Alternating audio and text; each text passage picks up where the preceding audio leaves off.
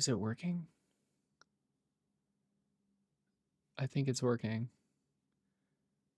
Can anyone hear me? Monka Moon Man, can you hear me? It's been a while. I'm in a new house. It's been like a year. Wait, when was the last time I've streamed? I don't actually remember. I think it was 2013. Yeah.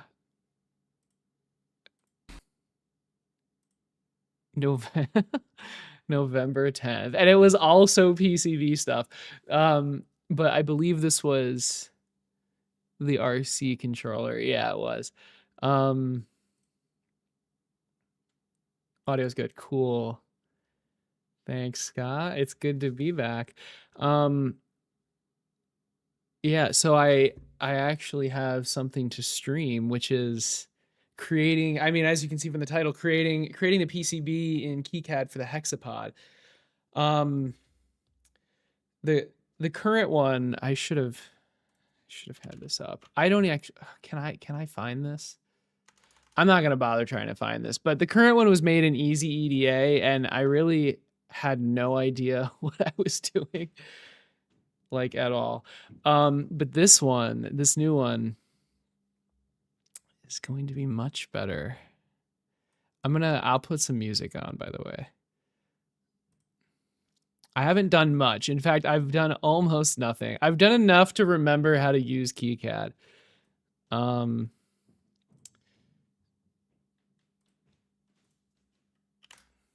We're gonna get some music playing first.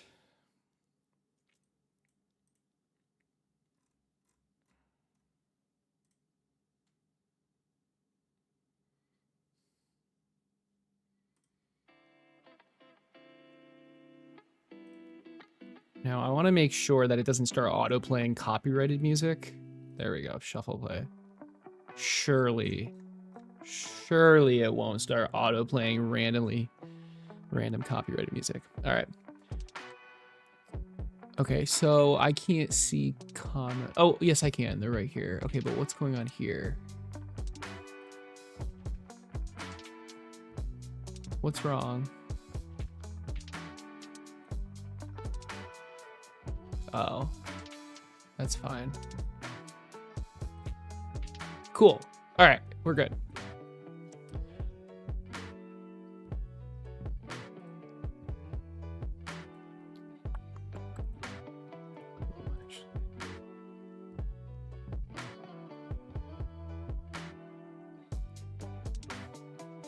I think everything's good. Surely everything's fine. All right, let's get started.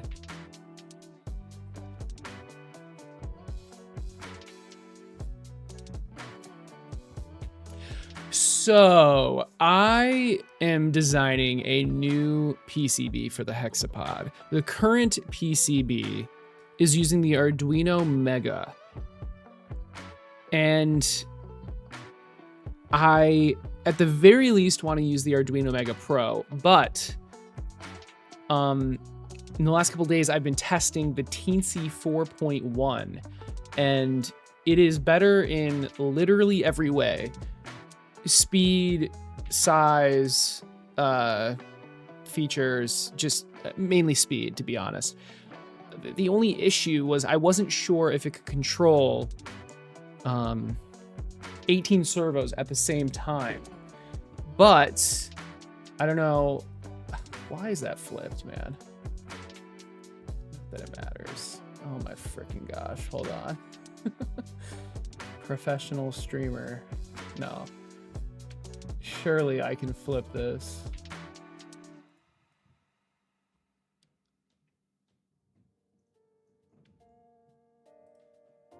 Wonderful. I just wanted to match the little one. Okay, anyway, you can probably see this. Okay. Not the best place for me to set this demo up. What are you doing? Read the title, but I'm making a PCB for a Hexapod. You were just about to go to sleep? Oh no. Well, don't let me mess up your sleep schedule. There will be a VOD. So I have this demo set up, and the Teensy 4.1 is right here, and it actually works. I think it'll still work.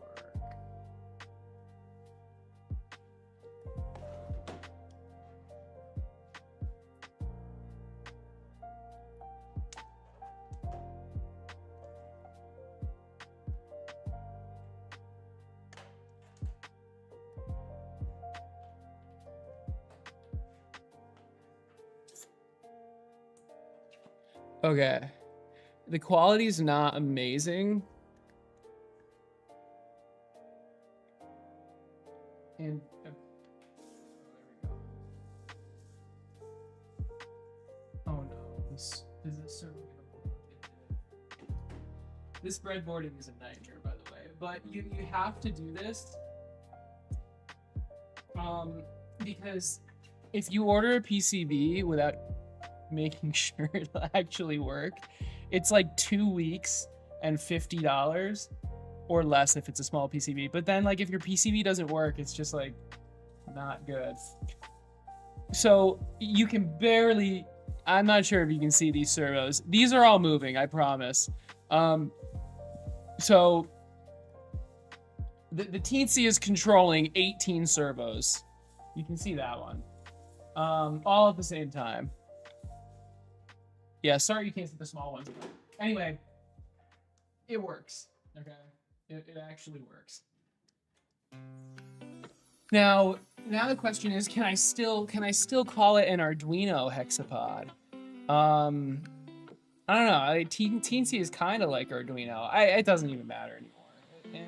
It'll be shorter too. I can just call it Hexapod instead of Arduino Hexapod. But it still uses all like Arduino code and stuff. It's just so much faster, and when I say so much faster, I mean like literally 3,000 times faster. And it's hard to conceptualize that, but it's crazy. So I was starting to feel the slowness of the Arduino Mega with my Hexapod code, and by using this, I'm not gonna have to worry about it at all. Hey, Suzu, but named Bondrew, can you make your Discord name? Oh, I guess it is. Okay, fair enough. What's up, Bondrew? How's it going? This is worth the lack of sleep. I guess you'll be able to ask me questions live. Good luck, dude. Thanks, man. Hey, Cosmic, what's up, dude? I think you had that name. Yeah, maybe stick a post. I could, but it's not worth it.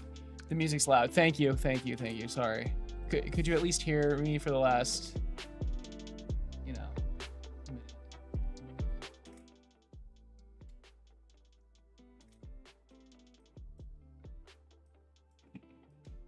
Okay, that should be better.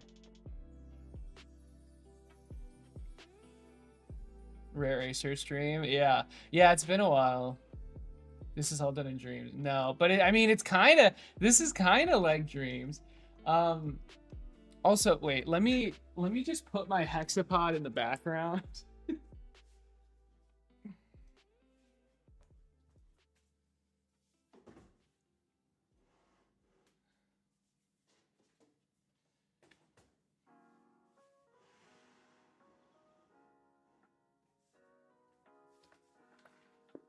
Shit.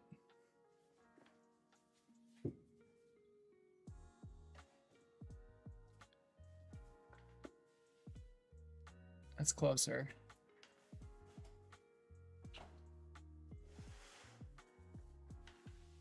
Perfect. There we go. That's what we're making the PCB for, that guy. So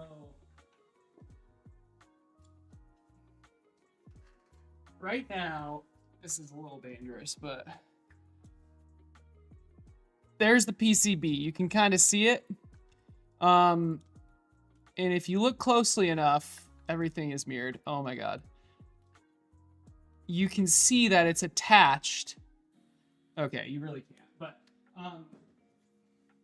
take my word for it. It's attached to the top of an Arduino Mega as like a shield, and that's not going to be what's happening anymore. We're going to have a little teensy, and I keep saying teensy. I guess, I mean, it's small. Just look it up. Teensy 4, TEENSY 4.1. Well, actually, you don't have to look it up. I can just show you.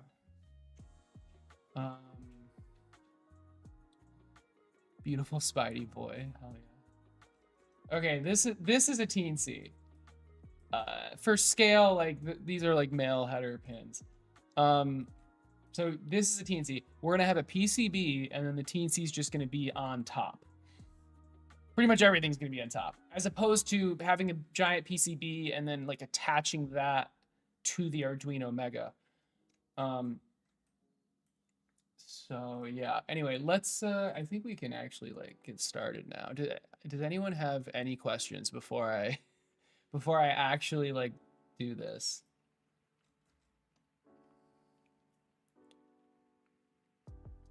You're making a drone and need a little PCB, yeah. You're gonna get, yeah, that's, PCBs are so nice. It's just, oh my God, it solves so many issues. It makes wiring so much easier. Hey, Alpha, what's up?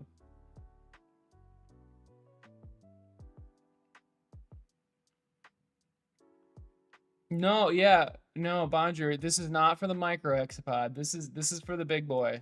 I'm continuing work on the big hexapod and trying to finish that project up before starting anything else.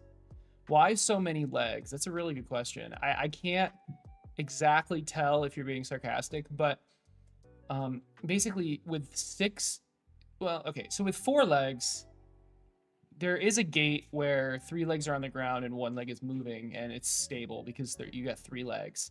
It doesn't have to actively balance. But moving 1 leg at a time is really slow. So with 4 legs, you want to have 2 legs on the ground and 2 legs moving. But 2 legs is not stable. It has to like balance, and it's a lot more complicated. That's hard, okay? It's possible, obviously. Everyone's seen the Boston Dynamic dogs, but anyway, with 6 legs, you can always have 3 legs on the ground, and and then moving, and then the other 3 legs are moving, right? Like lifting. So you're always stable, which simplifies things dramatically. Hopefully my voice wasn't, my mic was off to the side. Anyway, it simplifies things dramatically because like I don't have to worry about balancing at all. As long as I'm putting the 3 legs down in a triangle, it's not going to fall over probably. So yeah, exactly. Statically balanced versus dynamically balanced. How do you figure out the power terrain? I don't know what that. You're gonna have to reword that. Your question is, how have I been? I've been well. I'm in a new house. You can probably tell my setup is a little bit different. I got married. I'm not just, here's my ring. Actually, I'm gonna take it off now though. It's annoying to type with, but gosh, I don't want to move my camera, but there are desks all along, and then it goes, okay, it's fine. So this is my setup. You may have seen it if you looked at the other video. Here's my beautiful shelves that need to be, cleaned. There's a ping pong table. I am in a basement now, and it is so freaking nice. Sorry, my camera mount right now is, I can show it if anyone is curious. It's a little bendable tripod thing, and it's stacked on top of a giant rook statue. I'm not joking, by the way. But yeah, anyway, so my new setup is amazing. I'm super happy with it. And I'm glad to be streaming again. See, now the camera is too low. I'm too low. It's important that I am in the upper 2/3 of the frame, or it looks like I'm falling. 8 legs. So 8 legs is basically overkill, but with 8 legs, you could start using the legs as like arms. It's a bit harder to do that with 6 legs. You still can, but so yeah, 8 legs. It's a bit overkill. 6 is like the sweet spot. 5 is interesting. I haven't explored 5. 3 on the ground, 2 lifting. Wait, 2 lifting. Would that even work? Not sure. But 6 is like the sweet spot, in my opinion. Did you marry? Okay, I did not marry. No, I did not marry my Hexapod. All right, let's get started. So,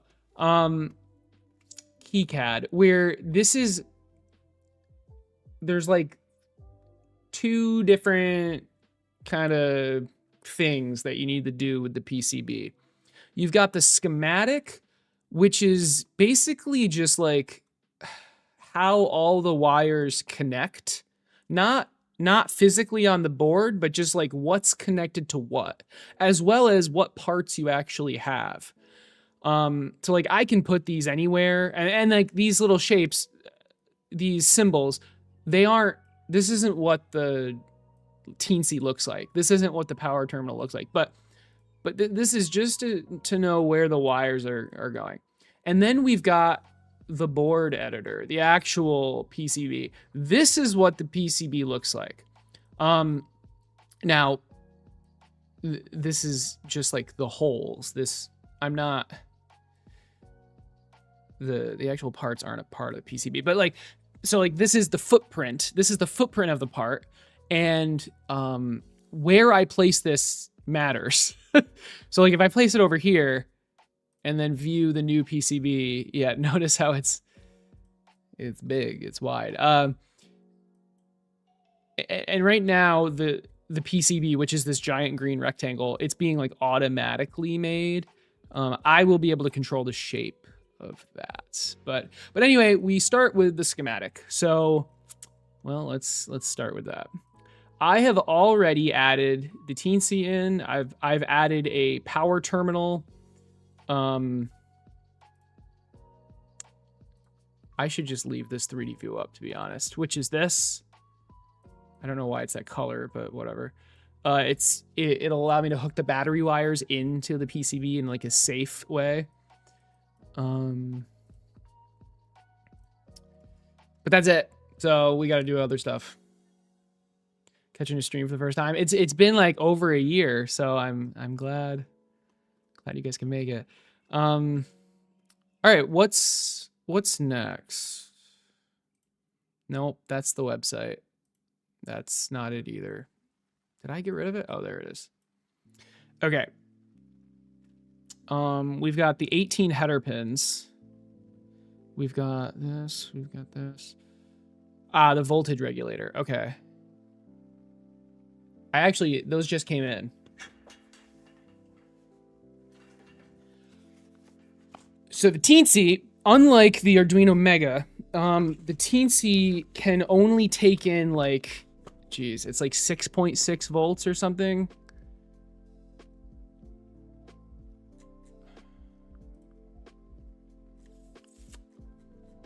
It says it somewhere. Oh, gosh darn it.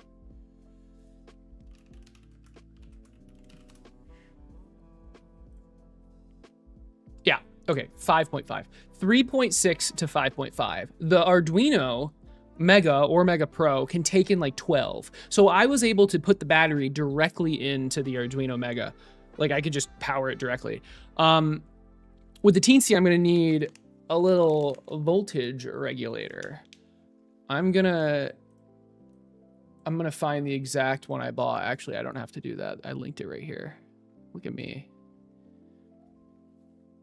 So This is a voltage regulator. Now there are other options where like they're just like tiny little chips and then you could just put it directly on the PCB, but I want this to be as easy to assemble as possible. So you just order this thing and then you'll be able to just like solder it onto your PCB. Super simple. 10 divided by 6 is like 60 cents or something. So they're super cheap too. And that's the Amazon price. I'm sure I could get them cheaper from AliExpress, but right. Input voltage, 3 volts to 35 volts. My battery is 6 to 7 volts. Output voltage, I can set it to whatever I want, basically. And I'm gonna set it to 5 volts, which is what the teensy wants. So that solves that problem. Now we're going to add it into the PCB. So how the heck do we do that? Okay. I've already done it 3 times. I can do it again. Yeah. It's just a little annoying because I'm probably going to have to make the footprint from scratch. Let's go to, there's a website called Snap EDA. Now, I doubt this part is on this site, but maybe I should check before I'm manually making this. And you see we have the measurements here, so that's nice. If I need to manually make the symbol.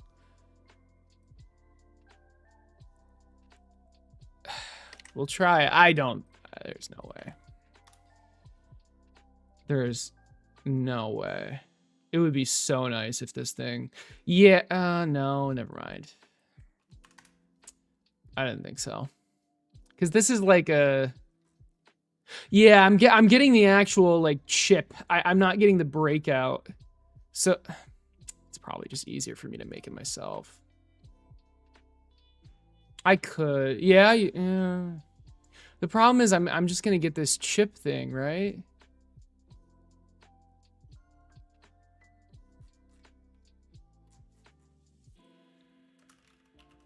I don't know if breakout's even the right word.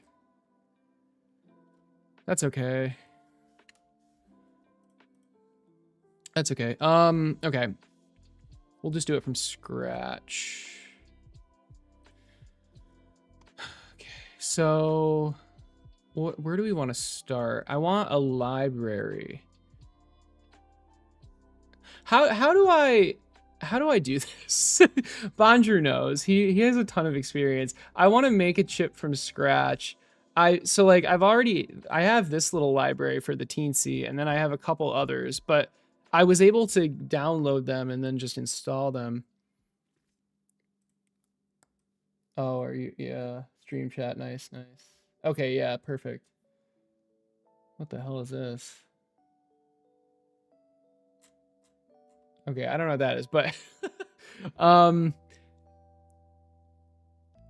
because like if I create a new symbol, oh, would this actually work? No, I have to put this in a library. Bonjour, how do I make a library?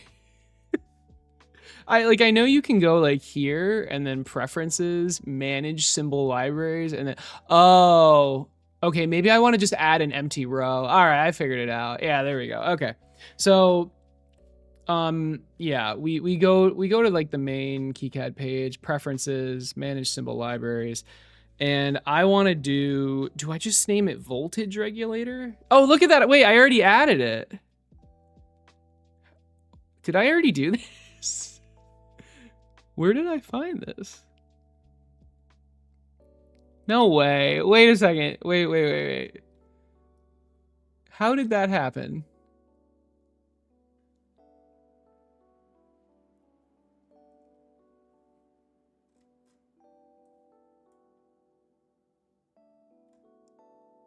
Okay. These are footprints though. I don't think I made a footprint. Let me go to library. Yeah. Voltage regulator.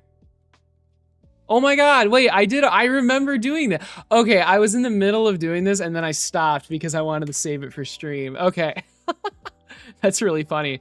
And then I did change this color, but it never saved. So let's see. Don't add things to global library if you want to share it. Right.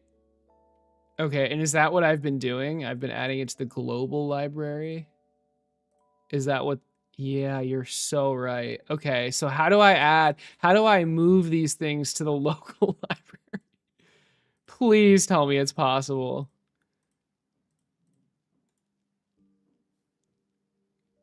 Can you check out the first post and show? Sure. Are you the new post? Holy shit. Is that an actual gun? What the hell? Jesus Christ.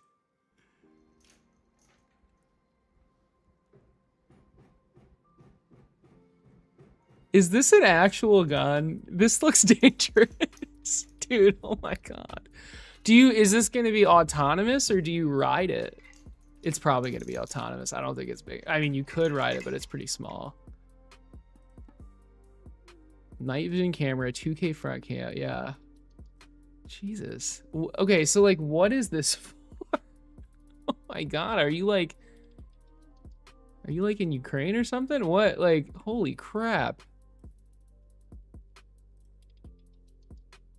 That's crazy. Are you designing that yourself? All right, guys. I think, yeah, Bonjour's completely right. Project-specific library is very smart. Is there really not a way? Migrate. Can I do that? Select one or more rows containing libraries and legacy. No, that's not it. You and your friend? Nice. That's awesome. Okay, I guess. Jesus. Ooh. Just standard home defense. Oh my god. Oh my god. Bonjour, are we able to move? Are we able to move the libraries easily, or do I just need to like re-add them or something? Like, do I need to do this?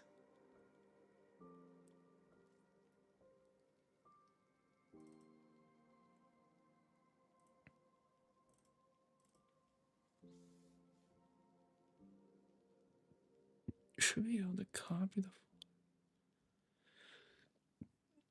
in your global folder. Yeah. Okay. I mean, what I did was basically the same thing. Is that all I have to do? Surely I don't have to like re-add them here, right? Removable and autonomous. Dude, that is terrifying. Oh my god.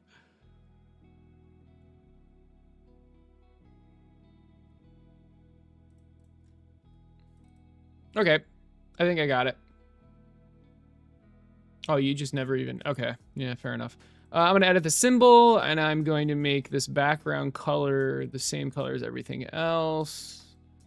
Fill with body outline. Okay, there we go. There we go. Save.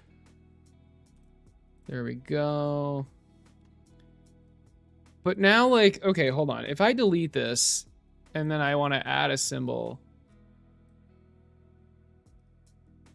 How do I, like, is this the project library or is this the, like, how do I know which library this is? Because I added it twice.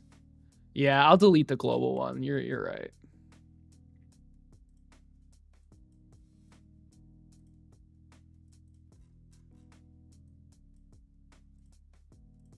There we go. Okay. All right, now we only have the project library. Let's see if it's still there. Yeah, it is. Cool. Ah, yeah, look at that. It didn't save, though. That's funny. Makes sense, though. Save. Add schematic. All right. We're good to go. Okay. No, stop. Okay. And we definitely should do that for the other ones. So delete the power terminal.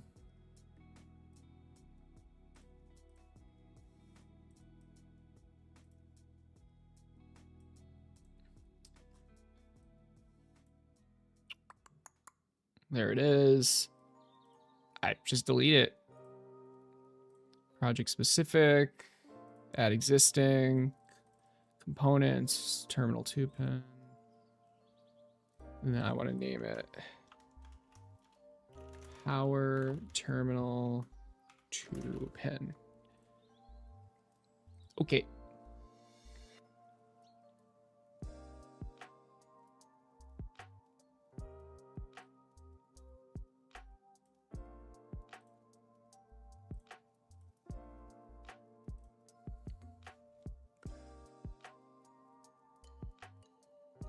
Oh, I can access preferences there. Okay, thank you. Power terminal 2 pin. Whoa. There it is. Now, does this have the footprint associated with it? No. That's all right, though. So preferences. Okay, but what about the other? What about the footprint? I probably have to go here for the footprint one. Yeah, that makes sense. So terminal 2 pin, that's global though. Delete.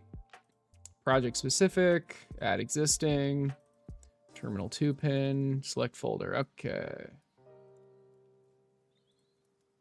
Wonderful.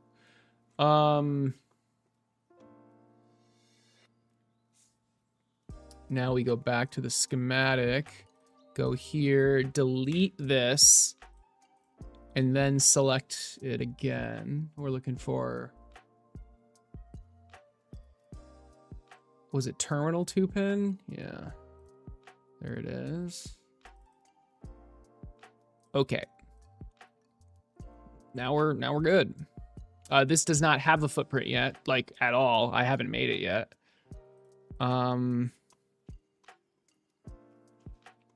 Okay, let's do the same thing for the teensy now. I'm just gonna delete stuff.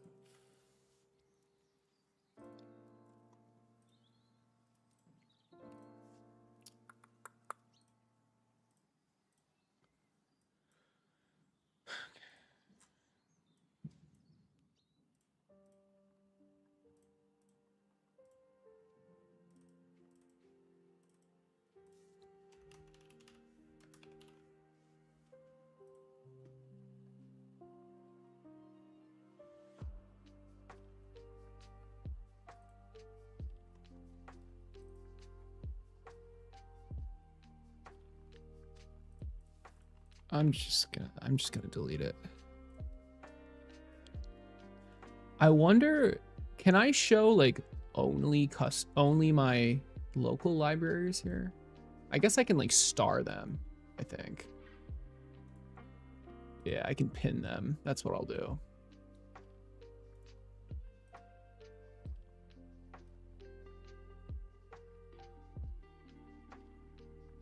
Didn't I add something else? Terminal 2 something? Where the hell is it? Oh, that shouldn't be named that. Whatever. All right. Bam. That is definitely the right one. Let's go here. Preferences. You can search for them. Yeah.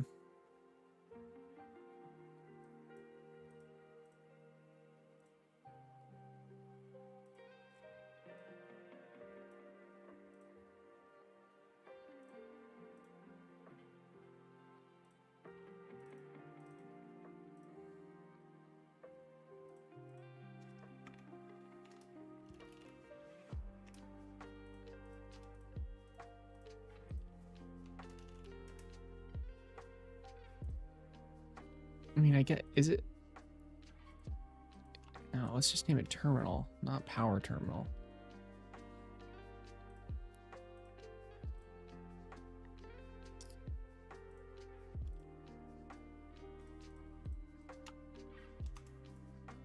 There.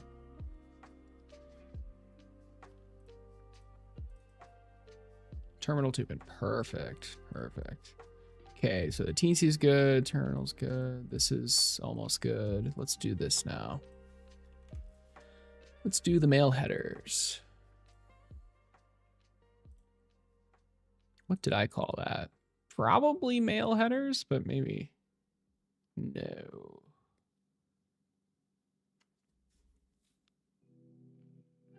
Probably header mail. That's what I probably called it. LM. Where's H? Oh no, I didn't. What the heck? And I can't search this either. Oh my goodness. What did I name this?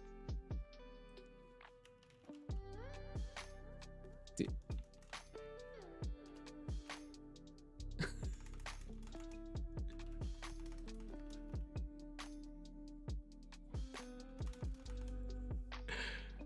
Okay.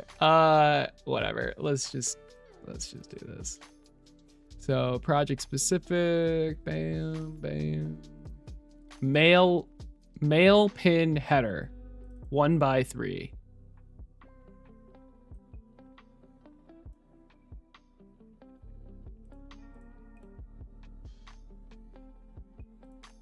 There's no symbol.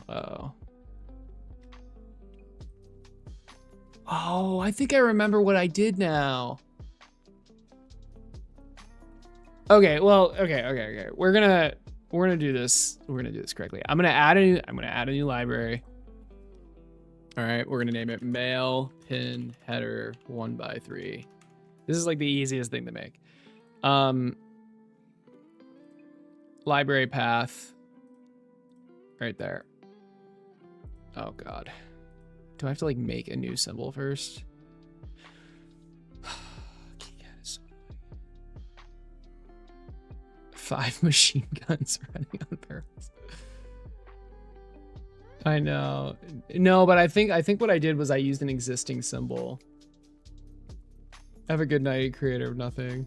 I'm having so much fun. Don't worry. Don't worry about me.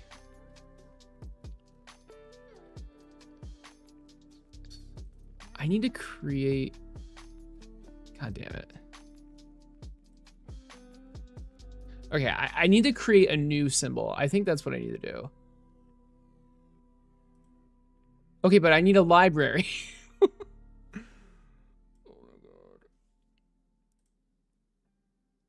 New library. Okay.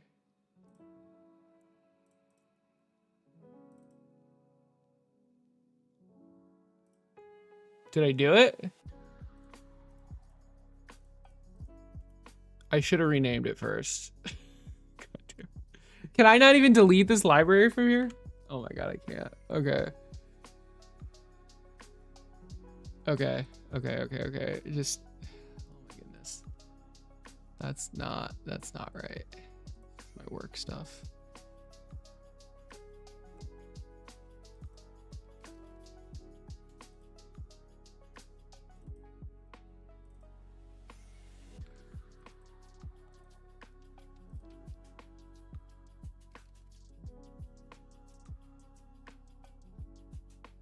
Okay, that is kind of what I expected.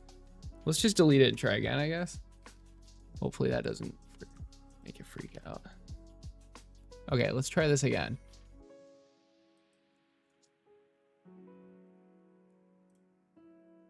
New library in the project. It's here. We're gonna actually name it mail pin header 1x3. Maybe it should be pin header mail. We should probably start it with pin header. Yeah, okay, good.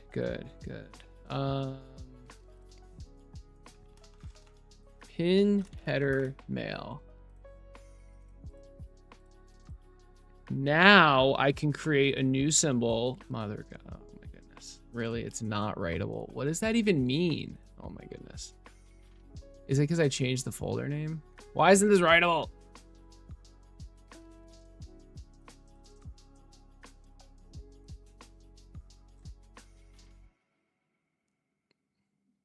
Okay, I'm looking for pin header mail. New symbol. Oh my God. I know they're already included, but I couldn't find them. It was so frustrating. Like where, okay, then where are they? Like where the hell are they?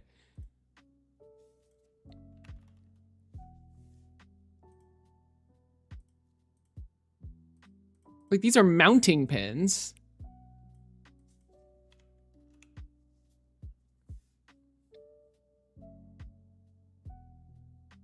Six-barrel machine guns, oh my goodness.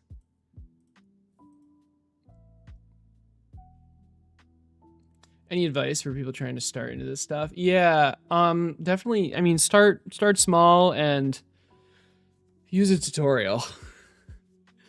Which maybe I should take that advice, but yeah, I mean, what are you trying to make? That I would not recommend starting with like a large project because you're gonna get stuck and you're gonna like kind of quit, right? Because you definitely start small. All right, Bonjour, what the hell am I doing wrong? I swear I've already made a library. Why isn't it working now? This is really frustrating.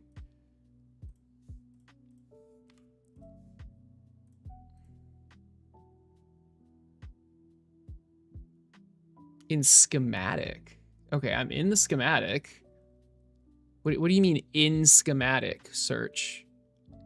Do you mean in the create, delete, and edit symbols?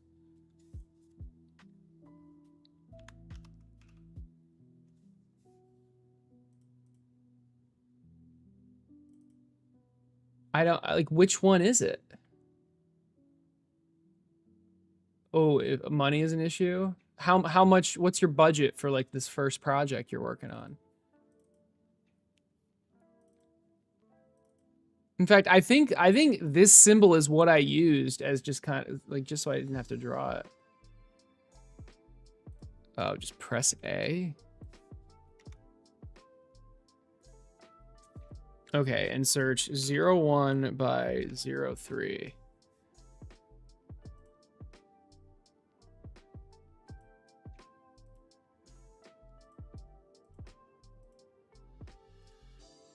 Is it this? Like, I'm not like generic connector single row. You're still in high school. 100. I mean, that's not bad. And you're just trying to start with like a brand new thing. I would. Oh, what would I recommend? I think like a 3 degree of freedom robot arm with just like cheap servos would be a good place to start. Oh, you don't have a 3D printer. Okay, you have one at school. Okay. Yeah, I think because it's like a relatively cheap project, but you're still gonna learn a lot. Although that may be too complex. You use connector, you use this one. Okay.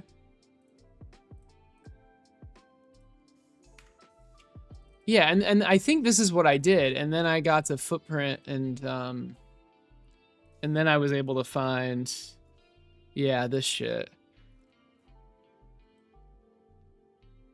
Although,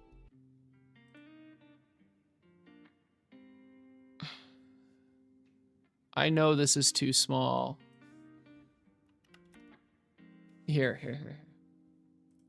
It's this one. 1 by 3 vertical, this, yes. Okay, this is what I did. I see now, okay. And because I was using things that were already built in, I don't have to mess with the libraries at all. Yeah, all right, there we go. That is what I already had done. I just forgot. And then I had that folder, which was messing me up. All right, we're good.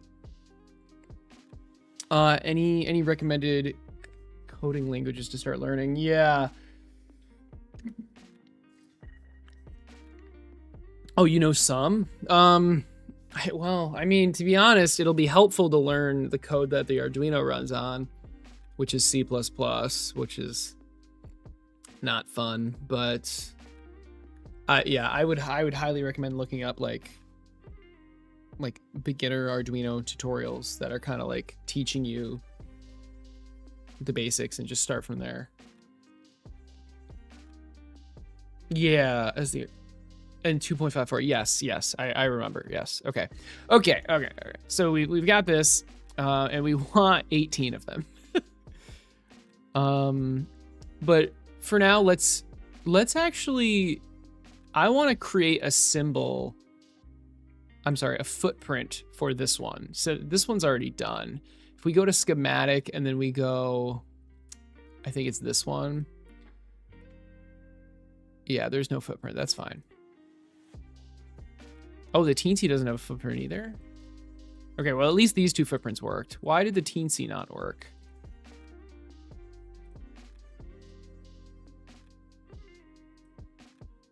That's why.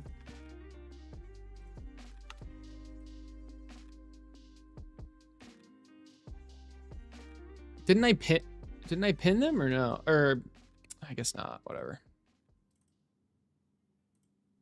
There we go. Now if we click this, update, close, bam. All right. We are back to where we started. Wonderful. This is triggering me.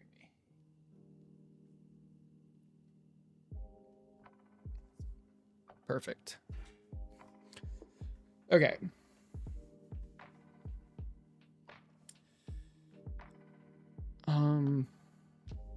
I thought I could get it to run in other code. I don't know. I'm going to be honest. I'm not sure. Probably. I don't know. Maybe Python or something. Yeah, you can use Python. Okay. I mean, if that's not what I did, but if you can use Python, that's a much easier language to use. You pin them. Ah, gotcha. All right. Okay. Let's go back to the schematic. I want to make a footprint for my voltage regulator. So if we go back to the schematic, preferences, create, delete, edit footprints. That's gotta be it. It's gotta be it. For the voltage regulator. I don't see voltage regulator. Oh my gosh. What did I name it? I don't want that. I named it voltage regulator. Why don't I see that? It's because I don't have a library for it yet. That's why.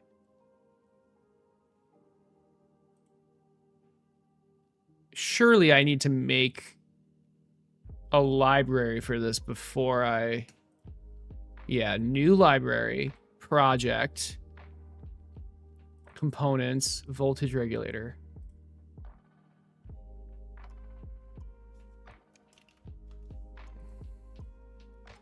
Am I doing this right?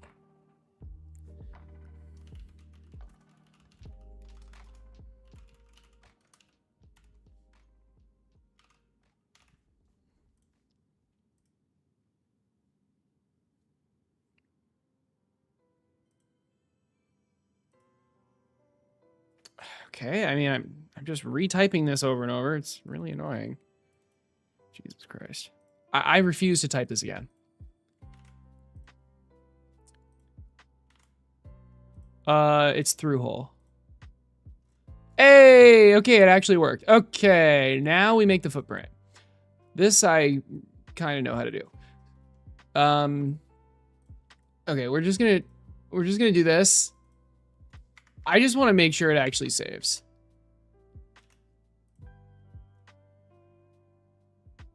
I think I have to link them first.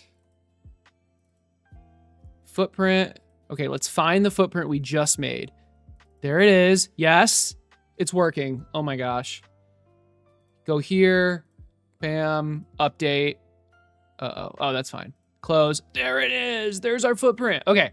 Now we want to edit it. Edit library, not the edit footprint, because that doesn't update the library. We want to edit the library footprint. Okay. Now we go to Amazon. That's not Amazon. Now we go to Amazon. 23 by 45. How do I do that?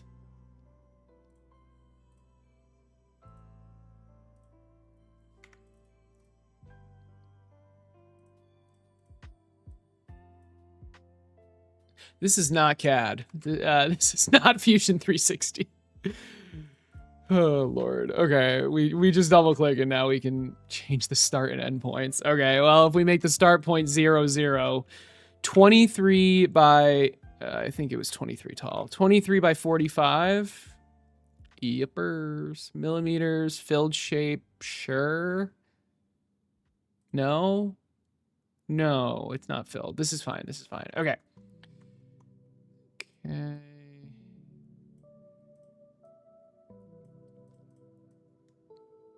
Alrighty.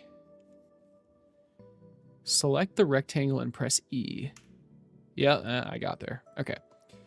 What's next? No, I don't want that. Okay. I think there's just like, yeah, there's like 3 pins. What are those giant holes though? Are those, do I need to do anything with those? I don't think so.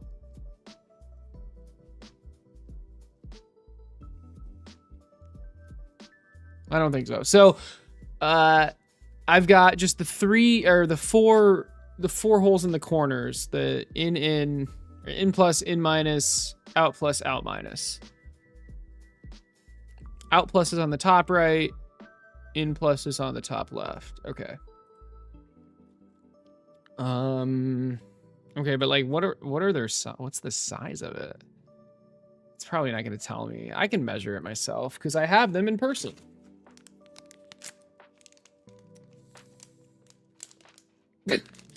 Seriously? Okay, I'll get scissors. That's fine.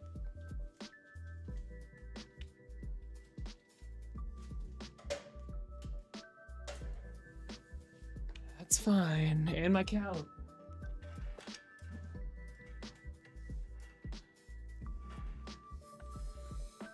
Okay, here it is. Beautiful. Yes, I'm sure that'll focus. Okay, anyway. I just want to measure how far away these holes are from the edge.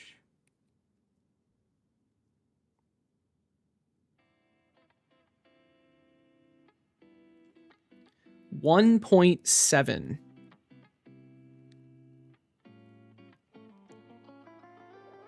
And is that both ways? It appears to be 1.7 both ways. Maybe it's 2. Hold on. It's looking like 2 millimeters, which makes more sense than 1.7. Okay. 2 millimeters both ways for all 4 holes. Cool. I want to add a square pad. Add a pad. I'll make them square later.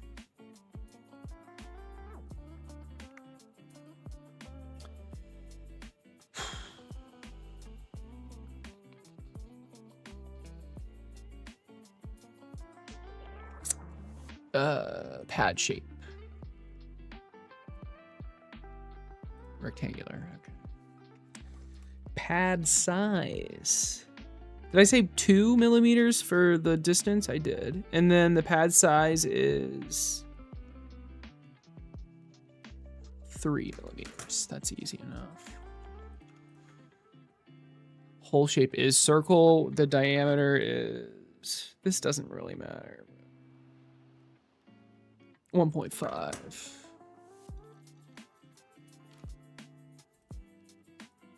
Bam, look at that. That's a nice pad. All right. Sorry, Jesus. So we want this measurement to be 2. Although I did say 1.7 earlier. Maybe it actually was 1.7.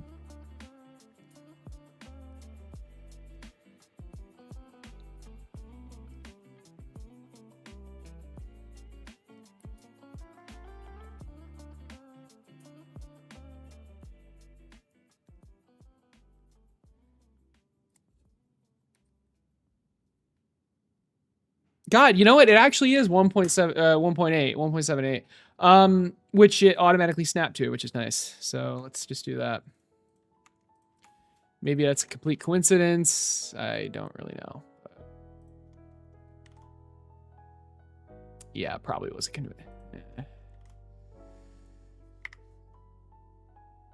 I mean, look, if it's off by 0.2 millimeters, it's still gonna work just fine. So it's fine.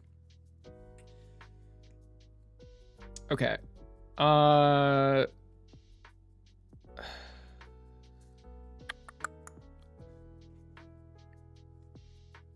Is there anything else I really want to add to this? I don't really care.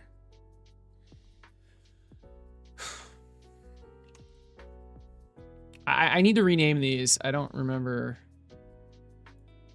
I think I can update this. Yeah. Whoa. It's a big boy. Oh my goodness. I've got that freaking dimension just sitting there. Okay.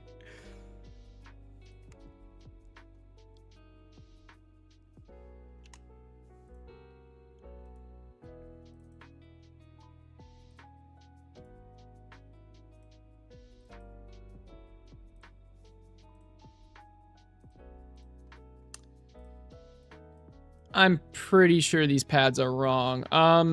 Yeah, it's like 1, 2, 3, 4.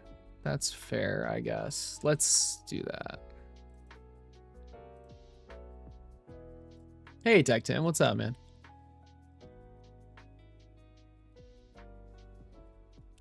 One, 2, 3, 4.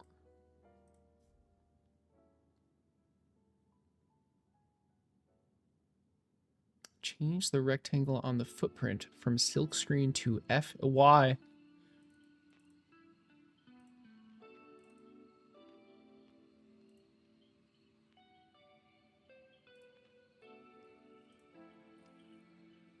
Don't I want a silkscreen rectangle? Like where it's gonna be?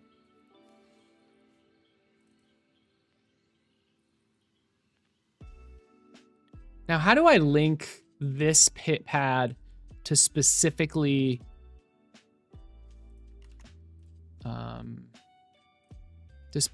this pin?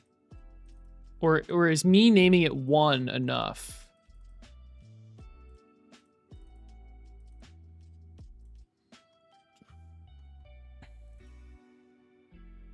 Maybe me naming it pin number 1 is enough to like link them up. Yeah, but I want it to show on the PCB, right? I want the little square to be there so people know where to put it.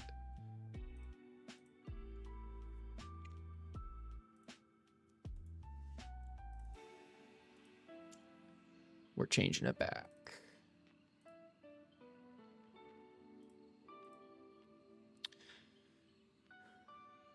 Yeah, exactly. Okay, so do I need to do anything else with this pad, or is it gonna like it's probably not gonna be like what why are these all weird? Whatever.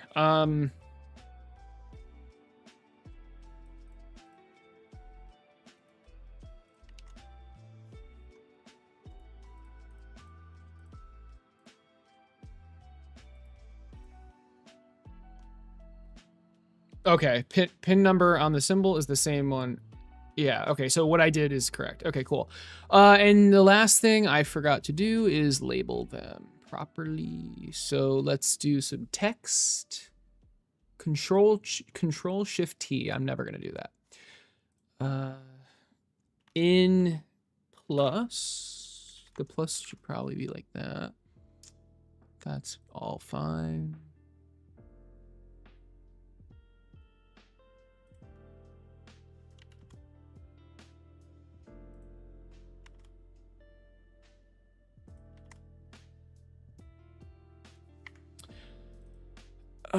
Jeez. I guess I can just look at it in real life. Yep, that's what I thought. Okay. In plus, out minus, in minus. That is it. I could, like, well, no, never mind. No, this is it. What else do I need to do here? Oh, maybe. No, I mean, it's right. The name is right there. That's the silk screen. Reference star. Shouldn't that be like autofilled or something? But it's just U2. That's good. I didn't notice that they were overlapping.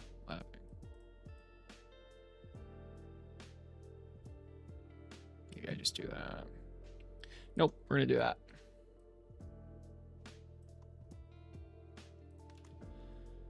Okay.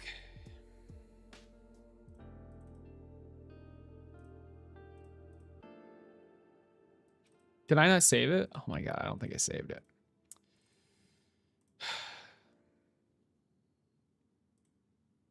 I definitely saved it. What the hell? Maybe, what if we right aligned it? Surely that'll work.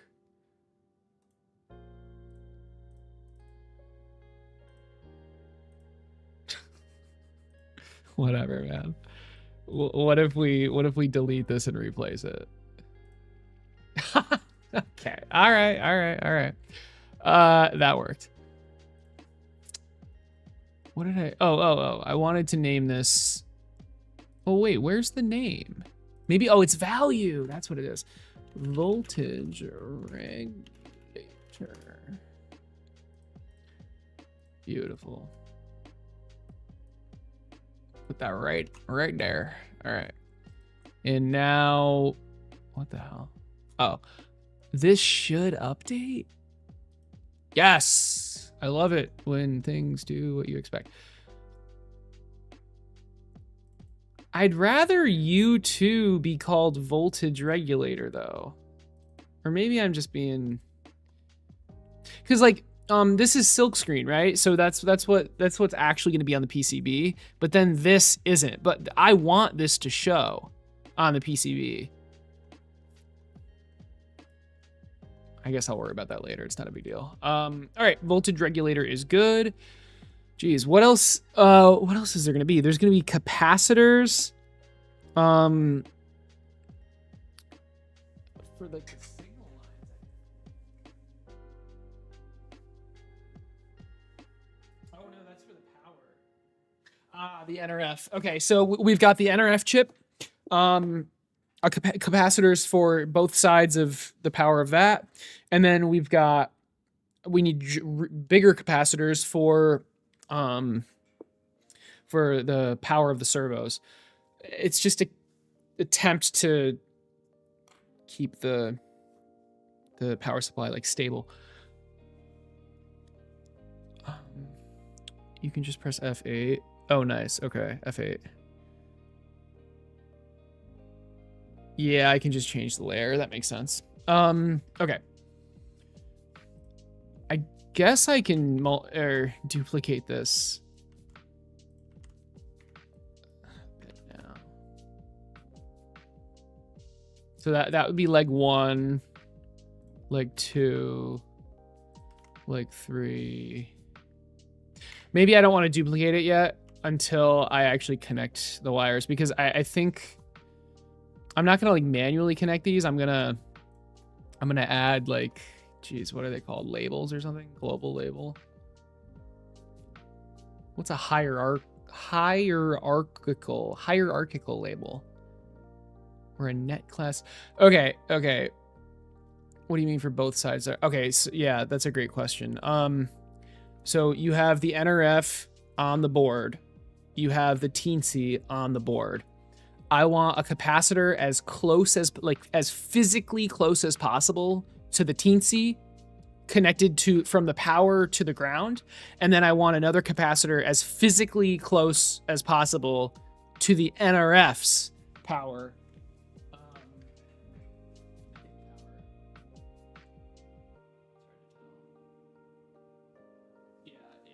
Power to the ground, and that'll again help with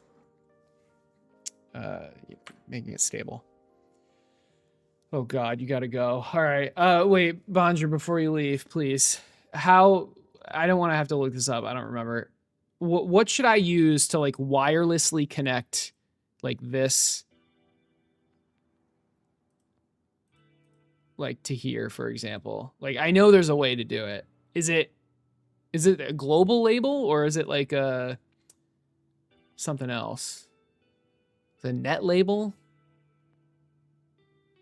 The hierarchical sheets I sent the link to in Discord. You can make a leg include everything and copy and paste that. Interesting. Oh, that's cool.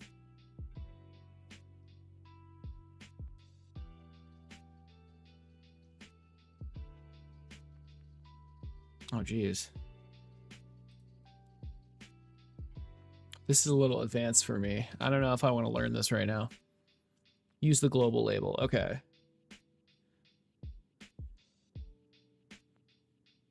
Yeah, it makes it cleaner. I mean, yeah, we'll see. What does this mean? Here, I mean, here's a hierarchical label. Is this what you used? Whatever. Now, which pins do I use? That's a question. So the CS, Mosey, and Meso pins I need for the NRF, as well as the SCK pin. I want to leave the RX1 and TX1 pins not touched. So that means I have pins 2, 3, 4, 5. Actually, I already have a working demo of this. Let's just look at that. Teensy 4.1 servo test. Wonderful. There you go. There are the pins. Perfect. I'm just gonna put this over here somewhere. The hierarchical labels you need if you have a hierarchical sheet. Got you. And have them show up at the sheet. Okay, that makes sense. That makes sense. How do you make a hierarchical sheet? Is that how are you making another sheet?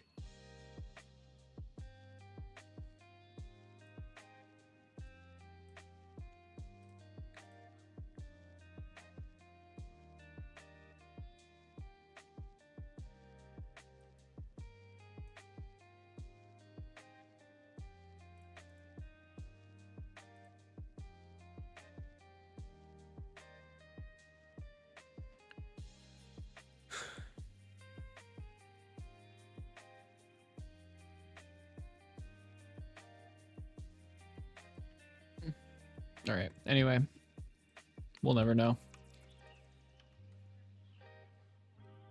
Global label. And then okay, so this isn't going to be that bad. It's going to be signal ground power, but I don't know.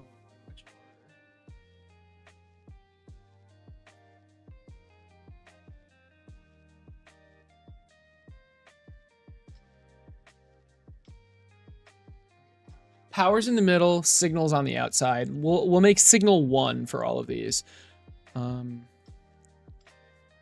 So, jeez.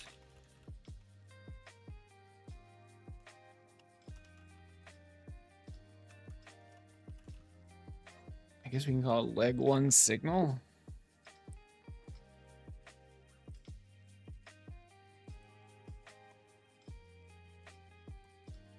And the pin is, we'll start with Coxa. We'll do pin 8. Where the hell is pin 8? 1. Where's pin 8? Oh, there it is. But where's pin 2? 0, 1, 2. Oh my lord, what is happening? Okay, well, we found 8.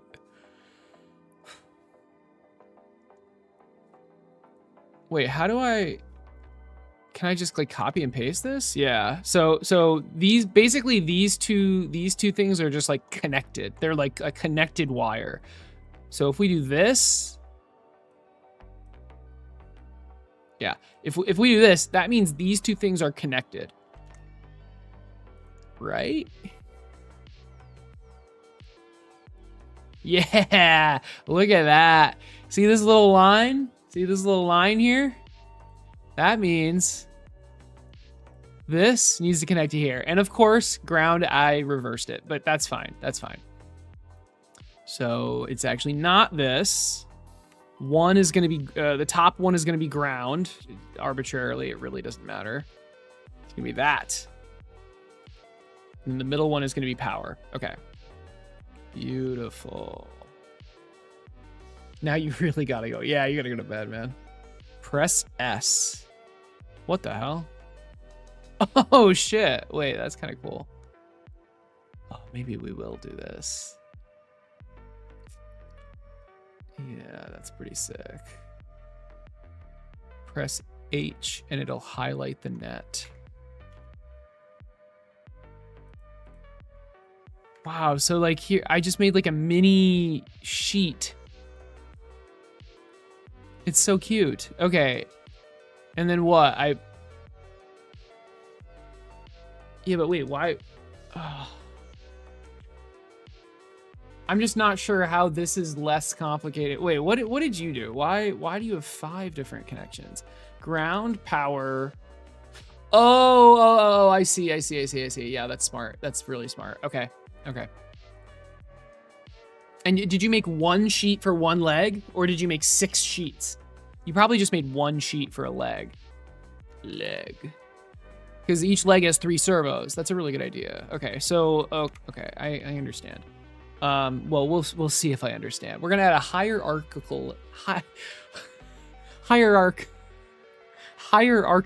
label. Oh my god. We're gonna name this. What did we get? What did he do? Servo.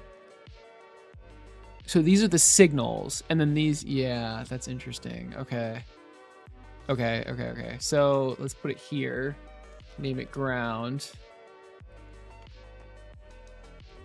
Sure. Okay. Name this BCC. And now the signals. Coxa. Femur. Tibia. Okay. And in this, we're gonna have this. That's it. Just literally just these 3 things connected to the different things. That was a sentence. That was an English sentence. We're gonna have these 3 headers, which are what the servos plug into, connected into these 5 outputs. There you go. That was better. How do I... Okay. Bam. Wow. And theoretically, we could just copy and paste this 5-6 times. Oh no, I'm doing it wrong right now. Wait a second. Wait, no. How do I... Stop, please. 1 sheet, enter the sheet first. How do I enter it? I did it. Shit. Please tell me that the copy and paste. Yes. Okay, good. Sheetception. All right. Let's say this is Coxa. It does not matter. Femur. Tibia. Stop. Just let me move it, please. Not like that. Oh. Jesus. Okay, thank you. And then this is gonna be power.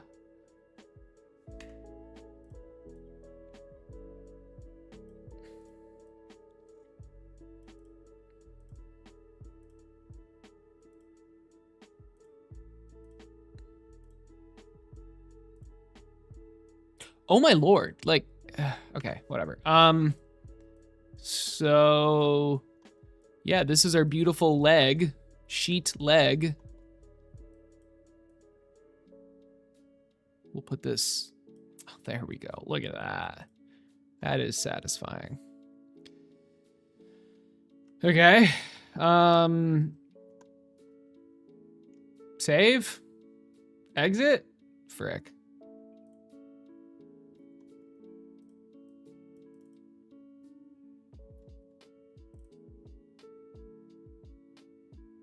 This is a hierarchical label. This is an input, yes. Why? Oh, whoa, schematic hierarchy. Okay, so where is it now? Do I have to update it? Like, why aren't my things? Because his were showing up. Like, where are these? Where are these little? Oh God, did you leave? Oh no, I don't want to look up a tutorial, but I think I'm going to.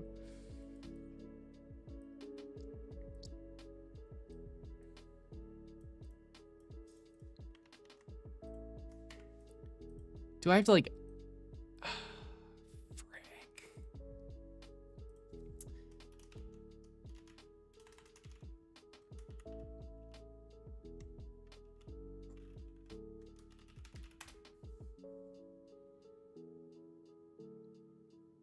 No, it's 7.0. Oh my God.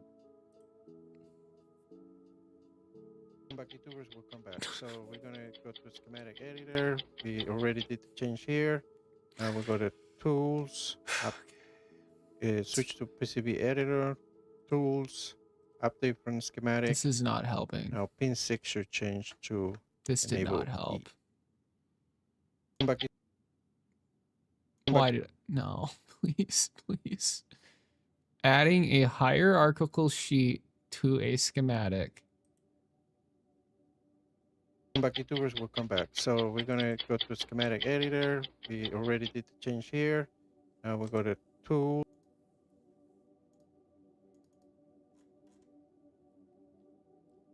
Yes, this, yes. Yes, how do I get this? We'll CO, okay. Oh, does it need to be an output? Cause I did this.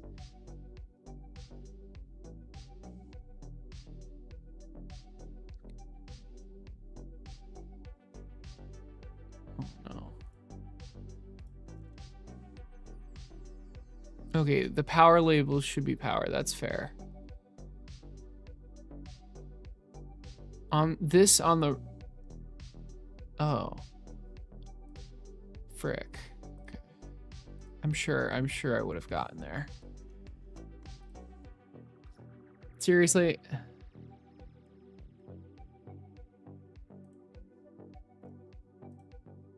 What? Wait, what? Why aren't they just there automatically, dude? What the hell? Okay, okay, that. Whatever. All right.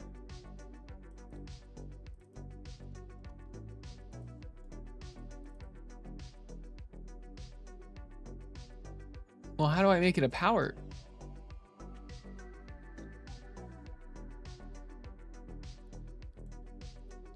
Where do I make it power?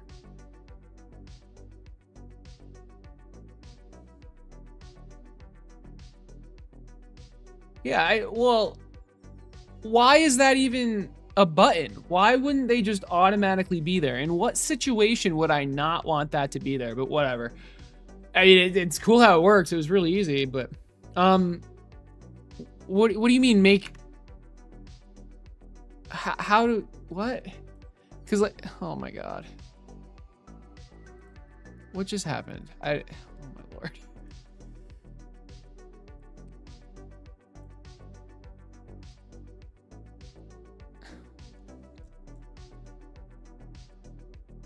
Too many pins you don't want all. Yeah, but then you just wouldn't make them a hierarchical output. But okay, whatever. Maybe okay, fair enough. Okay, wait, why is this wrong?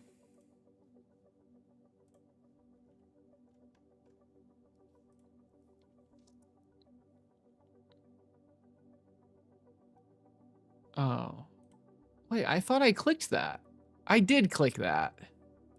What the heck?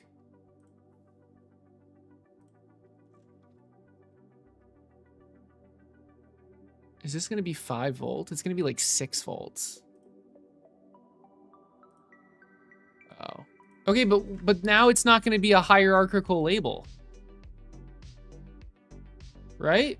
Like why would this because this is a add a hierarchical label. But this isn't a hierarchical label.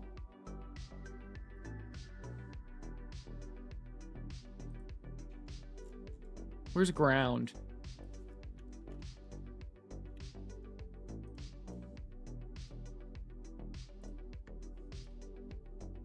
Oh, frick. I did it in reverse. Okay, it's fine.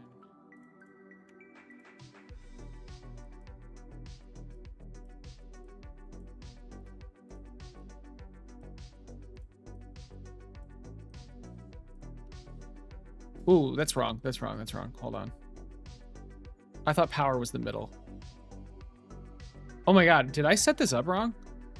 Holy shit, this is wrong. What the hell? Power's the middle. The signal's the bottom one. Wow, that was interesting. Power's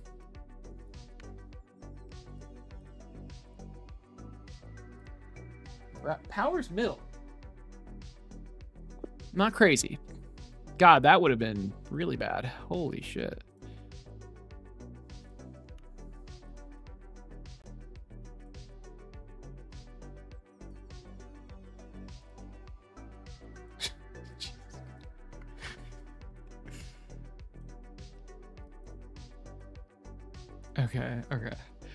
Okay. Power doesn't need to be... Why not?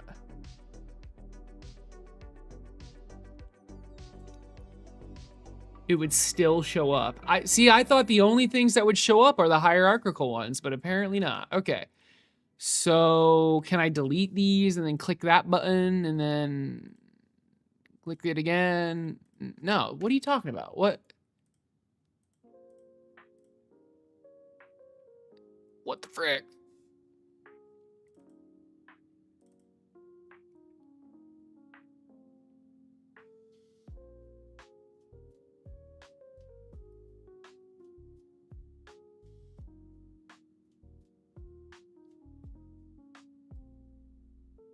P1 ground, P2 power, P3 signal.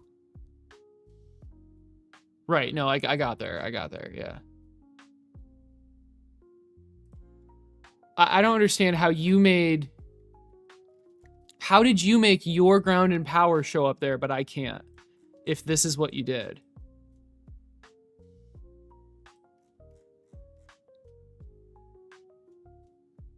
I don't understand.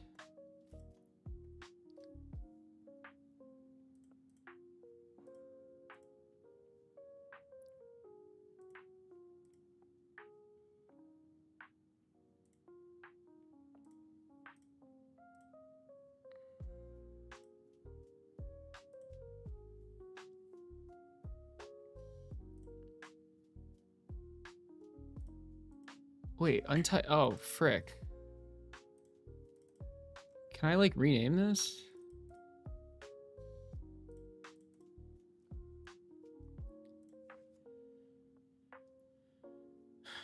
Really? Yeah, I can't create a new folder. Those are hierarchical labels on mine. The global power labels are global, so they reach over the sheets. Oh. Oh, so I don't even need... I think I understand. Okay, but isn't that a little... It's kind of like invisible, right? So like... Leg... No. Hierarchical sheets. Leg. Is this gonna work? Wait, what am I even doing? I want to save this sheet. I don't want to... Oh my God.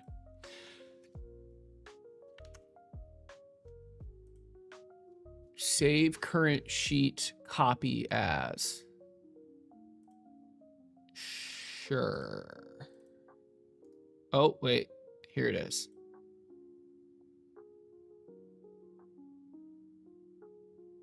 Okay, so maybe I delete that and just save this as leg.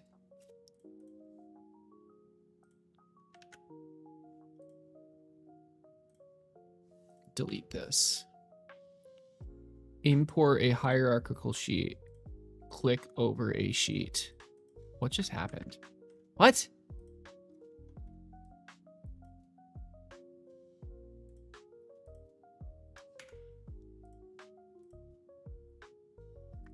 What on earth is... Add. Oh, that's a new one. I want to add an existing one.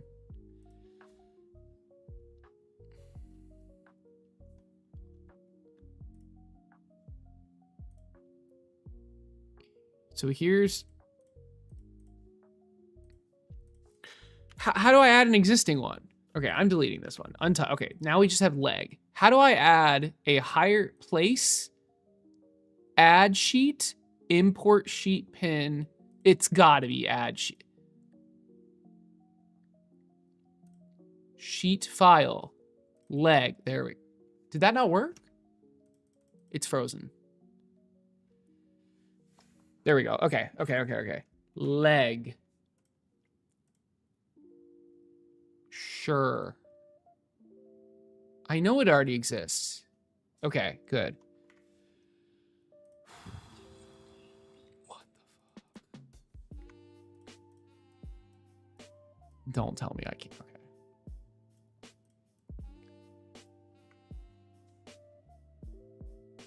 Do power globally. All right. There's nothing wrong with it. Got you. Okay. Yeah, I mean, the thing... There's gonna...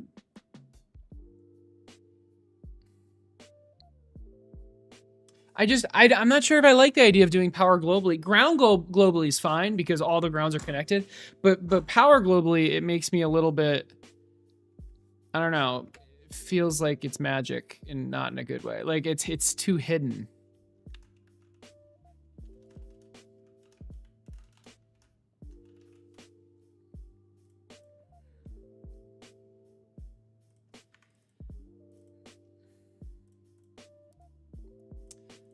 So we're gonna call this power, save, go back to the root, click this, there's power. Okay, we've got our leg. And this is gonna be leg, oh my God. Okay, that's, do I actually just have to, leg 1, that's fine, okay. Okay, great.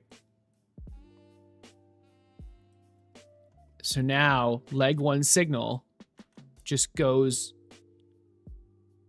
Oh, see, that's confusing now. It's leg 1. Let's just do it's obvious it's a signal. That's kind of redundant. Leg 1 coxa.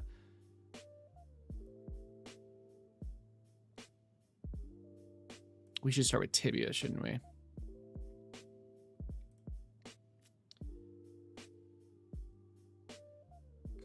Femur, tibia. No, I like going from in to out. I'm just gonna rearrange these.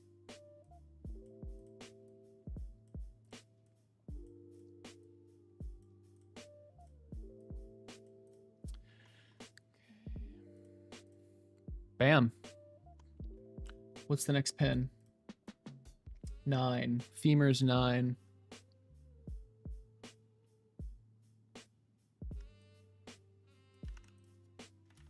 second.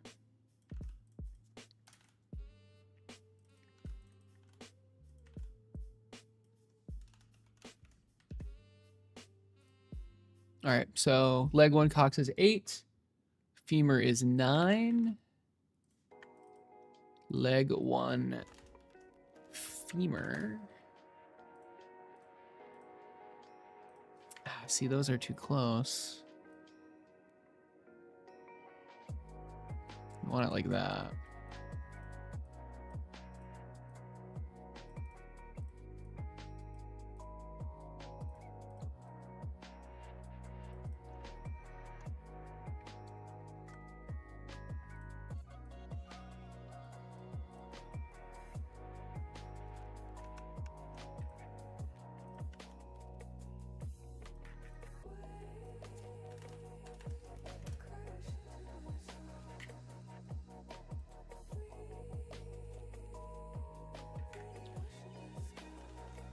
Uh, 8, 9, 10. So we're looking for pin 9.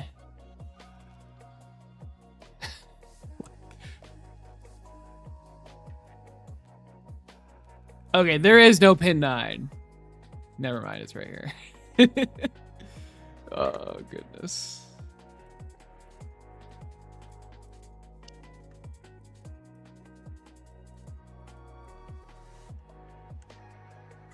And 10.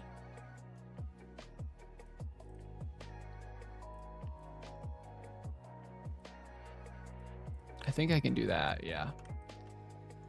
All right, that's our first leg. Can I like, oh my goodness. Oh my God, what is happening? If I, can I like make this look different, or is that always just gonna be like a white background? Whatever. All right, let's see if this works. So I'm gonna delete that, and I'm going to update the PCB. Yo, there's our leg. Okay. Cool. And then they're already connected. Okay, ground isn't connected, which is interesting. So G and D, does this have a ground? I mean, of course it does. G and D. Oh, that's ground 1.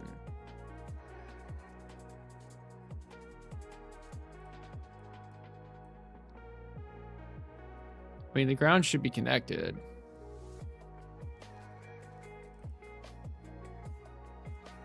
Net name, ground. Net name, oh my gosh, okay. I mean, I guess I just need to manually... I need to manually make that ground. You gotta go, Tim? I'll see you later, man. Have a good night. Also, add the footprints to the connectors if you haven't already. Add the footprints to the connectors. I definitely did that already. Change pad nets. Yeah, okay. Yeah, I can do it here. Yeah, that makes sense. So, like, I would click... What the hell?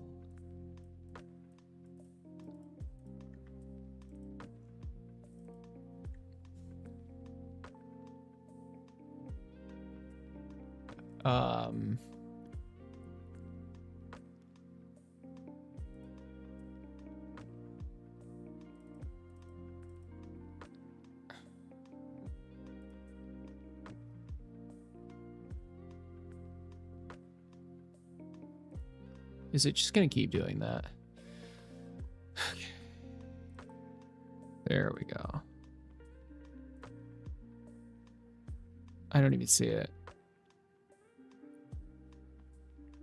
Here's pin name, pin number. I don't see the net anywhere. Oh my God, I'm so dumb. Yeah, no, you're right. I forgot. Oh my goodness. I completely forgot. I needed to do this. Of course. Of course. It's not gonna just like auto, like you need to shove ground into it. That's my bad. Thank you. And now if we do this, update the PCB, close, it's still, no, wait, it worked, I think. And yeah, because they're all connected, it doesn't matter. All right, cool. Look at that. That's awesome. All right. Now it should be relatively easy to just, I mean, copy and paste these legs. Although, what is going on? Oh, it's fine now. The male header pin thing.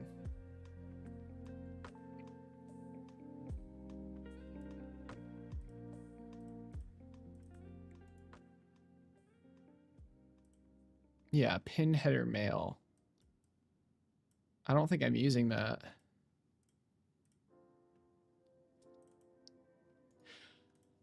think if I go to preferences, am I using this?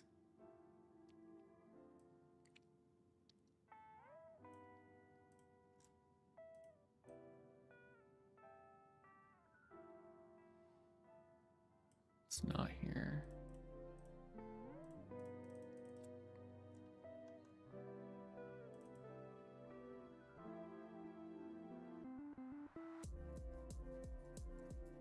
Now select one of the ground pads in the PCB and press H. Select one of the ground pads in the PCB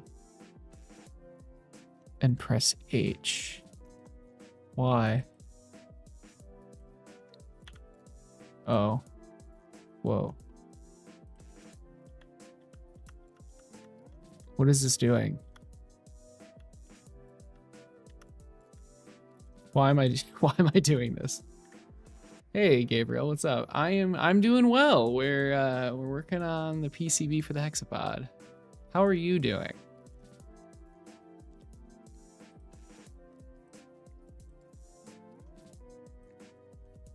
Oh, let's attempt to do power. We've got the voltage regulator, right? So the out, that's a typo.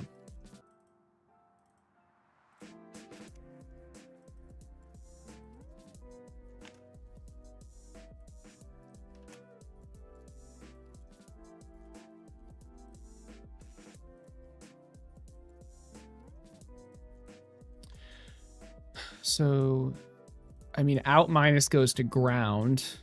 That's pretty obvious.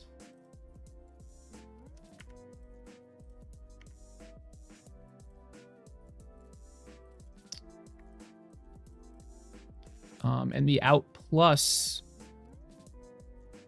is going to go to the V in. Would it be 5 volts or would it be, no, it would be V in.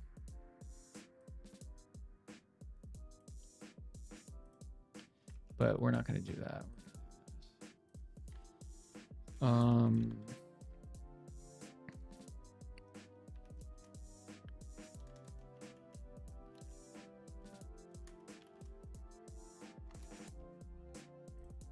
We're just going to name it that.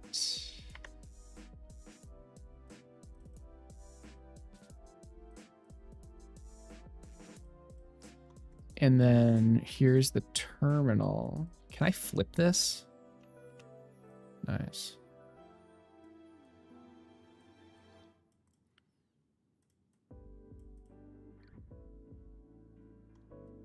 See, it's not as simple though, because we're going to have a power switch that we want to intercept this this power.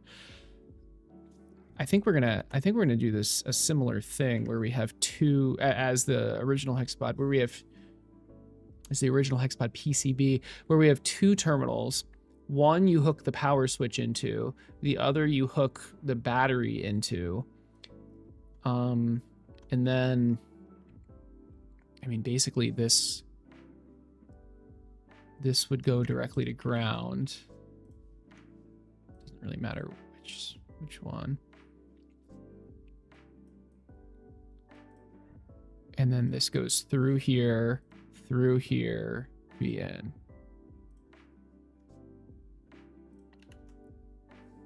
Just everything. Yeah. I mean, in minus. Wait. In minus isn't ground though. That's not. Hold on. That's not how that works, is it?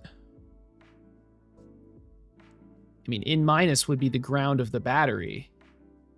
In plus, so this terminal right here, this is what you shove the battery into, right?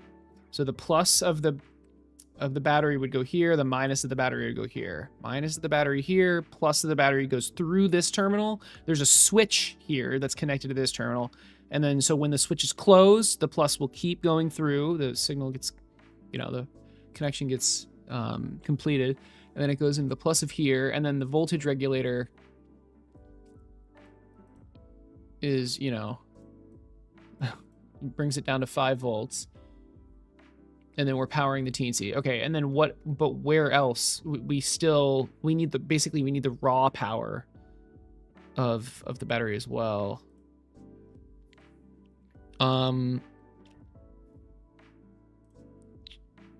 Okay.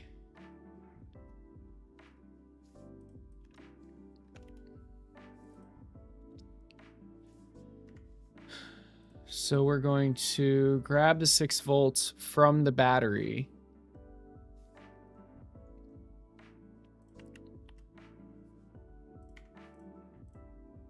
Which is also, yes, this makes sense. Put the ground here as well.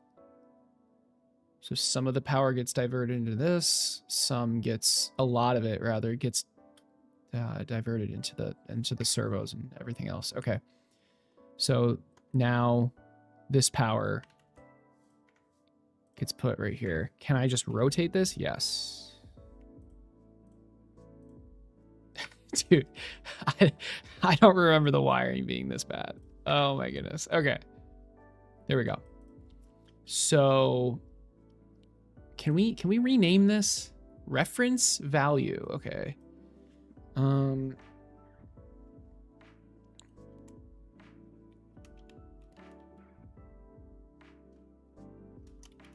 just going to name it battery. And I'm going to name this switch. Okay. This looks correct, although it's kind of set up in a weird way.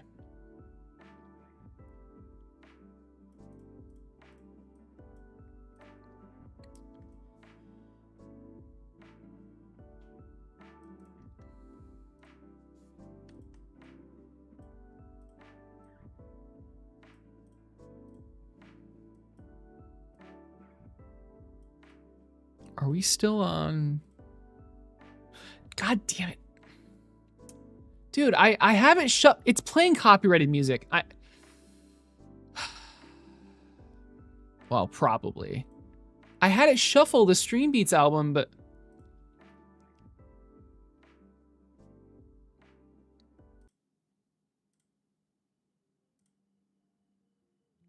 Shuffle play. How do I stop it from going rogue? Oh, repeat. Okay. Well, I guess that's my fault. You're about to buy a 3D printer and I watched all your videos. Hey, thank you so much, man. Hey, that's awesome, by the way. Which 3D printer are you getting? How much does this project cost until now? I mean, I've spent so much money on servos. Are you asking how much money I've spent, or how much money just like if I was to build the Hexapod right now, like how much money would it cost to build a Hexapod? Because those are two very different numbers.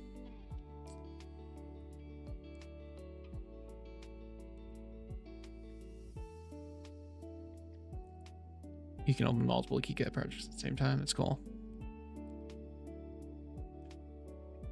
Connect the battery minus to ground. Yeah. Battery plus to VBAT. I don't know what VBAT is, but I don't want to name it 6 volts if it's the battery as 6 volts. Yeah, that's a good point. Okay. Power symbol value field text cannot be changed. Well, wait, so, oh crap. What do I want? I can't change this. What do I want to do then? Because I agree, it's not 6 volts. It's like, oh, nice. That's cool. That's cool. Okay, stop.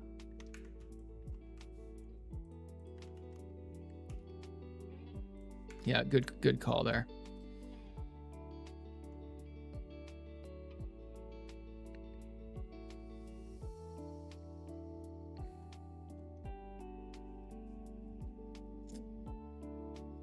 Okay, yeah, how much would it cost to just build the project?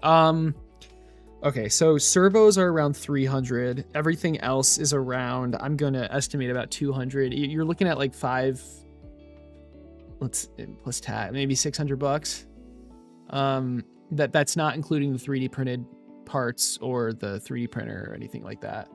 And that's not including the remote control either. It adds up. There's a lot of little things you need to buy. $600 to $800, maybe $500 to $800. It's hard to say. Once I make the kit, it'll be much more clear how much everything costs, but right now it's hard to say. All right, I'm liking this. I think we're ready to copy and paste this.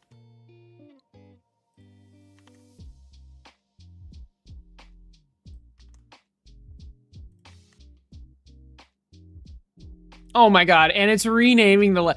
Look at KiCad go. Look at that. It auto renamed the legs. That's pretty slick.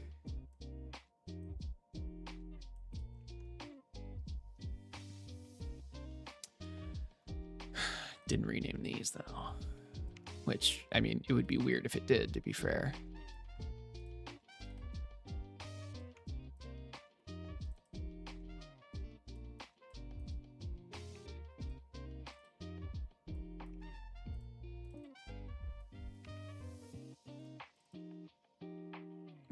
God damn it. Oh boy. I just did 2 twice.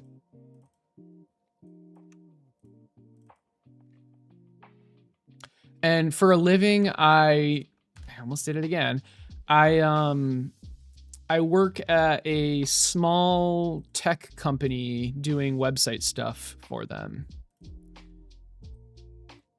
Or, well, I guess not for them. It's for basically just for one of their clients who have a couple hundred websites that I update and make features for and that kind of stuff. Work from home. It's a pretty good job.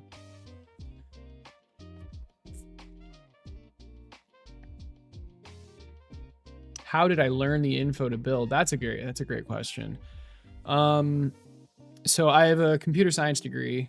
So basically all of the coding stuff really wasn't an issue. I mean, obviously I still need to learn it, but it's a lot easier for me to learn it compared to someone who doesn't have that kind of background.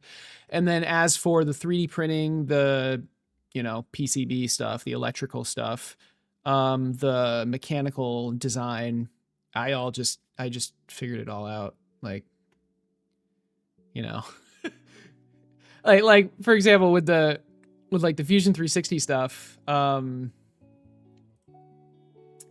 looking for the Hexapod.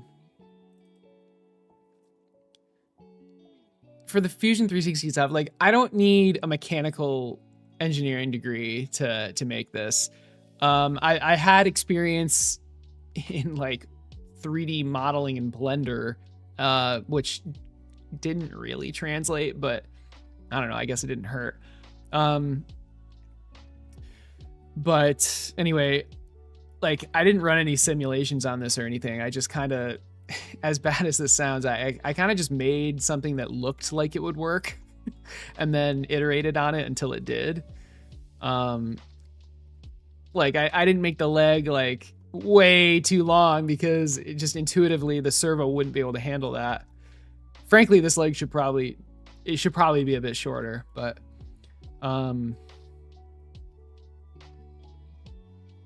So yeah, I just kind of trial and errored my way to a design that worked and that looked good and that was 3D printable. I had 3D printing experience in the past, so that wasn't an issue as well. With the electrical engineering stuff, I actually started as a computer engineering major, so half of my degree was basically computer engineering is half computer science, half electrical engineering. So, and then I changed majors to just full computer science. But I did get some electrical engineering experience, which again didn't hurt. But I mean, that I just kind of relearned as well, learned myself as well. It's not that complicated. I mean, it can get complicated, don't worry, but it's not that, I mean, it's not that bad. It's just wires, basically. Yeah, I mean, that's pretty much it. Although there's like 5 different things that all come together to make this project. Make something that looks like it works. Sounds like mechanical engineering. I mean, it's no. Mechanical engineering is like you're doing all these calculations of torque and force and shit to make sure, or to rather prove that what you're doing will actually work in real life before even building anything. I just didn't do any of that. Thanks, man. I appreciate it.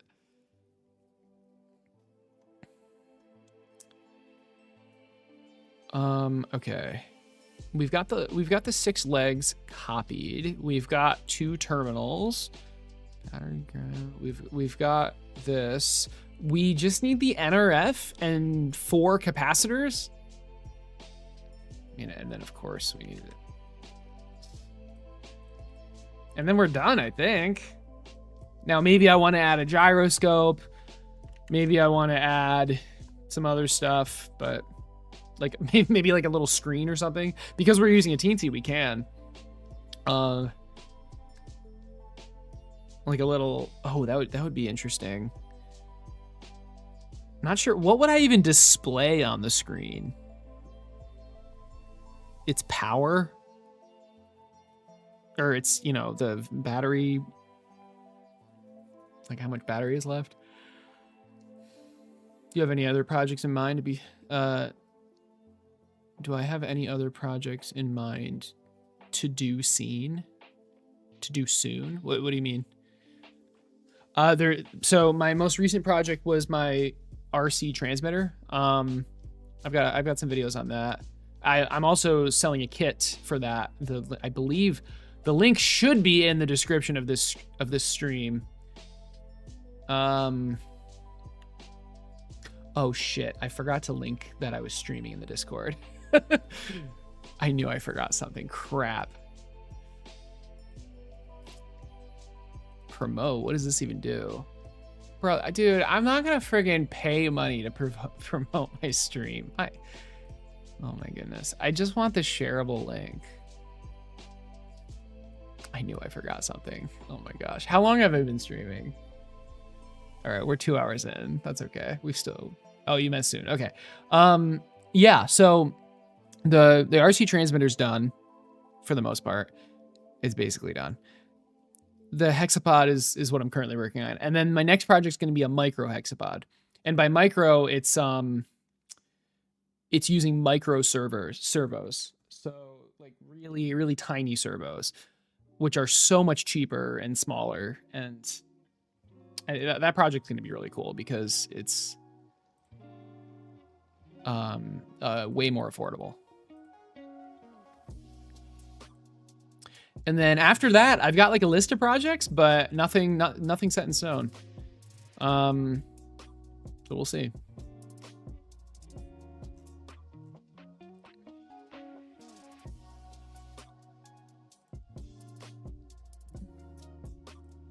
Yeah, that's huge, my bad. At notify.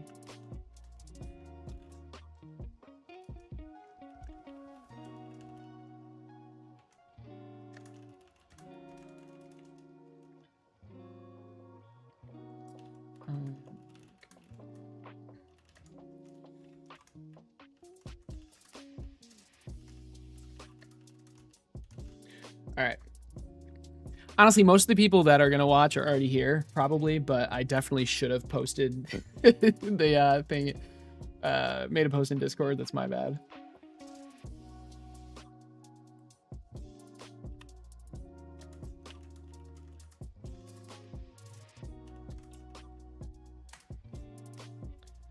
Okay. All right, if you guys want to go into the Discord and like upvote this or something, not that it really matters. Okay. Anyway, let's continue. What were we doing? We need to link up these pins. So we got 8, 9, 10. And then I'm looking at this. So these are the pins that I'm going to use. 5, 6, 7. Now, why didn't we start with 5, 6, 7? I don't know. It doesn't matter.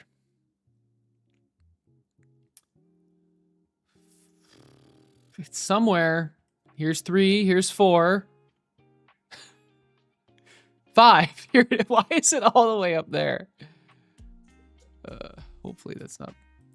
Whatever. 5. 6.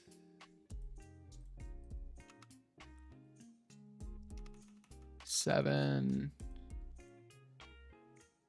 2, 3, 4.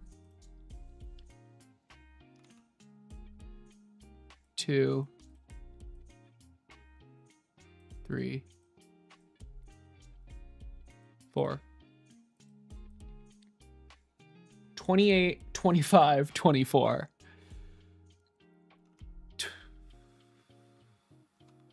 28, 25,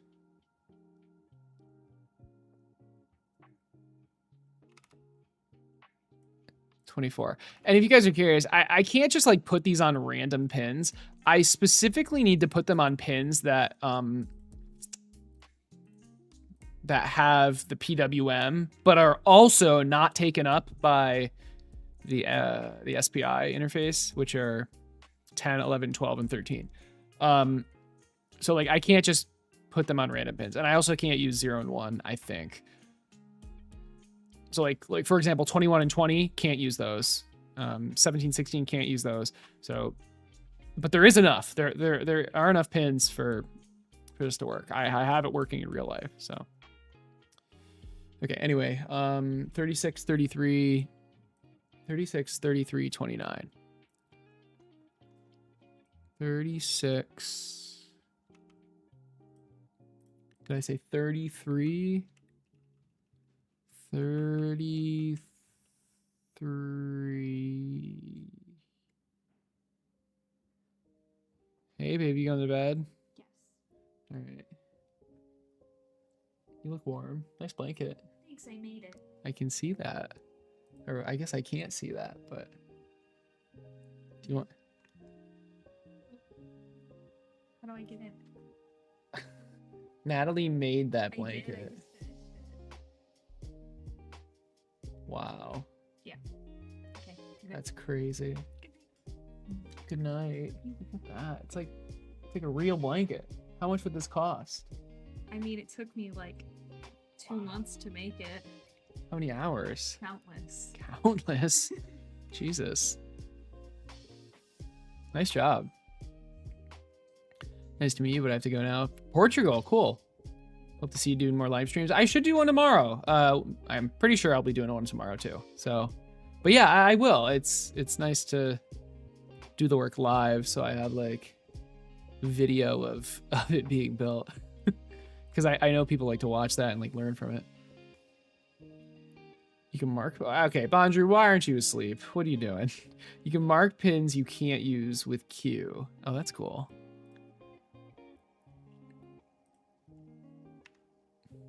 Nice.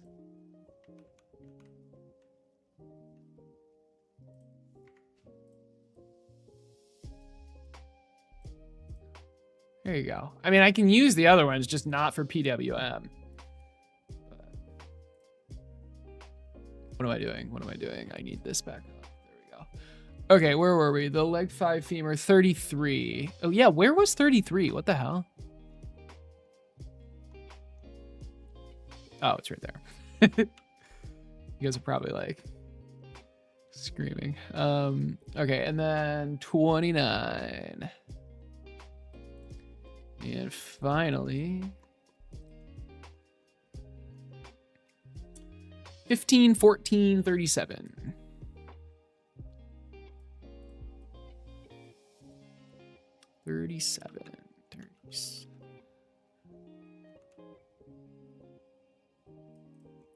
There you go. So all the legs are hooked up. If we save, go here, update the PCB, bam, close. Holy moly.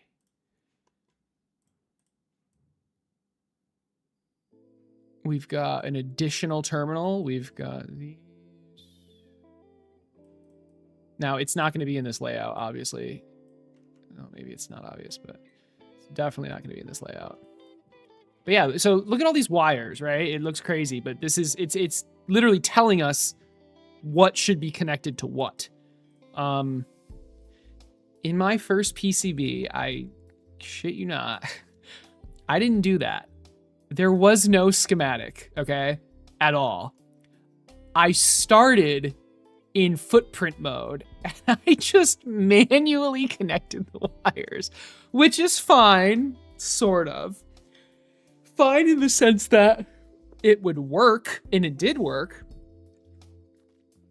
but it was very easy to make mistakes, and I believe I did. But yeah. Hey, I did what I had to do to get it working. If I had needed to like make a schematic first, I think I would have quit, because I at the time, like, this shit didn't make any sense. I didn't know what was going on. I mean, it makes sense now, but, you know. Okay. Now the NRF. And then, geez, and then I think we're done. Unless I want to add some other stuff.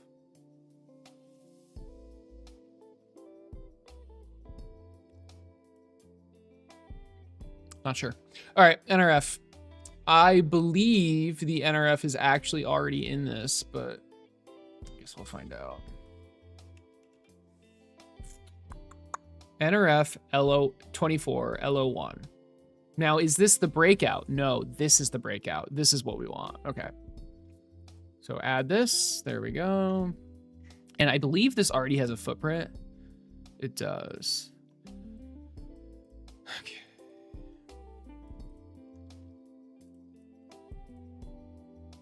Let's do the power and ground first. The power, I believe, is 3.3 volts, which the teensy outputs. What is wrong with this?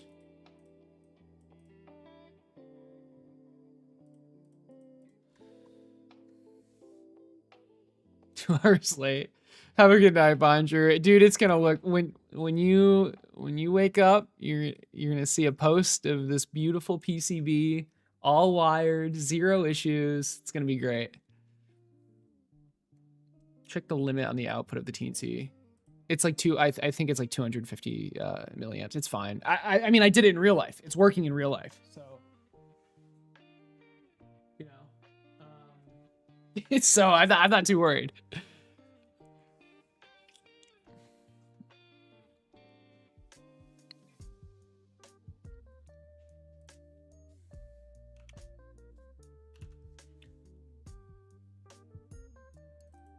I mean, I guess I would do this.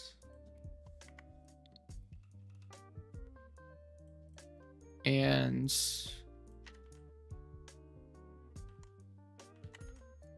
what is going on? Oh, there we go. And this, although shouldn't this be an input? Can I make a power?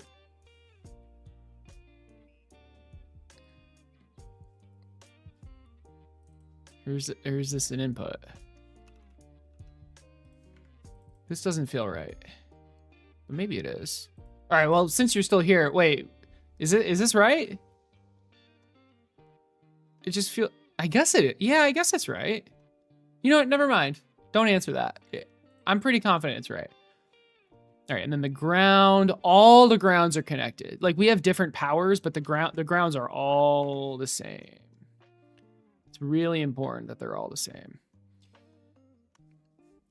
Seeing best of luck. I better see no mistakes. There's not gonna be a single mistake. I promise. All right, we've got,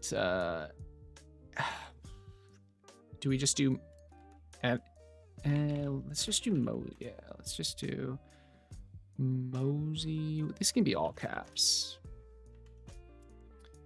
Mosey, Meso, SCK, CSN, and C. You don't need the IRQ. Don't know why. Don't ask.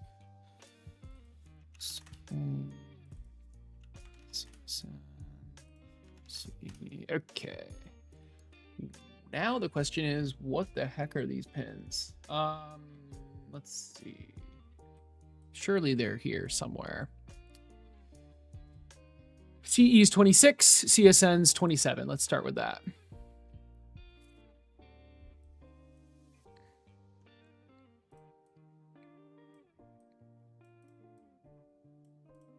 I didn't actually connect them. Okay, CE is 26. Yes, CE is 26.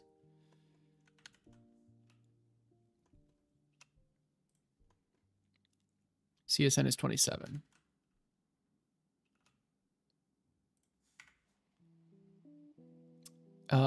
Now the SCK, Meso, and Mosey. I have them like, I actually don't think they are typed out anywhere because it's like, because it has to be these specific pins. I think I can find them here though. Yeah, CS, Mosey, Meso, SCK. Okay, so CS is 10. Oh. Wait a second. I don't think CS is actually anything. In fact, I used pin 10. I used pin 10 for, I'm pretty sure I used pin 10 for a leg. Yeah, I did. Okay, never mind. 10 is fine. 10 is usable. I think I said earlier 10 wasn't usable. It is. Mosey, Meso, SCK. Those are the 3 SPI pins. SPI is what the NRF uses to, like actually communicate. It's how you hook the teensy up to the NRF chip. So Mosey's 11. Okay, let's start there. Stop. Mosey is 11. Yeah. Oh, look, they're already labeled. Okay, that's convenient. That's convenient. I keep double clicking it. Meso is 12. I mean, it's literally right there. You cannot mess that up. And then SCK is 13. Wonderful. That's the NRF, but is it? It's not. We need 2 capacitors. And I did forget to do the capacitors for this as well, but we can do that later. Okay. Why do we need the capacitors? I'm not sure if we need them, but it makes everything just work better. That's the best way I can explain it. What size capacitor? I don't remember. I'm gonna try to check what I already did.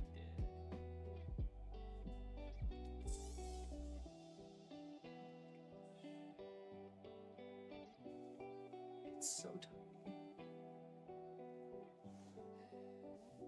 It's so tiny and so dark. What size capacitor? I think it's like 100 MF, or UF, not MF.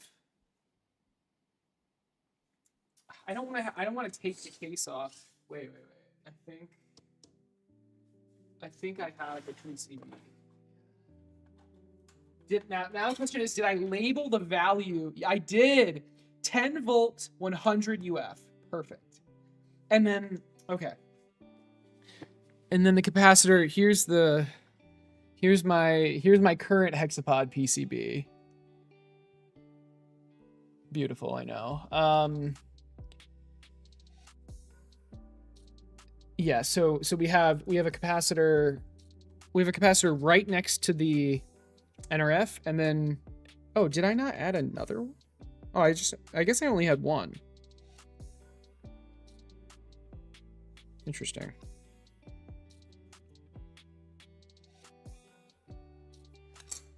Okay. Oh, and then I had a current sensor too. The current sensor is nice. It was an SMD current sensor though, and it's a little too difficult in my opinion for most people to add on. So I wonder if there's like a current sensor that would be easier to use. But yeah, okay, let's grab the capacitor.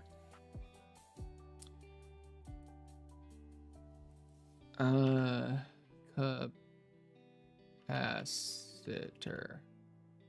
I don't think that's where I find it, actually. Wouldn't it just be like a basic...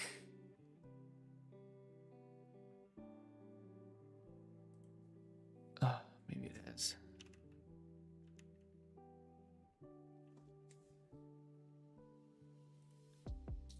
I think it's a polarized capacitor. That's what I want. It's just a polarized capacitor.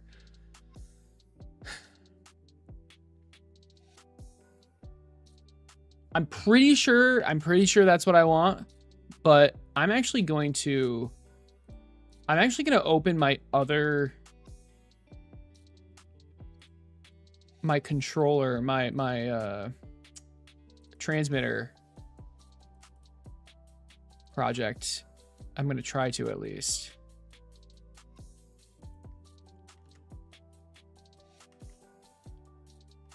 Why is the notification all the way over there?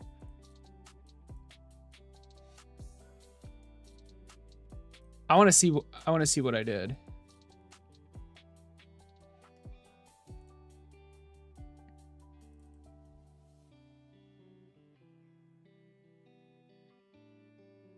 Footprint capacitor.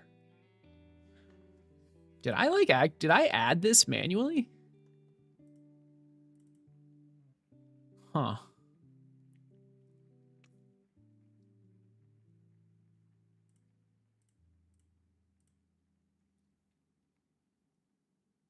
I don't think I did. No, I didn't add it manually. But where is this symbol coming from? Device C. See, it's not unpolarized. The capacitor, this is not. I used a polarized capacitor, which means it like the direction or the orientation of it matters. Not great that this is what I used for the transmitter, but fair enough. And then I just added the footprint that I needed. Okay, that makes sense.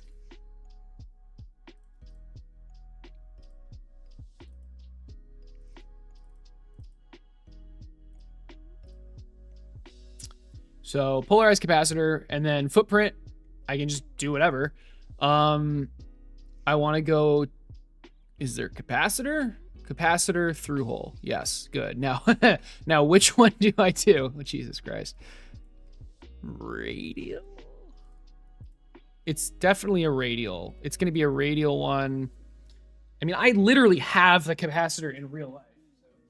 I said 100 UF, right?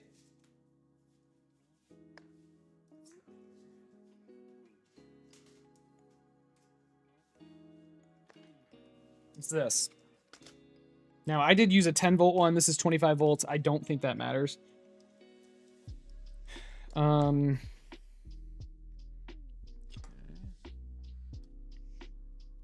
It's called C. Yeah. Okay. You're at work, but I had to stop by and say hello. Nice. What do you do for work? Thanks for stopping by the way. 6.35 diameter. So that would be 6 diameter. What is that, the height? 2.5. That's, what is P? Oh, that's the pitch. The height doesn't matter. The pitch is, yep, 2.5. Perfect. Okay, so 6, 2.5 pitch. There you go. That's it. Wonderful. Okay. So here's our capacitor. Now we want to give it a value. Which is going to be 25 volts, 100 UF. It's capital F for some reason. Wonderful. All right. Now, where the hell does this go? We want this as close to the NRF as possible. From the power, I think. So power goes from, I guess it would be like that. Doesn't really matter.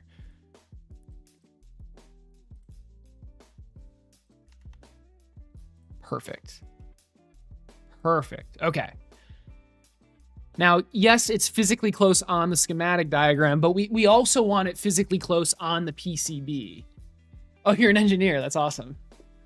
Yo, okay. The company you work for makes industrial electronics test equipment. That's so cool.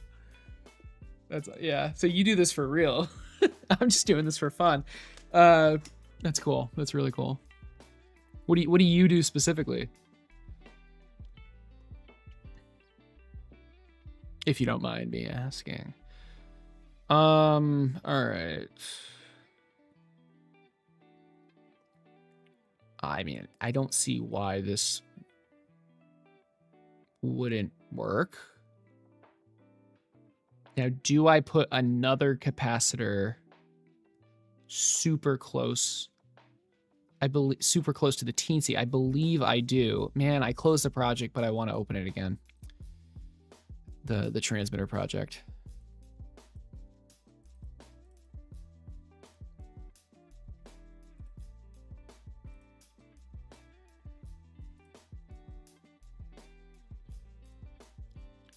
The NRF is right here. Yeah, see? So, okay, let's see.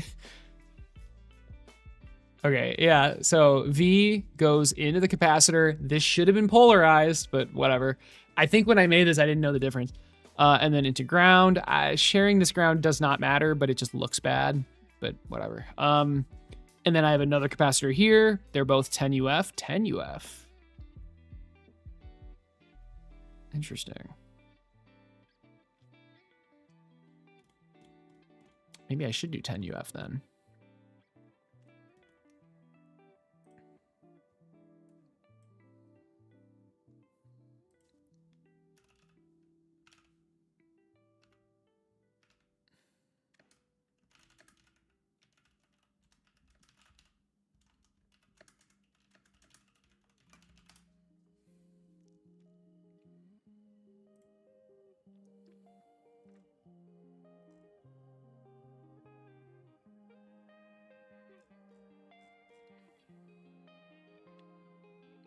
All right, people are saying 10 UF. NF. Oh, Jesus. Nanofarad?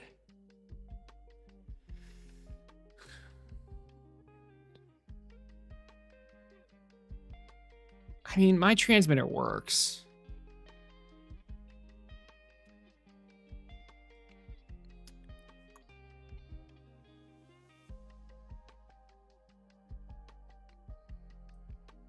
This is what I'm trying to do. I believe microfarad is UF. 0.1? Maybe.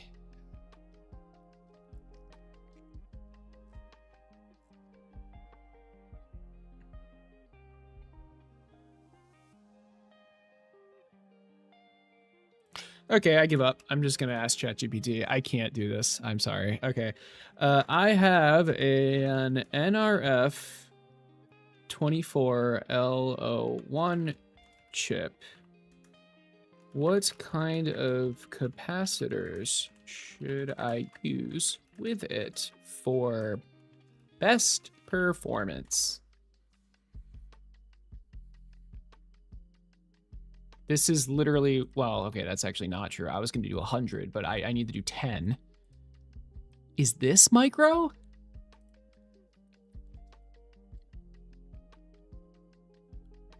Oh, okay. Jeez, I don't even forget.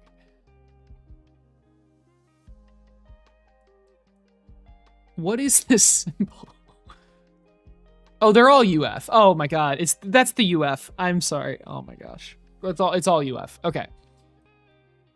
Okay, so now it's recommending a 100 UF. What did I use?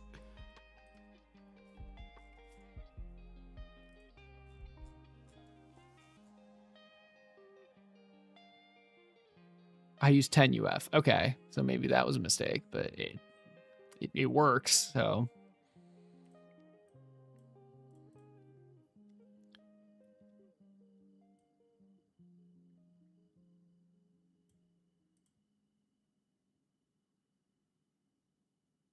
This is essential. 0.1 UF ceramic capacitor is essential.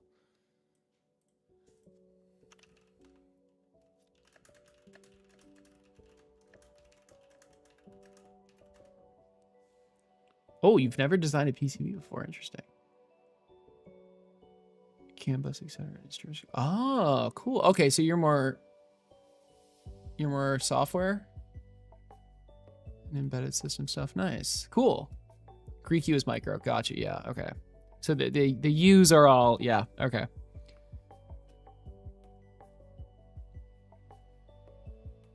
Should I really just do all of these? Jesus.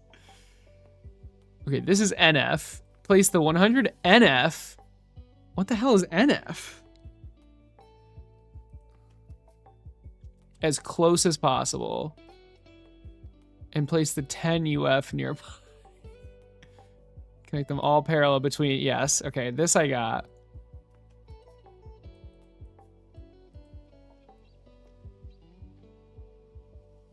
I really just, I'm just gonna put a,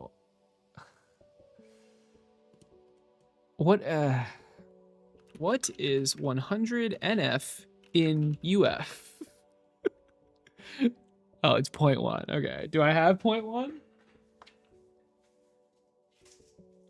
Yeah, I do have 0.1. Okay. 0.1 seems that they said it was essential.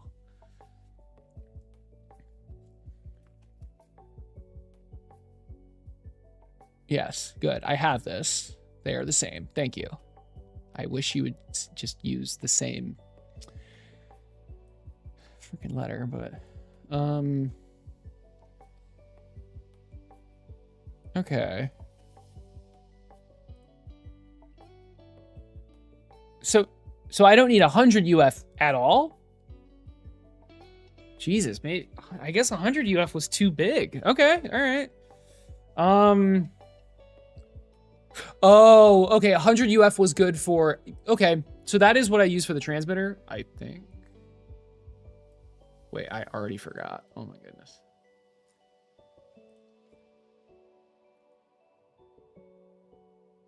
No, I used 10 UF.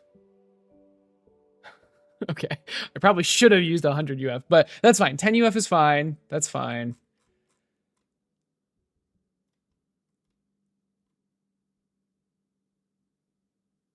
If needed. Okay, Jesus. Do I do all of these? I kind of just want to, you know what? I'm sticking with what works. I'm just going to do the 10 UF unless you can convince me, unless someone can convince me otherwise. I think you basically want a 10 UF and a 0.1 UF. Okay. I like that. You only need, okay. Okay. I mean, I'm not even sure if that's true because my transmitter is using the power amp version and I have no issues with it. So fair enough. But I like the 0.1 and the 10. I like that. That sounds good to me. So we've got the 10. This is not even the right freaking schematic. This is not either. Actually, it's not too late. It's not too late to update the transmitter to have a 100 UF as well. But why? Why? It's working. It works perfectly. Like, the thing is done. It's finished. And I've had zero issues with it. It's powered by a 9-volt battery. So like what's the point? It works. With a 10 UF capacitor.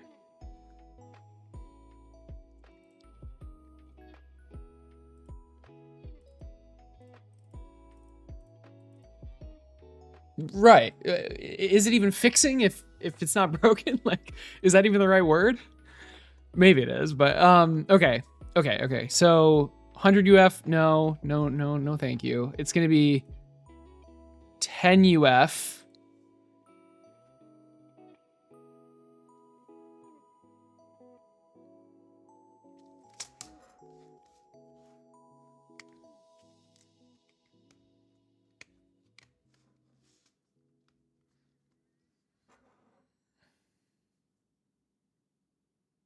The 100 UF is what I used for the Hexapod. Yeah, that was a mistake. Okay. So 10 UF. Let's find that. Here it is. And apparently it's 50 volt. I don't think the voltage, does the voltage matter? Just higher voltage is just more expensive, right? 10 UF, 50 volt, polarized, whatever. All right. Real question is, what's its size and pitch? I think the pitch is smaller. This one's messed up. I want one that has not been used. There we go.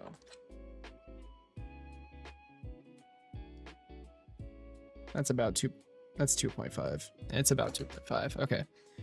10 UF, 50 volts. 2.5. What's the diameter?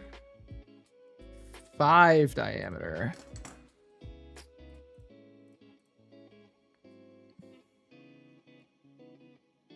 Five diameter, 2.5 pitch. Perfect. Beautiful. 5 diameter, 2.5 pitch. Okay. And then a 0.1. Is that 10? Did you say 0.1 or 1? 0.1. Okay, you're thinking you basically want a 10 UF and a 0.1 UF. Okay.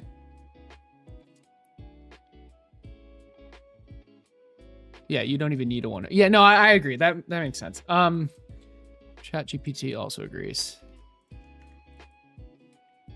Now, how do you feel about a 1? Oh, the 100 NF is 0.1, isn't it? Never mind. Okay. The 1 is redundant. 1 is redundant. All right. So we're going with 10 and 0.1. So here's the 10. Here's the tiny little 0.1. And that is also 50 volts.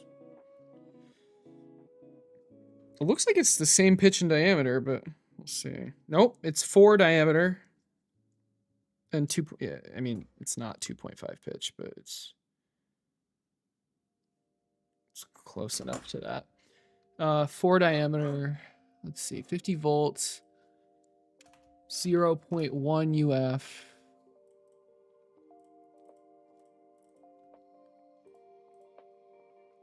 We're looking for, what is tantal? Whoa.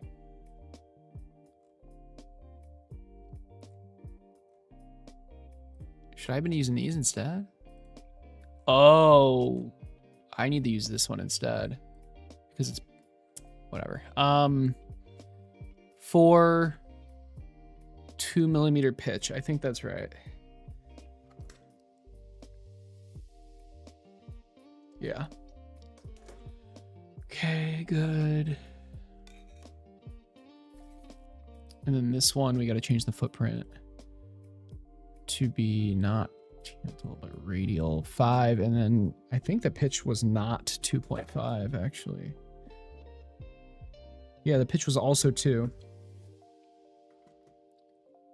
So we're looking for 5 diameter, 2 pitch. There we go. Okay. And these should be in parallel. Stop.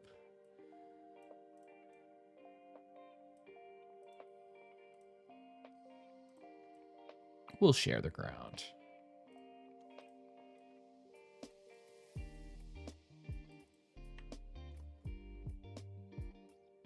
Why does that look horrible?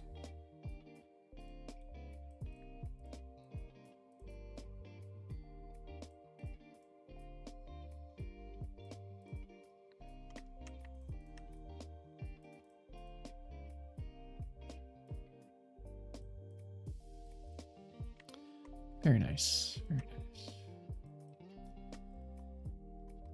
Okay.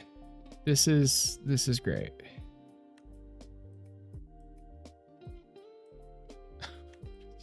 Oh, I think I need the shift now. Oh my god, please. Thank you. And now I don't know. So on the original Hexapod, I added some pretty large capacitors, right, connected from the power, I don't know how to explain this. They're pretty close to like where the power terminal is to attempt to stop the servos from jittering, but I don't think it did anything, but I don't know. I'm also powering a bunch of servos. What capacitors should I use to limit jittering? Let's see what it says. Gotta go. That's all about I can get away with. Yeah, it's all good, man. Hey, I appreciate the help.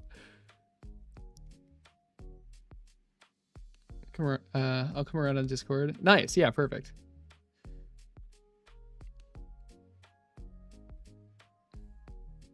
Same. Just bought the live stream. Yeah. Yeah. Hey, sorry.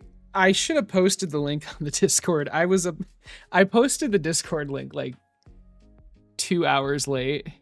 Oh my god. Did I actually not publish it yet? Can you guys see this post? Do I have to hit publish? Oh my god. I don't know, actually. I'm gonna hit it, but I think people can already see this, but whatever. Oh my god. Yo, look at it. That is so cool.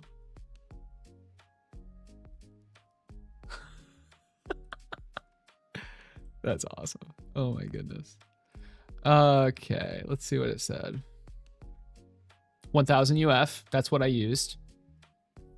Rated for at least twice your servo voltage, that's fine. Across the main power rails, that's exactly what I did. Prevents large voltage drops when servos draw sudden burst. Okay, so maybe I do even more than 1000? I don't even have a bigger one than I have a 2200 one. Oh my god. It's so big. What the hell? Look at that.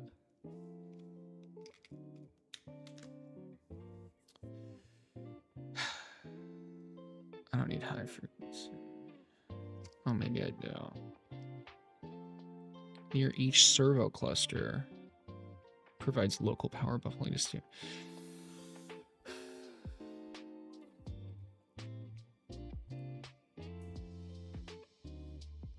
Okay. We'll do this again. I mean, might as well do the bigger one, right? I'll do 2200. Oh, it's only 10 volts. That's actually not enough. Jesus, this is gonna be such a big.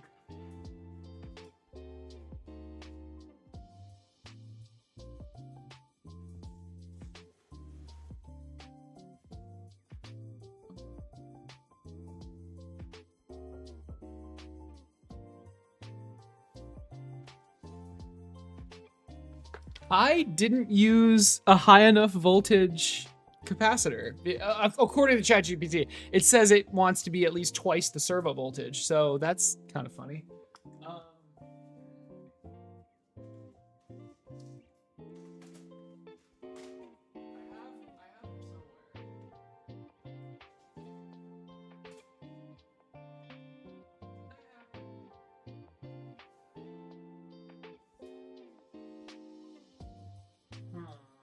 I don't know where they are, but whatever. I'm not building it right now, so it doesn't really matter that I don't have it. But but then I can't measure it. Shit. Well, anyway, let's grab this, and we want it. Jeez, I think I want.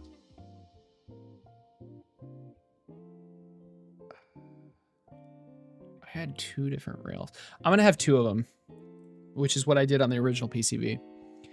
Okay, so this is going to be, I think I want it to be 20 volts. Well, it doesn't, the servo voltage is like 7, so I guess 15 volts, but is that even a thing? Yeah, 16 volt. All right, let's make it 16 volt. 16 volt. And then just as many, I guess 1,000. Yeah, because I actually have the 1,000 UF 16 volt capacitors. So I can, yeah, fair enough. Let's start with that. Oh, it just fell. 1,000 UF. Okay. And let's see. That is a 5mm pitch with a 10mm diameter. 10mm diameter. 5mm pitch. There we go. Wonderful. And I want 2 of them, I believe.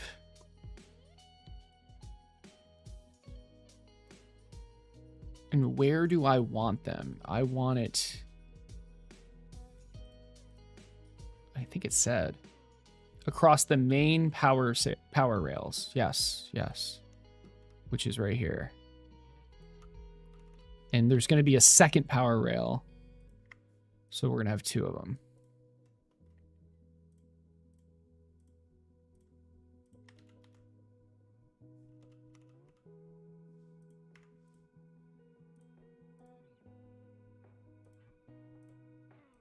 All right.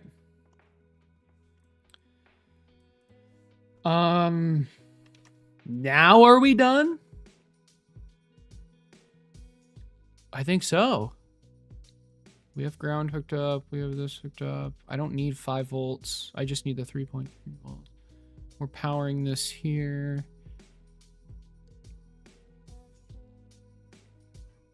This looks great. Let's freaking wire it up.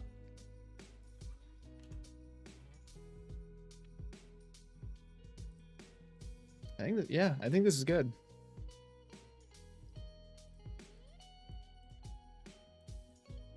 Oh, current sensor. Current sensor. Oh, let's do this first.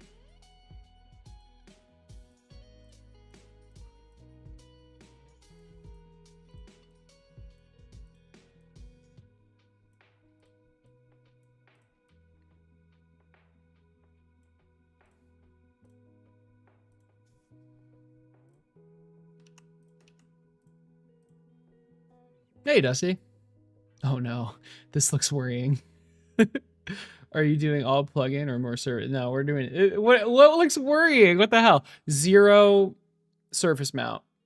Last time for the Hexapod, I did a surface mounted current sensor, which means no one can use it because unless you freaking unless you order it from PCB and have it assembled from PCB, which is super expensive, or if you do it yourself, and it's so freaking tiny, I can't imagine anyone to get themselves. So we're doing all through hole, and here's what it looks like. Oh, we need the 3D models for that.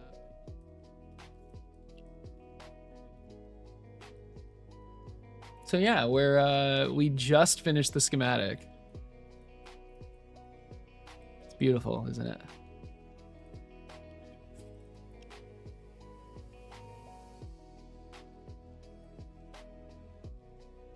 I forget how to add the 3D printed. Sorry, the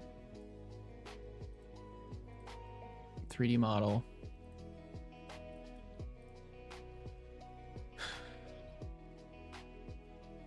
There it is.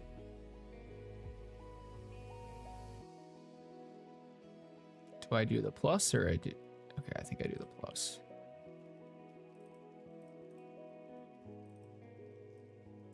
Perfect. Joking, but it's close.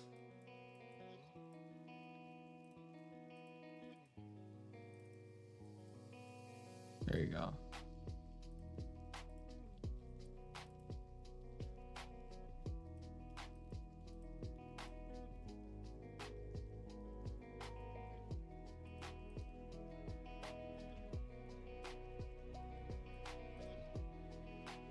Do I need to download this model?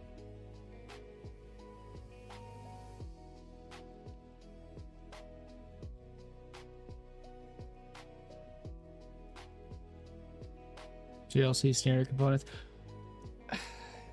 Is it? I don't know, dude. I don't think assembly, like, I want to be able to buy, or I want to have all these components in the kit, and then like you buy the kit and then you just solder them on. I don't want to have to buy like a bunch of, I don't want people to have to buy, or me have to buy like the assembled ones. It adds quite a bit. Like, I know JLC like gives you deals, but I mean, surely they're just like one-time deals, which I guess is fine, but I don't know. I also like if you're like soldering the pieces on, you kind of have like a better understanding of like, I don't know, what's actually going into the board. But I mean, that part doesn't actually matter. It's more of just like ease of assembly and cost. But I mean, you say cheapish. From what I understand, it's, well, at least with PCB way, it's pretty expensive. But I know they give like deals, but I don't know. Late to the party, but I heard discussion about filter caps for servo power. Yeah. I decided to just go with the 1000 UF 16 volt ones, which should be enough. Use just strip back the power wires about an inch. Oh, nice. How did that help? No UBEC. We're not doing any UBECs.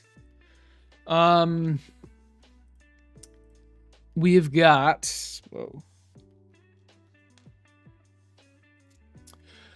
we've got NRF. We've got some capacitors to help with God. What is the correct terminology? Filtering. Some filtering capacitors.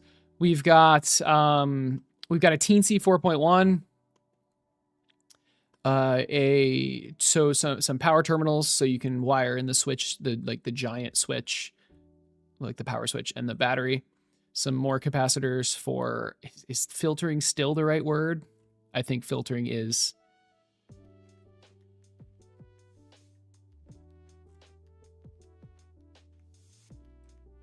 Stability, I don't know, whatever. Some more capacitors on the power rail to help, stabilize.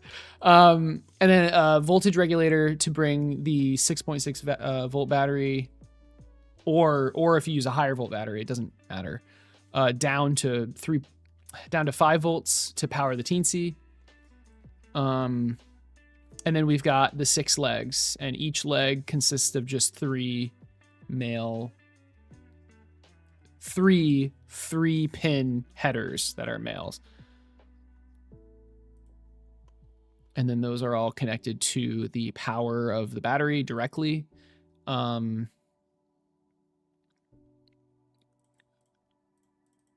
my goodness. Ground, and then 3 pins on the Teensy. 1 pin for each servo. So it's not, honestly, the transmitter was like significantly more complicated than this. But I was about to, I added all the pieces in. I was about to go back and add a current sensor. This is a voltage regulator. I want a current sensor. Ideally, not ideally, I want it to be through hole. Or maybe if it's surface mounted, then just big enough for me to be able to do it without having issues. But man, I look at these components and they're so tiny, and it's just, I don't know. Yes, the legs are powered straight from the battery. That is correct. I'm specifically using a life battery. I think it's like lithium iron or something. Now I need to look it up. What's the life battery?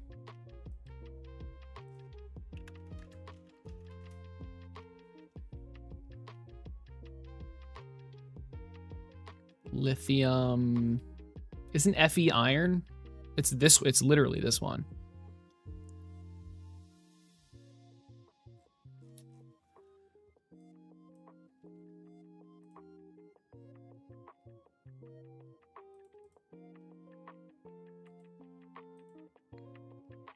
Okay, whatever.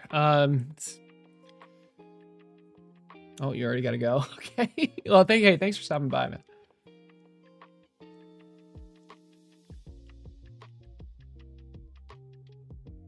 No, I'm not worried about the part cost. I'm worried about assembly. Like having them assemble it. The parts are super cheap. Look to do a low side current shunt. I don't know what that means. Have a common ground for the servos and run that through the sensor. Run the ground through the sensor. Okay. That's interesting. I guess that would still work. Yeah.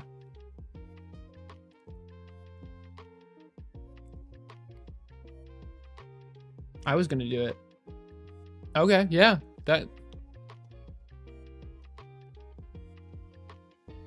But either way, I need a freaking current sensor. I mean, current sensor. Would this work? I actually might have this. 30 amps. Is that enough? Yeah, I bought these. I have these. Why didn't I use them? I think because I never updated the PCB. Oh, I didn't update the PCB because I had no idea what I was doing. It was like 2 years ago.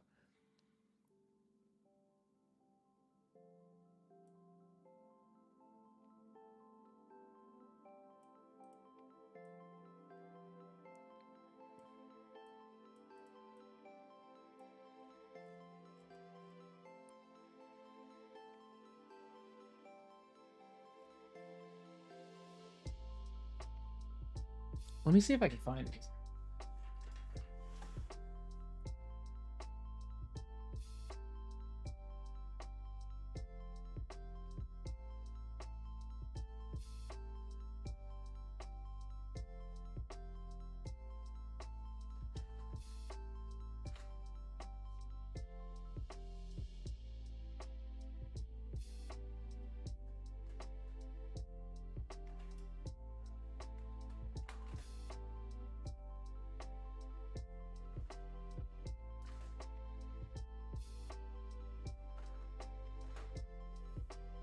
Nice.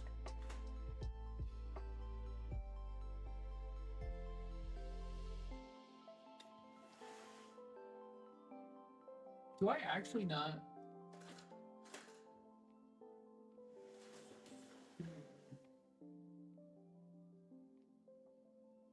Oh. Found him. Okay.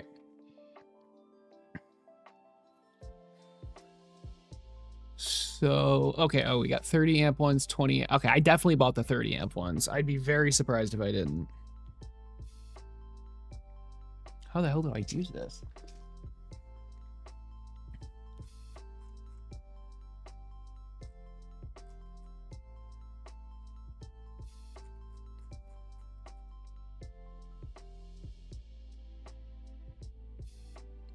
Like, what is D1, R1, C1, C2? Oh, I guess it doesn't matter. Oh, it doesn't matter. Okay, ground out VCC. Okay, ground out VCC. But then what do you put? Okay, so I guess you'd put like your wires into this, and then you connect ground. What is it? It wants freaking 5 volts. Okay, so it wants 5 volts. It wants ground, and then out is your signal, or is your, you know, your current value. Okay. Why did I never try this? And how am I gonna connect this? Ooh, you know what? I could desolder the terminal blocks, but do I really want people to have to do that?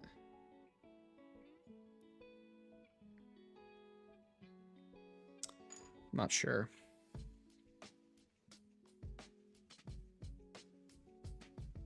But yeah, I could do like a connected ground, and then put the ground through this, and then out, and then back to the shared ground. I mean, does it even matter?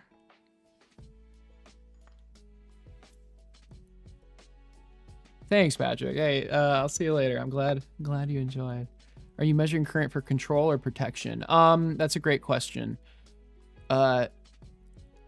Basically, I want to know how much current it's drawing. Just neither, I guess. Just for info. It's nice. It's not really. I mean, potentially, if I'm drawing too much, I could shut it down. So I guess protection. Protection and knowledge to answer your question. Yeah, I mean, I guess if I was drawing over 30 amps, that's probably not great.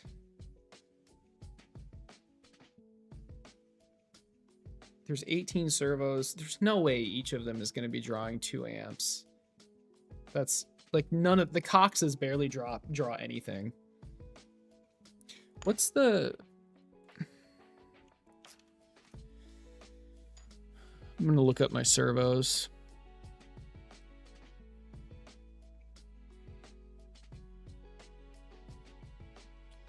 The ASC 712 can handle up to 8 volts from the data sheet. What is that a chip? What is that? I guess.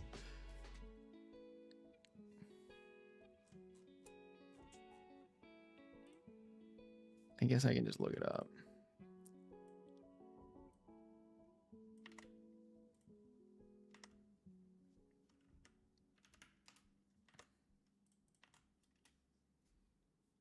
Oh, that's what I'm using.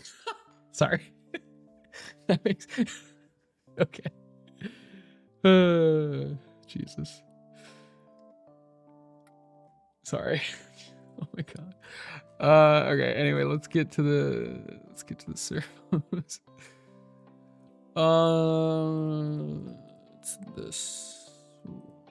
It's this one. It should tell me how many, like, the max amps. Jesus, it's actually not going to say.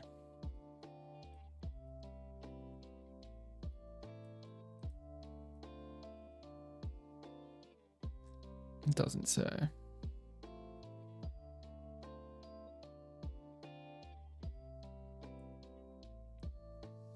All right, I mean... the way this is, it's just 2 wires. So if I just like leave some pads, like what I could do is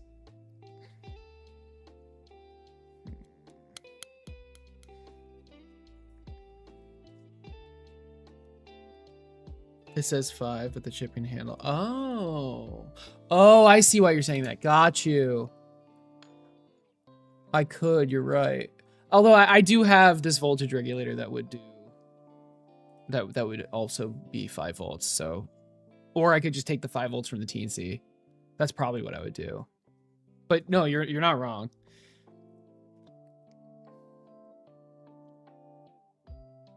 Man, like I think the way this is because it has the terminal on it, it shouldn't be too hard to just like add some pads onto the PCB that would let me solder wires and connect the current sensor to it.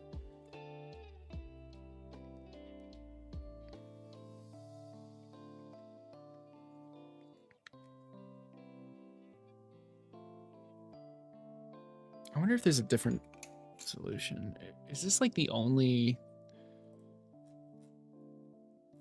What the hell is this? That's a voltage detection. What the hell? What is this? 5 amp. That's not enough amps.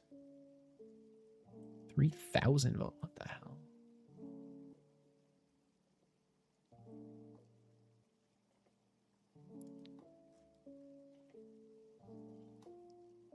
Is this just like the only... all right. God, like... How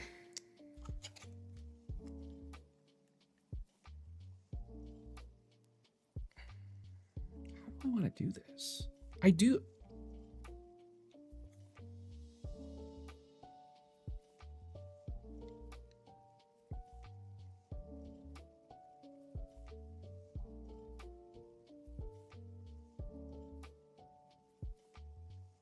Man, like I just wish this chip didn't have the headers and the terminal soldered onto it already. But maybe I'm going about this wrong. I wonder how hard it would be to just use this microchip thing.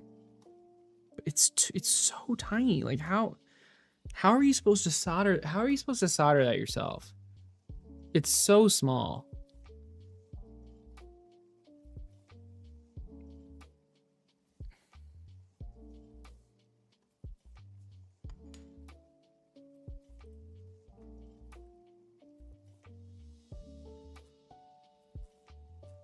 I'm not sure. I think I should just move on for now.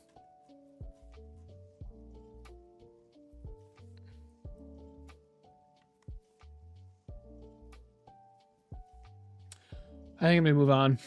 Just do it later or not at all. It's really not necessary. It's just nice data to have.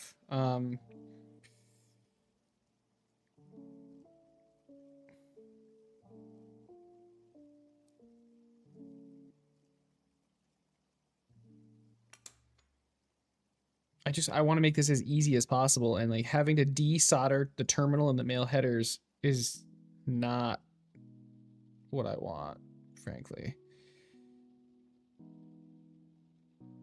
I mean, I could have you desolder the freaking terminal and then use the male headers that are already on and like insert it upside down. That just feels weird though.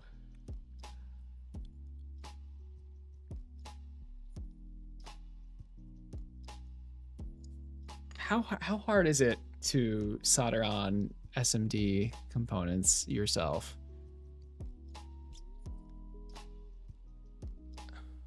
No, screw it. We're just not going to do current sensing for now. Maybe I'll add it later, but for now I'm just not going to deal with it. It's whatever. All right. Okay, let's see.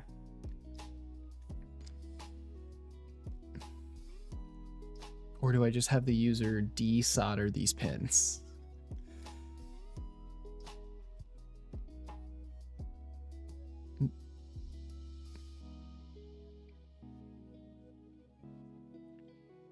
But then you need a solder sucker, and that's super annoying.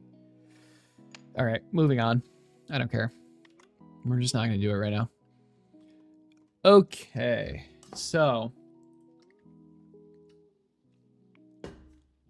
Is there anything else for the Hexapod? It's really not complicated. A gyro. We could do a gyroscope. Some people did want that. I think it would make sense to just have the option. Let's add it. It's like MPU 6050 or something. Let's add that. Even if I don't even use it in the code, it's still nice to have. I mean, I have a couple of them.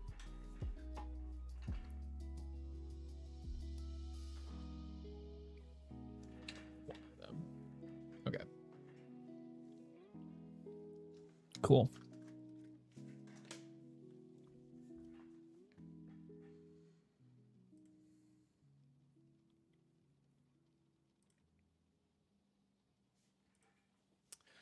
Is it already here?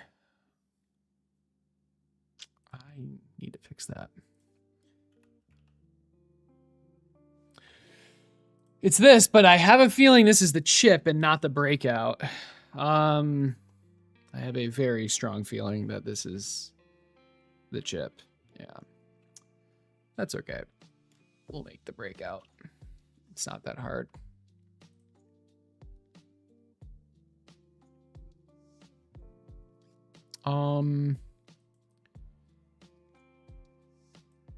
Okay. We go to preferences, symbol libraries, project specific libraries, create new, and this is going to be the MPU 6050 breakout. Is breakout the right word? And then what is this? New library? Is this even being used?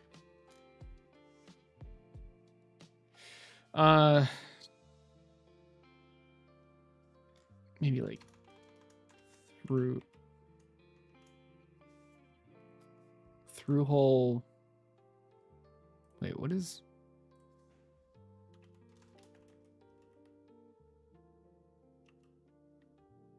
Is it just TH or is it? Oh, THT. It's through whole technology. Or is it just through?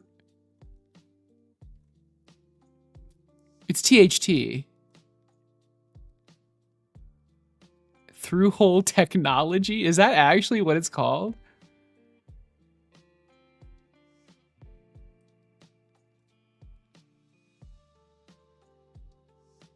Yeah, yeah, okay.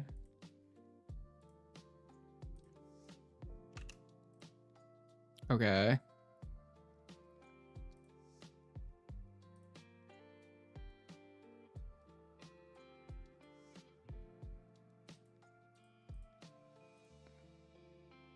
Do I need the symbol thing? Oh, I do. What? God, this is so annoying. So do I create the symbol first or do I create the library first?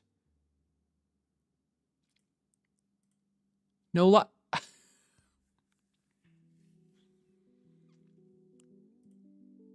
New library. Oh, okay. Okay. MPU 6050 THT. MPU 6050 THT.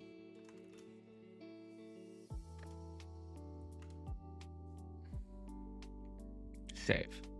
There we go. Okay. Symbol name MPU 6050 THT. Okay.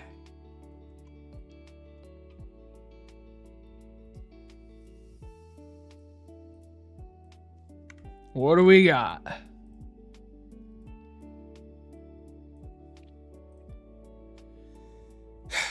VCC. This is a power input. Pin number, it can just be 1, I guess. Are you freaking kidding me?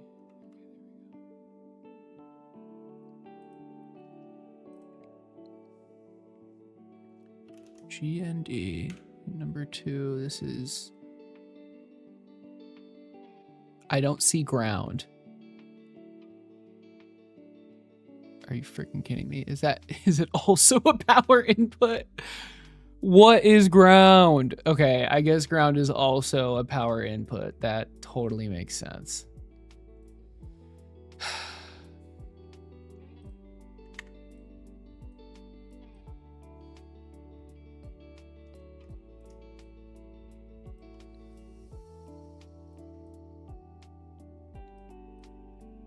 Yo, you got your pre-order for the RC transfer? Hell yeah, dude.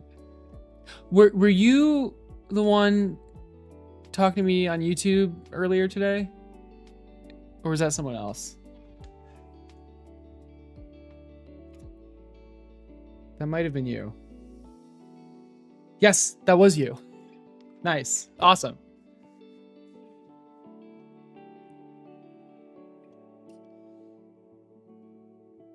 Yeah, dude, the tutorial, so normally I would release the tutorial and the kit pre-order at the exact same time. But for this first kit, the kit was ready, so I figured I'd just open pre-orders. The tutorial is like, well, I can actually just show you. I might as well. The tutorial's basically done. I'm working on finishing up a sponsorship that's going to be a part of it. So, you know, I can't release it yet, but it is comprehensive. And I feel like the tutorial would be a good way to like also sell the kit.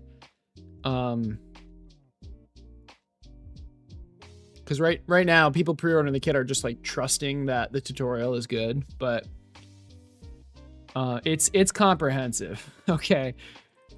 It's an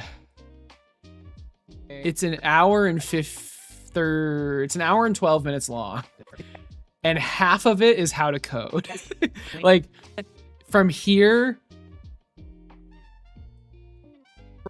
to here, which is like 40 minutes, it's just purely me like going over the code, which includes the receiver, not the transmitter, but like the code for the receiver.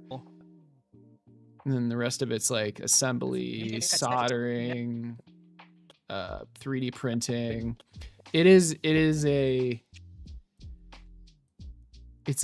a long, it's probably too in depth to be completely honest, but yeah, so.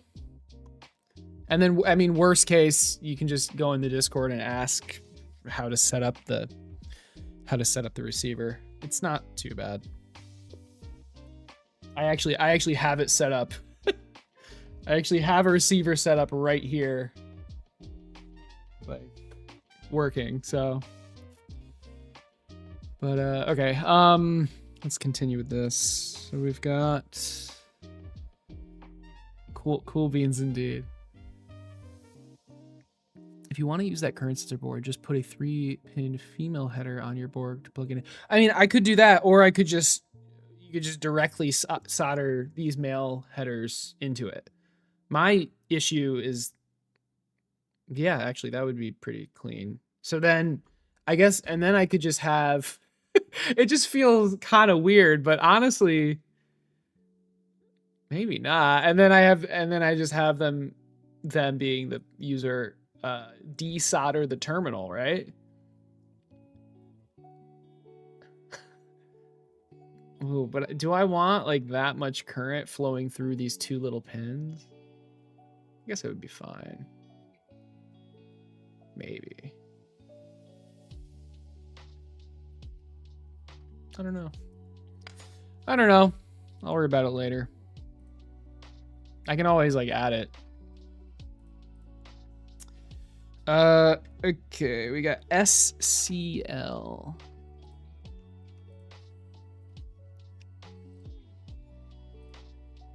That's not power. That should not be power. That is just an Is it input or output?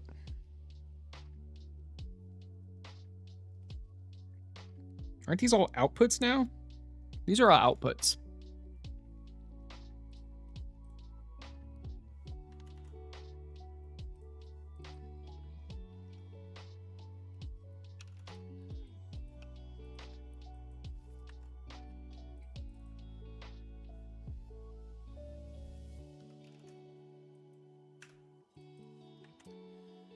I probably could have found this online too, but it's fine.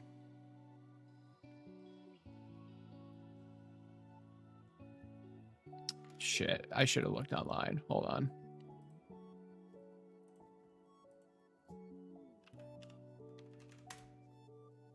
Now, I'm not looking for... This is going to bring up the chip, but I'm looking for the breakout specifically. Ooh, maybe I could get a more expensive one. What is this?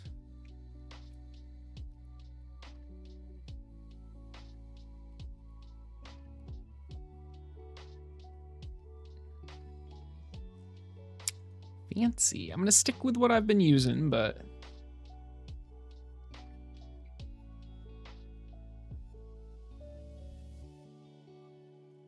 Huh, so they do have that one, but they don't have... Yeah, whatever.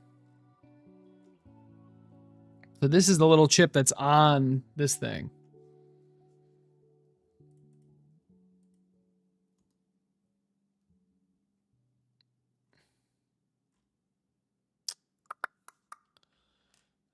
I'll just make my own. Okay. XDA, we got XCL. What is that? Pin 6? Run out of space. ADO.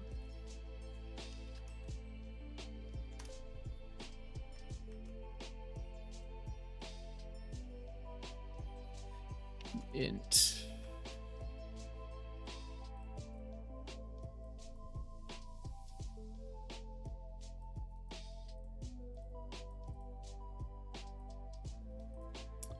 All right.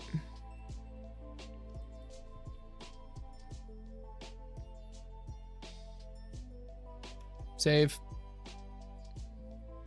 Can we make this, yep, there we go. Let's add it in. We're looking for MPU. Can I pin this? Nice. Here it is. Add it. Spam. All right, we got our gyro. How the heck do we wire this up? I am honestly not sure. Hey, Vetzel, what's up? I'm doing well. We're working on the Hexapod's PCB. Worry about the blue smoke later. Yeah, exactly.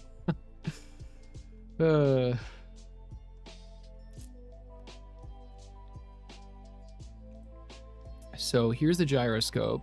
There's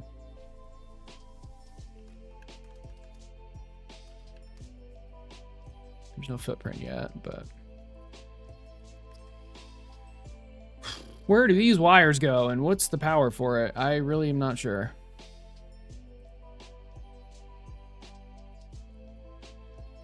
So many tabs. Okay. I mean, I literally can just check.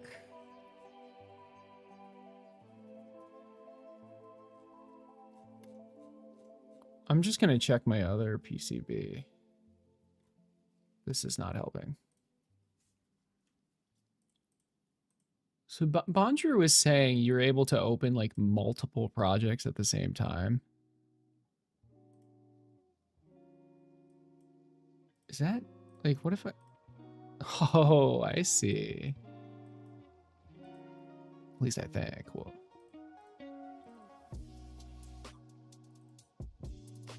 Oh, yeah, look at that. Nice. Okay. We're looking for gyro.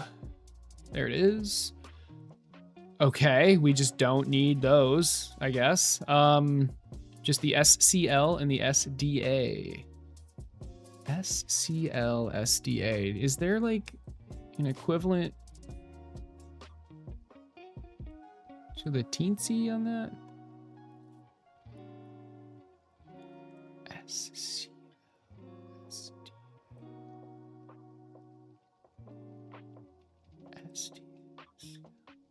I don't see anything, which is fine. What the heck? Wait, what did I just minimize?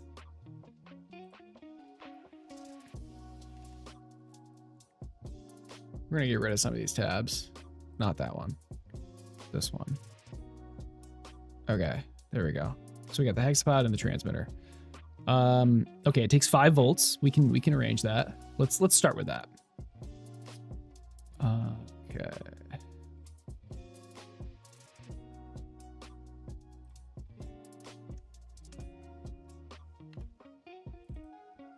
Five volts coming right out of the teensy. And going right into the gyro. And then the ground, I mean, it's all shared. I didn't realize I could rotate when I placed that. There we go. Okay. So we just need these two things. So I'm just going to look up, I don't know, teensy 4.1 SCL. Is it SDA?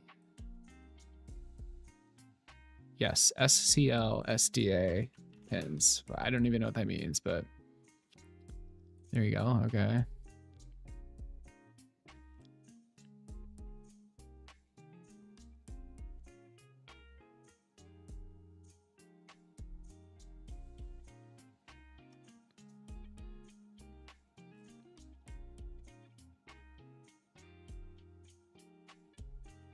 Wire 1.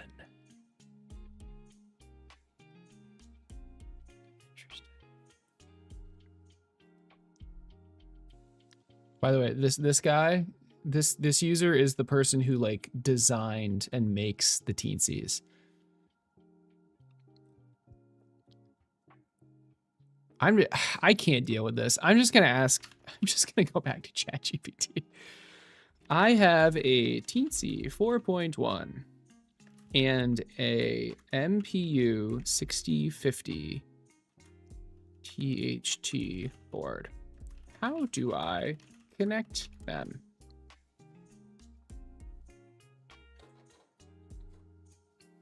There you go.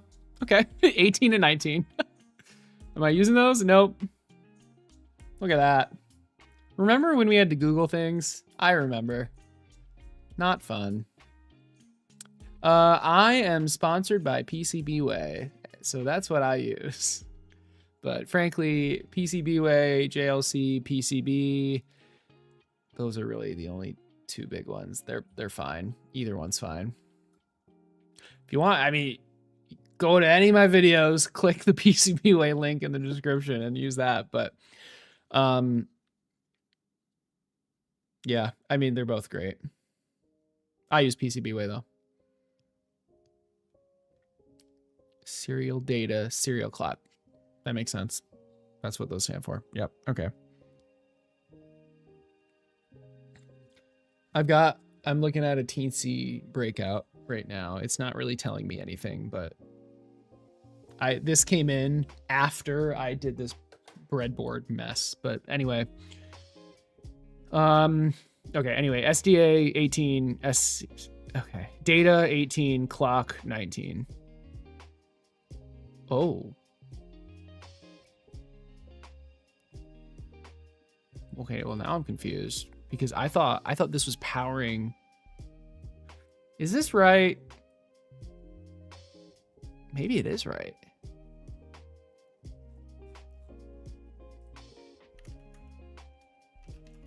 Oh, it is right because we want the output to also be 3.3. Oh, that's interesting.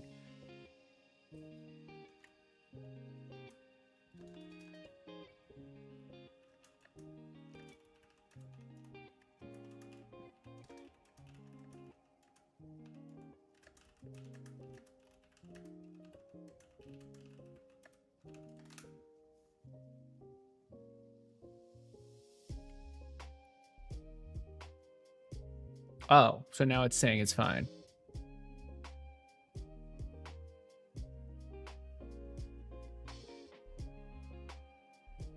I mean, I might as well.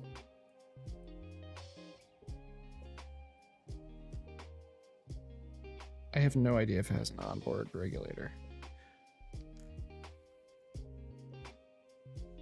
Yeah, I mean, I might as well just power it with 3.3. Okay, okay. That can be arranged. Hopefully that works. And then it said 18 and 19.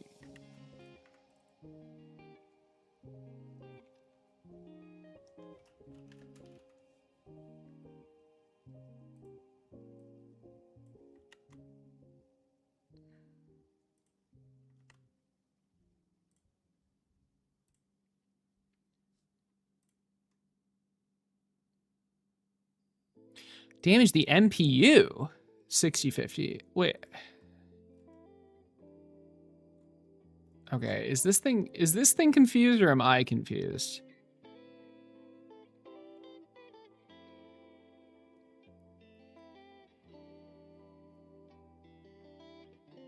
I'm just gonna put 3.3 into it, I think. Oh Jesus, now I'm confused. When in doubt, grok it. Oh Lord. Gotta be careful. Yeah, you fried a circuit because of it. I think it's okay.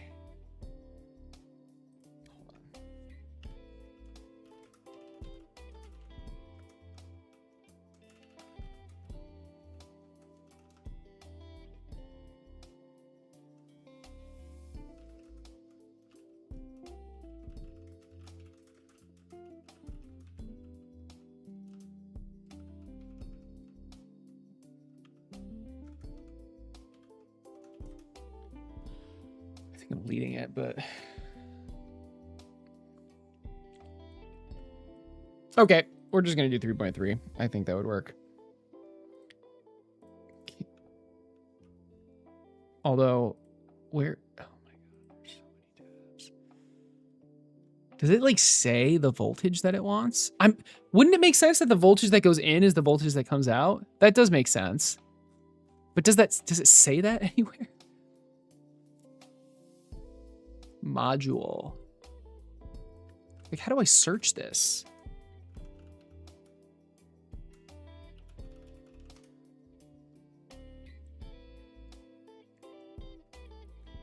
I just want to know what voltage it wants.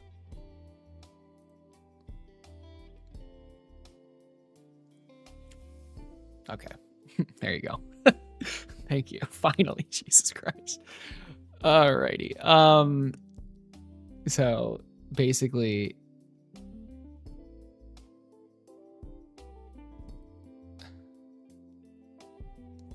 okay. We're just gonna put 3.3 volts in. Okay. Okay. And then we're gonna go back to freaking ChatGPT. SDA is 18, data is 18, clock is 19. Data 18. Clock SCL, clock is 19. Okay, gyro's in. Does it have a footprint? No. Can we make a footprint?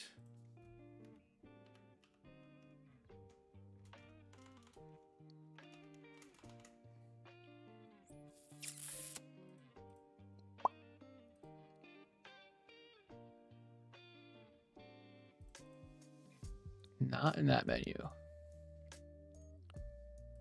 Stop. Oh my God. If we go here and then preferences, footprint libraries. Well, hold on. Don't we want to make a new? Yeah, create a new footprint. Okay. New library. Local. Good. Here we go. Here we go. Okay.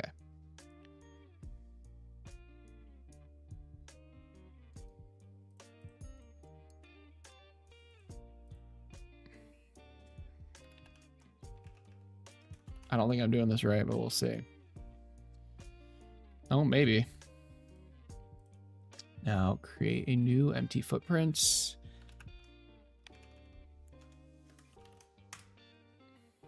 Okay. Okay.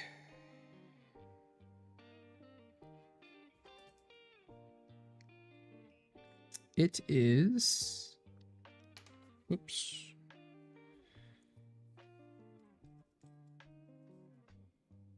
21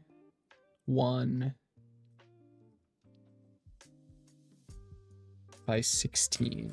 21 by 16. And I bet you the Amazon will also say that.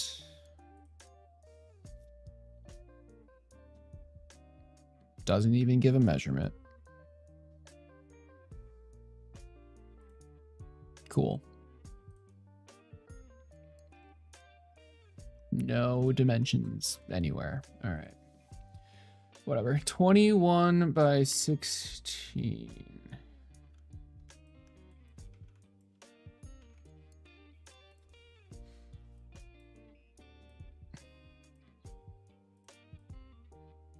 I mean, I get, okay. I guess after I make, that works, I guess.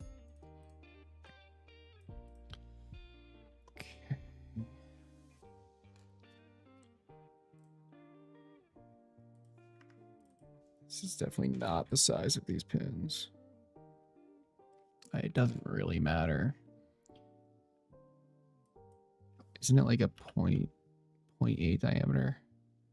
God, these should just be the normal. It should just be the normal pin sizes, but it's remembering it from the last thing I made. I mean, what is normal? Isn't it like 0.8 and 1.5 or something? Yeah. Seriously? And then they should be 2.54 millimeters away. I think it might be that. The grid is on 0.25. I want the grid to be this. maybe. Oh, Lord. Okay, maybe not.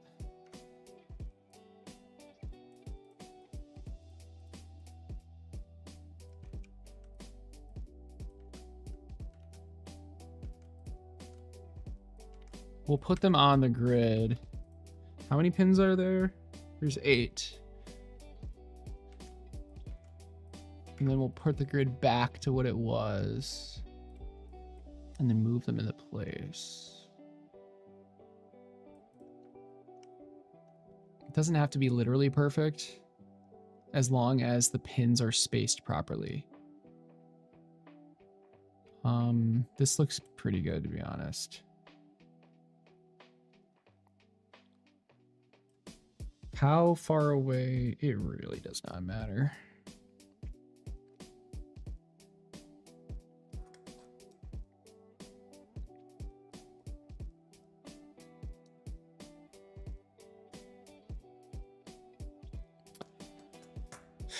It really doesn't matter.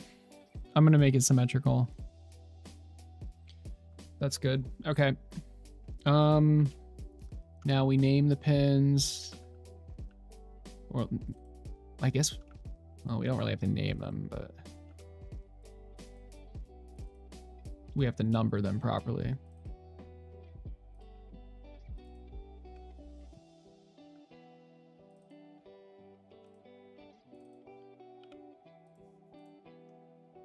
Okay.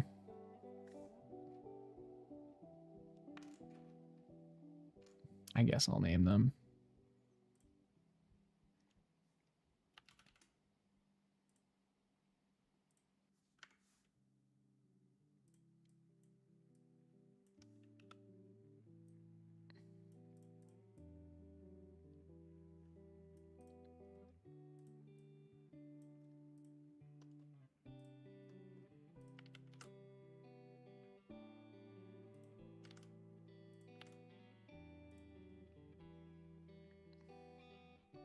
I mean, why would I name any of the other ones if you don't even use them?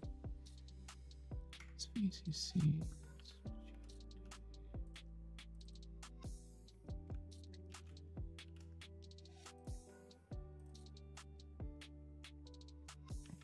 No, it looks like a mistake if I don't name them.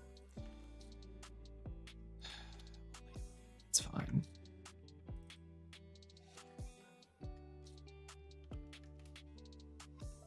X data, X clock, add, whatever that means, int.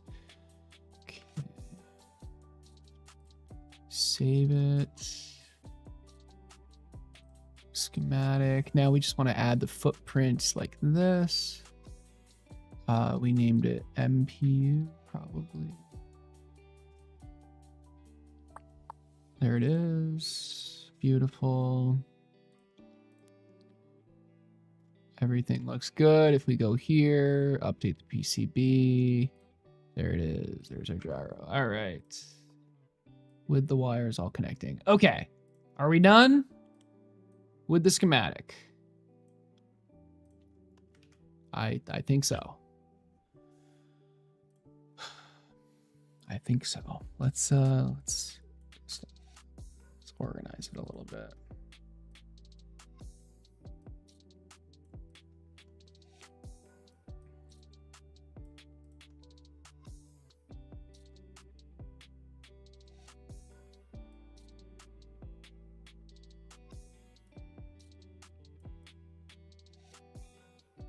That's fine. Maybe we center this. Yeah, there we go.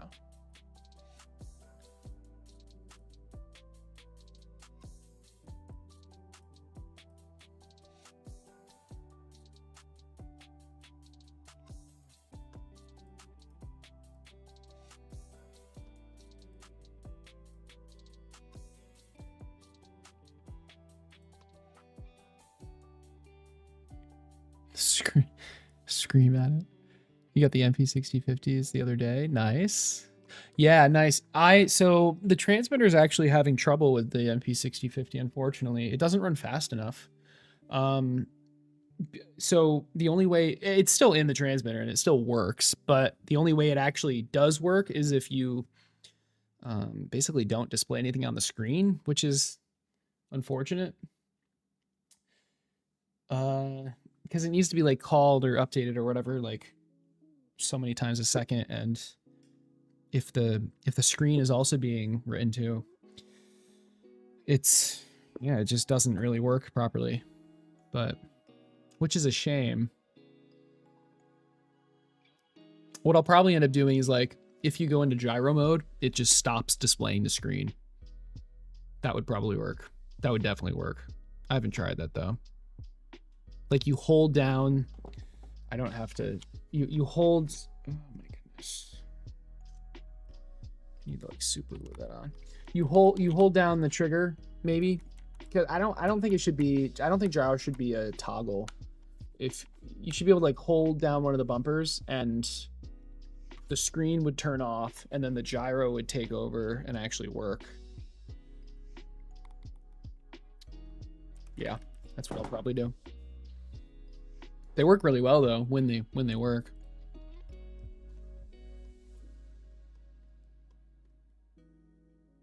It's okay though. I think if I make a new version of the transmitter, I mean, it would basically be exactly the same, except use a Teensy instead of an Arduino Mega, which would mean it would cost $20 more, but it would let me use a nicer screen and just run faster, higher frame rate. Could you add another mic? I mean, at that point, I might as well just replace the current one. But yeah, I guess that would add a lot of complexity though. But yeah, that would work. Although you're skipping a lot of, oh man. Right, I wanted to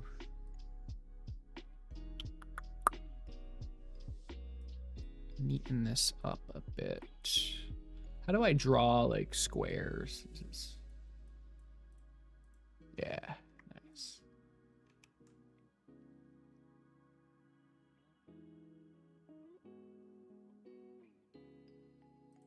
Add a wire. I just want to add a line. Does that technology not exist? All right.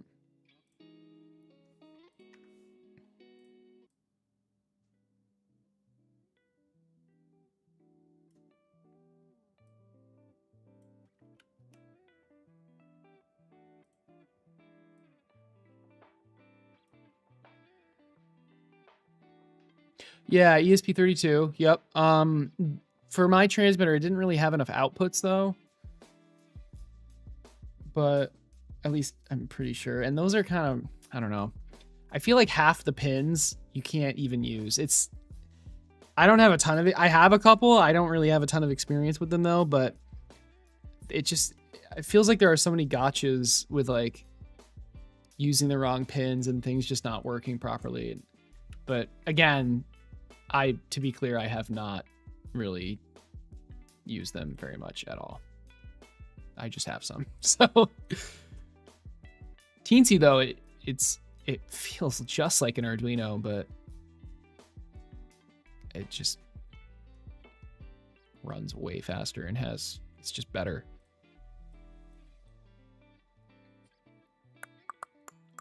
I'll put the gyro right there.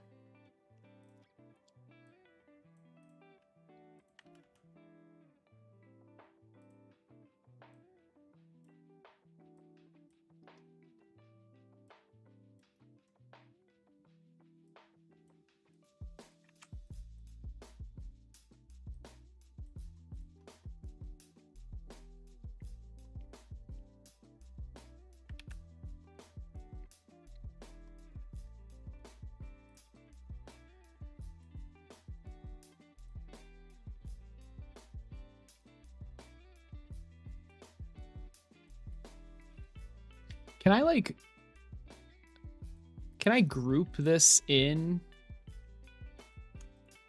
Can I like make a group?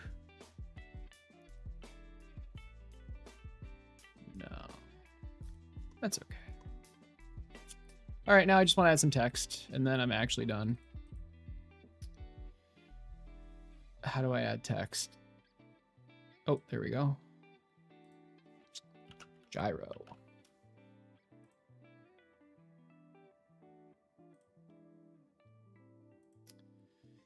NRF.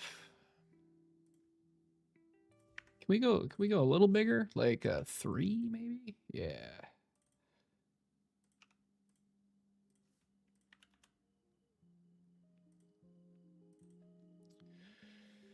Power, I guess.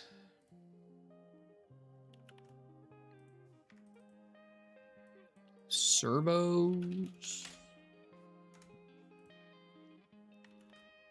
And TC. Cool.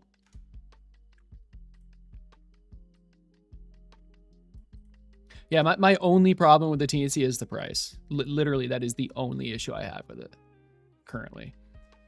So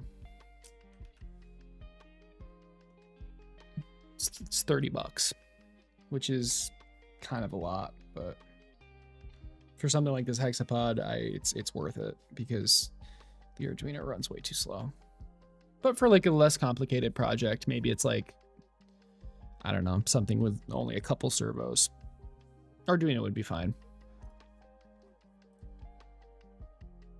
All right, this looks great. I'm going to move on to the schematic now.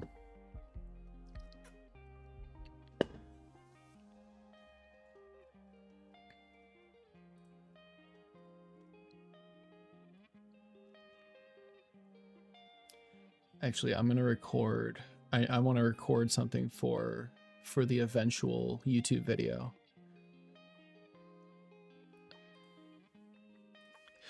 All right, so we've got the, what is this called? This is the schematic. We've got the schematic finished, I think. We've got the six legs. Each leg has 3 servos each, and these are all connected up. And this is what each leg looks like. It's just 3 male pin headers. We've got the Teensy, of course, the Teensy 4.1. The power, so two 2-pin terminals. One where you connect the plus and minus of the battery in, and then one you connect the switch in. The battery is connected to a voltage regulator, which powers the Teensy, because the Teensy needs 5 volts, and the battery is like 6.6 or something. And then we've got some capacitors, and then just the raw output of the battery.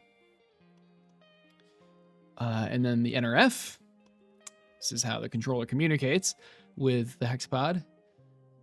Some more capacitors, but yeah, pretty simple there. And then the gyro. That's it. I may add a current sensor in the future, but I'm not sure yet. So now that we have the schematic done, I need to wire it all up. So we'll see how that goes. Okay. That wasn't bad, honestly. It wasn't great, but it wasn't bad.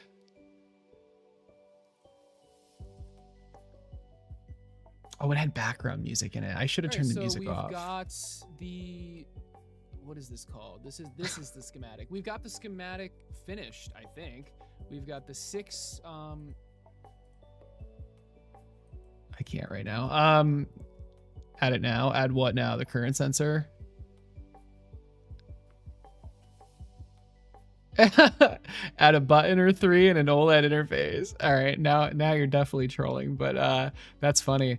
I did consider some sort of like little display screen or something, but yeah, I mean, I can be convinced. Is there anything else I should add? Keep in mind the current not stipulation. The current requirement is that no SMD components. They have to be through hole. They have to be easily soldered on. I think a screen is overkill, even though it could work. Like, what would you even display on the screen? Unless it would be a face. Like the Hexapod has a face, but that's a bit outside the scope of this current project. I was gonna say unfortunately, but let's be honest, fortunately, that's a bit outside the scope. That's for the next that's for the advanced Hexapod, but I mean, we have already got a power switch.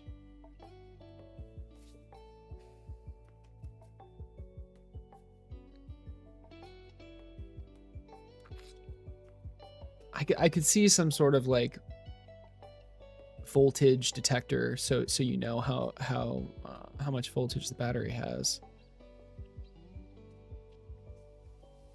But like, would that even work? How does that? Because like I've seen them.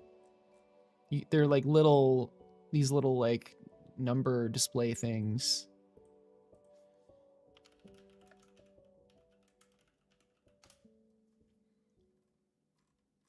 Yeah, like this shit, and it beeps. It like it starts screaming if the battery is too low. No, we already got the NRF. Gotta have a buzz. Yeah. So honestly, like a speaker or something. But again, that's outside the scope. That's beyond the scope of this project. This is the simple Hexapod. It's just.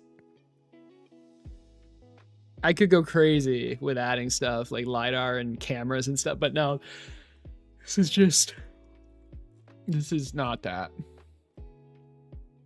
But with that said, I could see this being something. Oh, look at that. So 2S.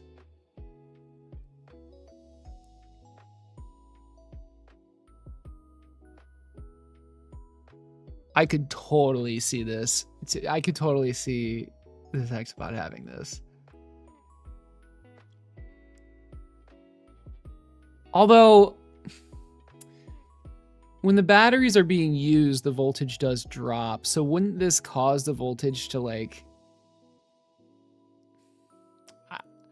Wouldn't it like have false alarms? Kind of like when you're using it, it beeps, and then when you stop using it, it stops beeping. I feel... Huh. I don't know. Personally, I like it. The Hexapod just stops working. That's when you know. That's when you know you need to charge it. But Jesus, I'm not sure. Tricolor LED for battery level. Yeah, I mean that's essentially what this is doing. Hold on. There's something. It's like a. Oh, this is a tester. Oh, this isn't what I want. Sorry. There. Hold on. Battery sensor level. There's like a little. It's not this though. It looks like this, but it's like a little component. I mean, it's kind of like this. This is cute.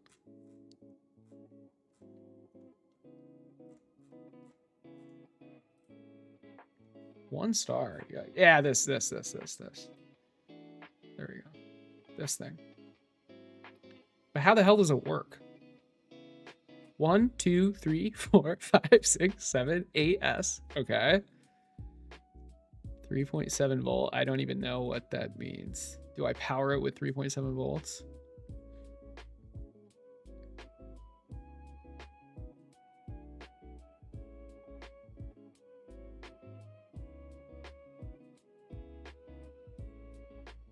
Yeah, so I mean, it's just...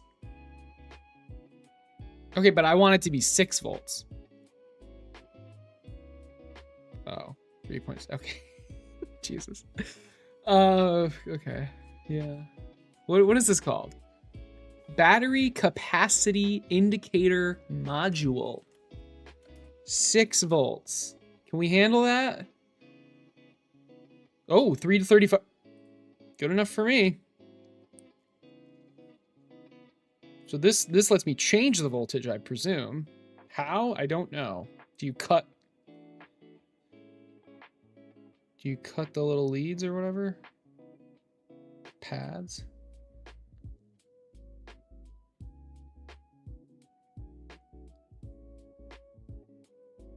You can do a voltage divider and reads the voltage on the micro. Yes. Yes, definitely. That is... Yes. That's probably the best idea, to be honest. And then you'd be able to display it on the controller, but yes, exactly.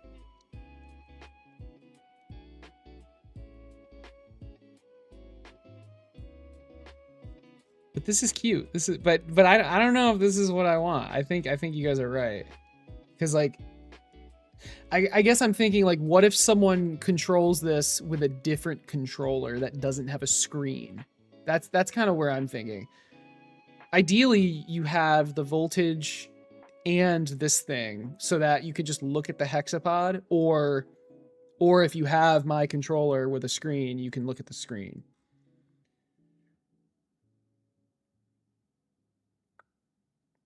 I mean, this looks like it's what I want, though. Is there an output? Is there a voltage output? Also, how the heck do I use this?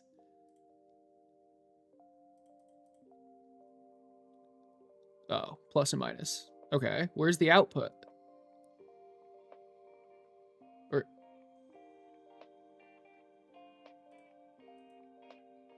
Am I dumb?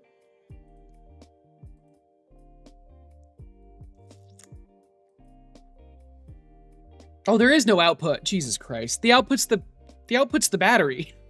That's the output. Okay, I wonder if I could like maybe I do a voltage. I like this. I like this a lot. This is like exactly what I was thinking. But maybe this is too like, I don't know, dumb looking. I don't. What about this thing? Isn't this the same exact thing? It is. What do you guys think? Yay or nay? Should we do voltage divider with some LEDs? That would be kind of cute as well. What is, okay, low side shunt resistor for servo current. You can set a voltage limit programmatically and disable servos. Yes, true. That's probably a good idea. I don't know. Do you guys think we should have this thing? Or should we just do, I mean, at the very least, add a voltage divider?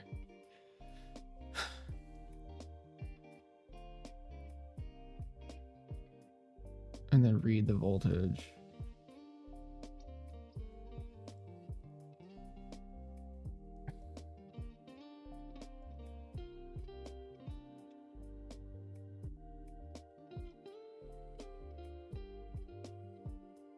Do I just do a voltage?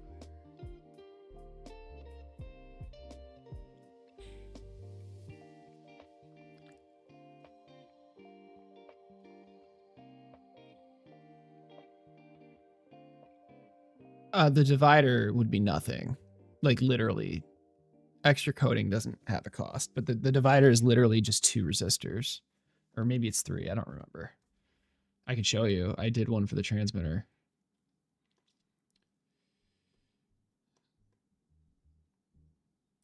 It's literally just 2 resistors. I don't even think did I use this? I don't think I'm actually using this voltage divider right now. Oh, I gotta update the code. What pin is this connected to? Battery voltage. A8. Huh. So what? Do I just like read? Did I actually not? Oh my goodness.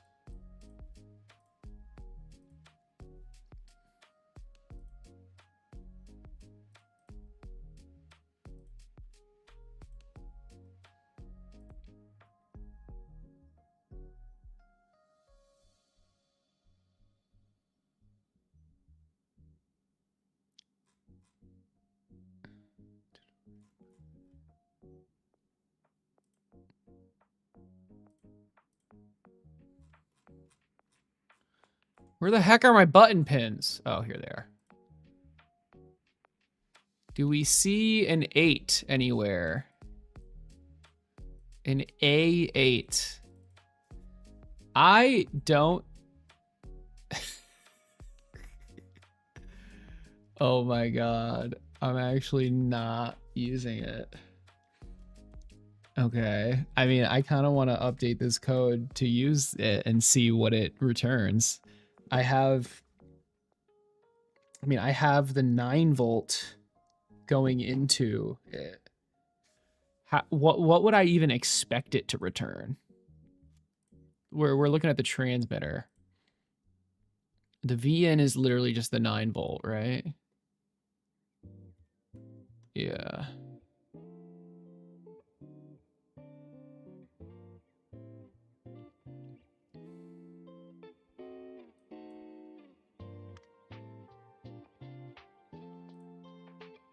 Oh my god, wait, would this?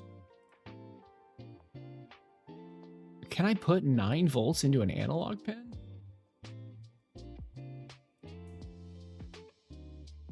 I think the 10K resistors is what brings the voltage. Yeah, I remember. I remember calculating this. The resistors brings the voltage down to something that's readable by the analog pins. Okay, yeah, let's see what reading I get.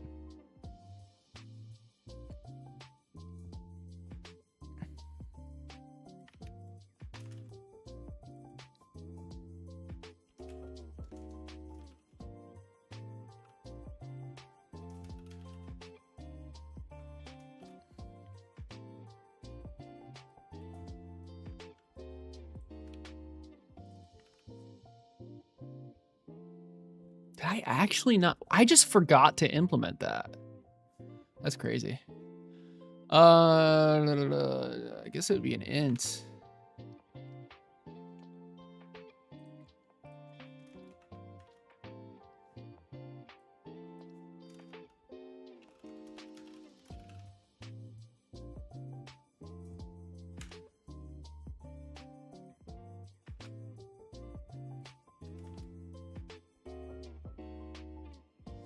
I don't really need a string return. The int is good enough. Okay, so get battery voltage value. Let's implement that. Yeah, watch this. Yeah. Void get. Yeah, get battery voltage. It just implements itself. Okay, I mean, let's see if this is actually right. Sensor value equals analog rate, yes. Voltage equals sensor value times 5 divided by, I don't know if that is correct. I don't know if this is right. Like, I have no idea. We need to return an int. Am I not returning an int? Int. Get, oh, it's lowercase g, whoops.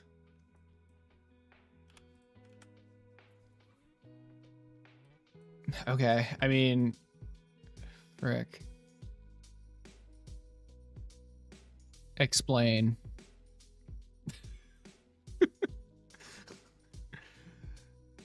My lord. So like 5 is the value of the analog pin. Like that's, I think that's like the max value. The 1023. It's not a, is it a sensor or is it? I don't know if this is right.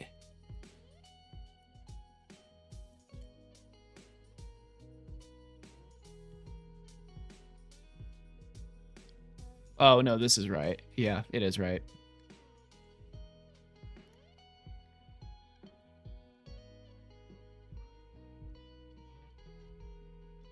I think this is right. Where's the, what is the 2? Oh, which accounts for a voltage divider circuit that's likely to step down the battery voltage to a...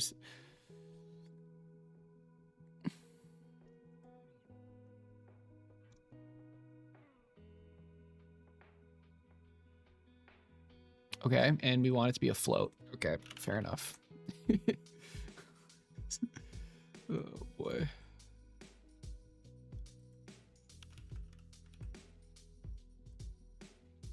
Okay, and now I want to go to the main page and display. I'm not even in the right freaking. There we go. Okay. Main page. Nope. No. Page. Home page. And where do I have room to display this battery voltage? I really don't. Jesus. Okay. I know. No, I have room. Okay. I need to do it below the Wi-Fi symbol, or actually, I want to lower the Wi-Fi symbol and then. So 10, maybe make it 20, and then it's just a number for now. Can I find another number? Where are the here?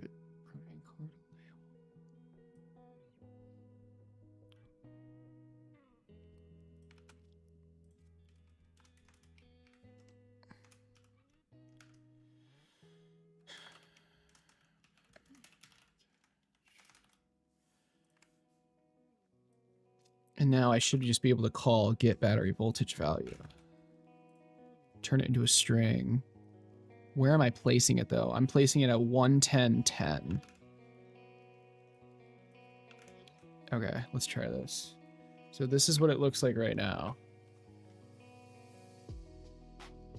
Okay.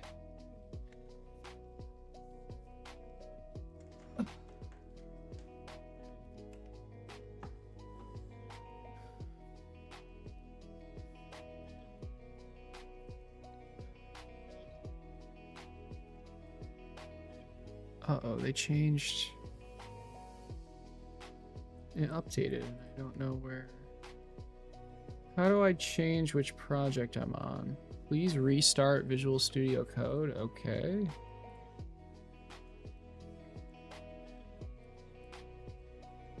Oh, there's my stuff again. All right, that was weird. Okay, default. Yeah, see, I'm on the wrong thing. I need to be in code simple. This is the simple remote control code. And upload.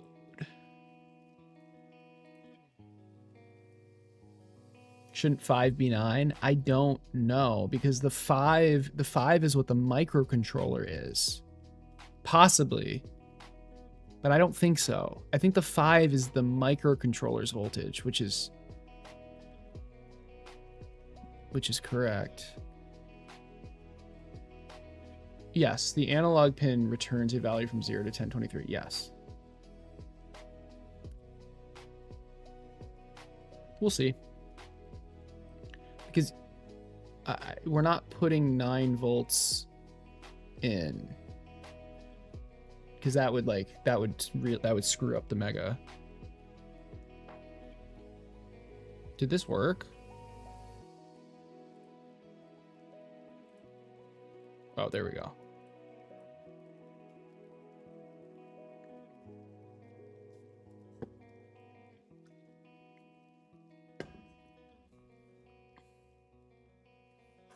So if this voltage divider thing works and I'm actually reading the voltage properly, I might as well just add it to the Hexapod as well. Without the weird little battery thing, because that's not necessary.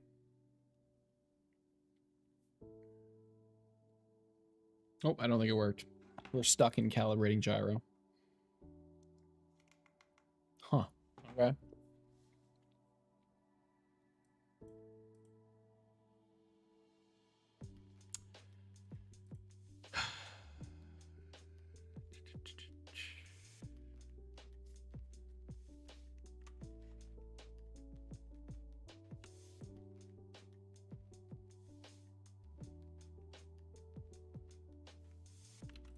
I mean, I don't think that's going to fix it, but...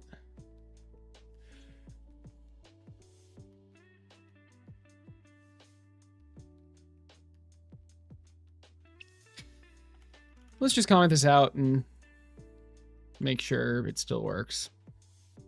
Because, I mean, after commenting this out, nothing has changed except I moved the Wi-Fi symbol down so that...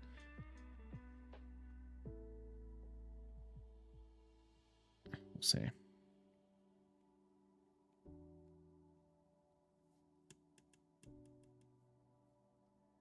Okay, that worked. So I'm going to uncomment this again and see what's going on. Maybe print some values out or something.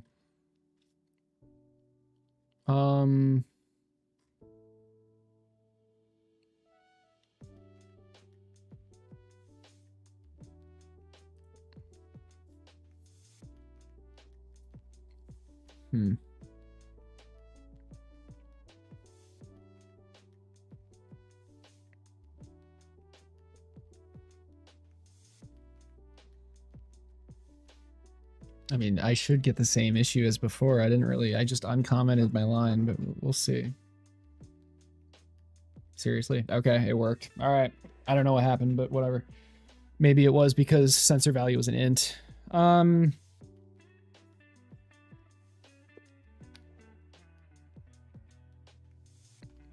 Okay. I mean, we're getting 7. I'm not really sure what that means. Actually, I do know what that means. It means the value of 3.5 is going into the analog pin, then it's multiplied by 2, getting 7.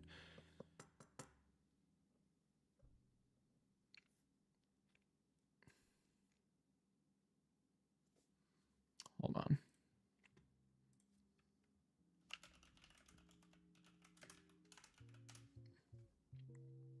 I did 2 10K resistors. We have 9 volts in. All right. So 9 volts, 10 kilo ohms, 10 kilo ohms.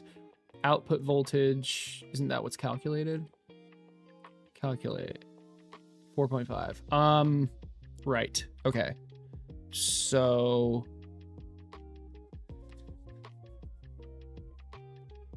that is, yeah, that is dividing it by 2. So by multiplying by 2, you get back to 9.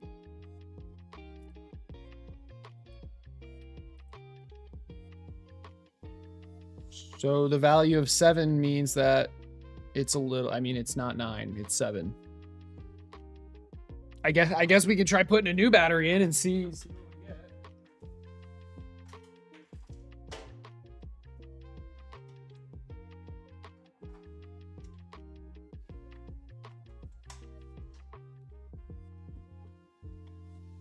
Okay, all right. We got 8. Does that mean 8's the max? Sure. 8 can be the max. Just learned about Thevenin and Norton today. I have never heard of those in my entire life. What is that? What are those about? We're getting 8 now. Brand new battery. We're getting 8. So, geez, I guess what do we want to do? Get battery voltage value.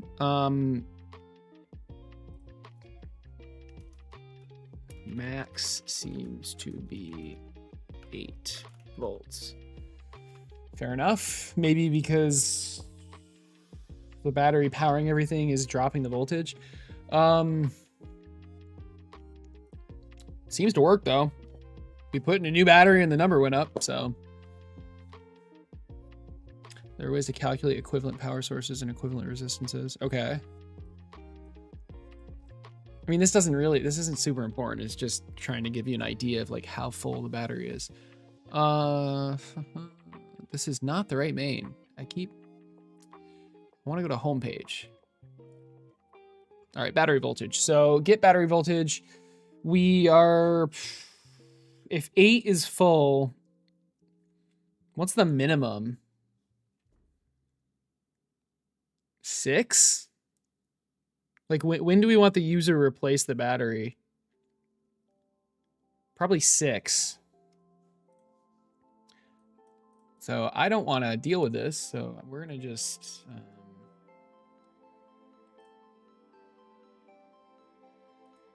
can I add? How do I add my selected? Or in Visual Studio Code, I can.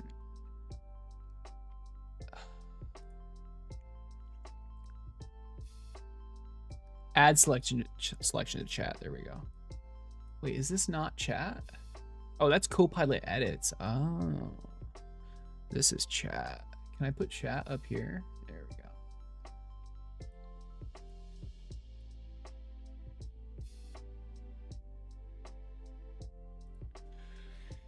Please update the battery voltage display to show a percentage.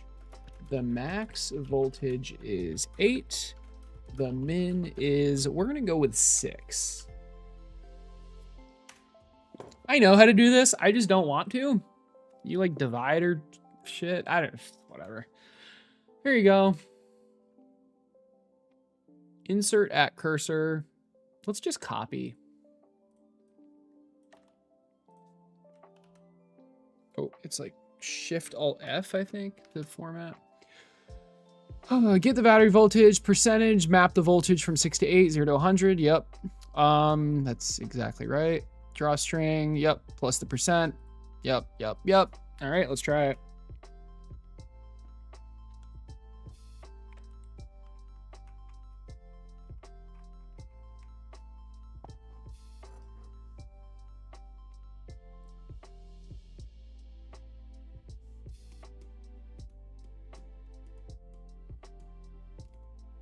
I know this is supposed to be Hexapod stuff, but we're just making sure the voltage divider thing is kind of like doing what we want.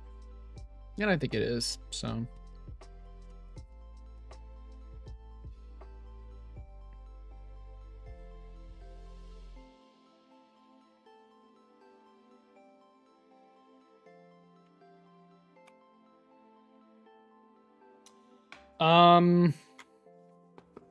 What the hell? It's giving me 50%. Okay. See, this is why you can't completely rely on AI. It's flickering between 50 and 100%. And I know why. This needs to be a float. Because it's just sticking to integers, right? So, oh, that's really funny. Okay. Silly AI.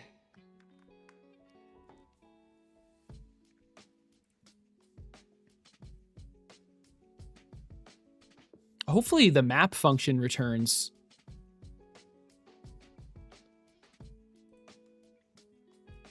a float as well. It returns a long.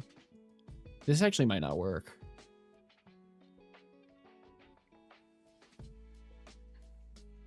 This might not work. It didn't work. The problem is the map function is returning a long. It needs to return a float.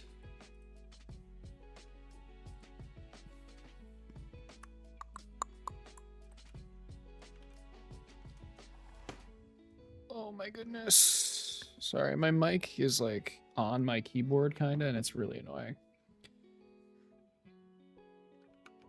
All right, here's what we're gonna do.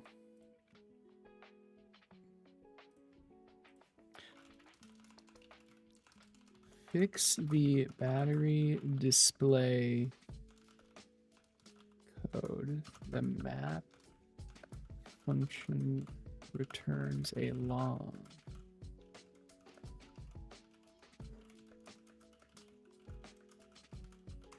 I don't think it can use map unless there's a map float function, but I don't even know if there is. No, casting the result of map to a float, that's not going to work. No, that's not going to work. I'm almost positive that's not going to work. Is there map float? Oh, there's a map float. Oh, that's my function. Map float is my function because... Oh, my Lord. Okay. Yeah. All right. I have a helper function called map float specifically for... And that's the... Yeah, and that's the code. Okay. That's funny.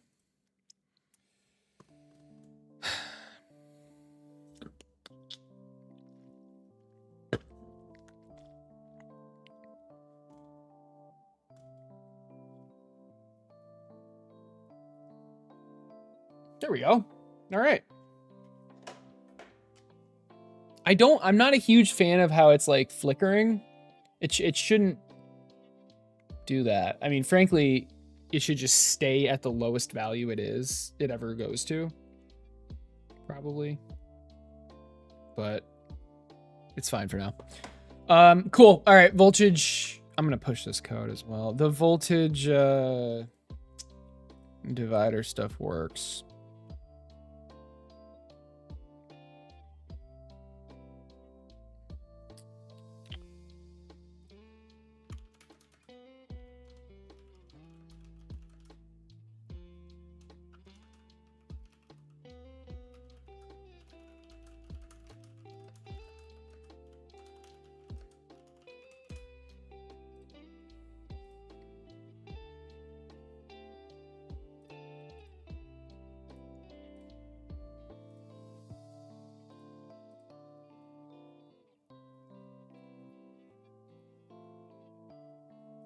So let's look one more time at how we did it. So from the battery, we put it through a resistor and then put that into the analog pin. And then we put that through another resistor into ground.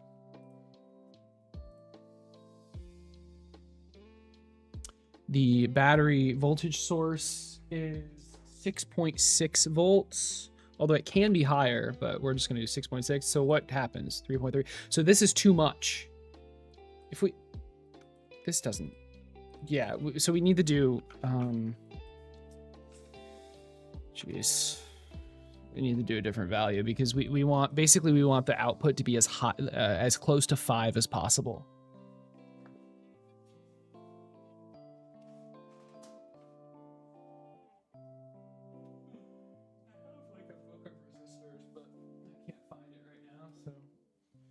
Let's see. What are some normal resistor values that we can use? I'm using a 10K. What? Okay, 10K, I was going to say. There's like a 4.7K. I don't know. Well, I guess let's just put some random numbers in and see. Okay. Oh, we're getting closer. Oh, well, that's perfect. All right, is there a 30K resistor? That feels kind of high. No, not really. It's 3 times.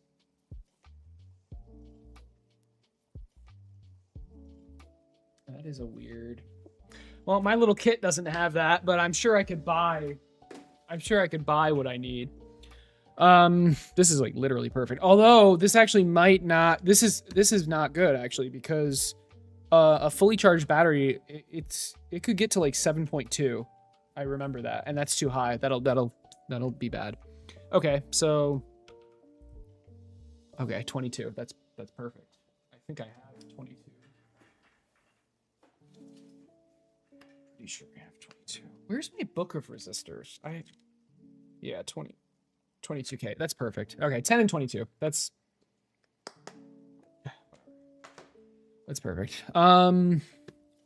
Resistor 1, resistor 2. Did I label them correctly? I probably did. Yeah, I definitely did. So 10, 22. All right, let's do it.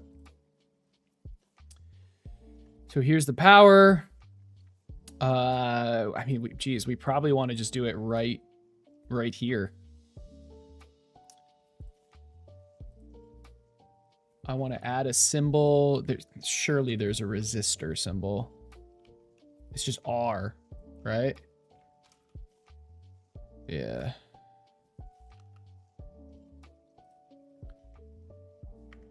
Okay.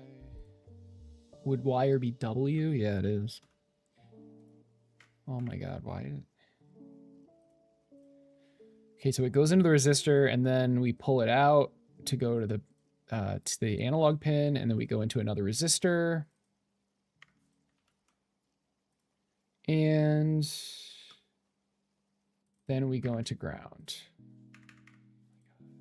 I am going to scream. Oh my gosh. Jesus Christ. Okay.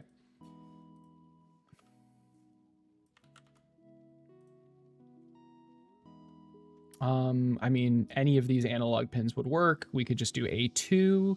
I assume A2 is an analog pin, but assuming is probably not a good strategy. So we're going to go to the pinout of the teensy.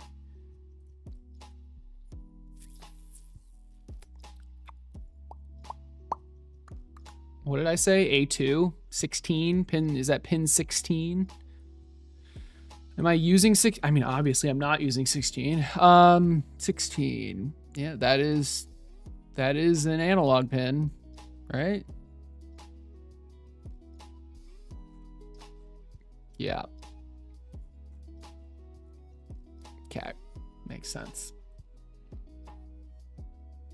Now I guess, is there a different pin? Does it even matter? It really does not matter. Let's just do A2. It's completely arbitrary. Battery voltage. Or maybe that's not true. That's actually not. That's not true. This is the voltage battery voltage divider. That's what that is. Bam. All right. Now how do we make this look better? Jesus, we can move that down. There we go. That was easy.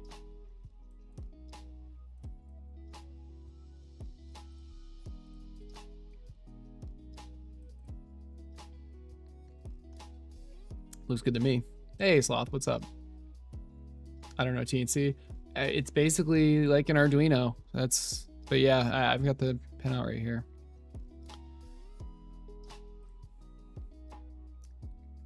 0 to 4. Yes, exactly. Yes, that is exactly right.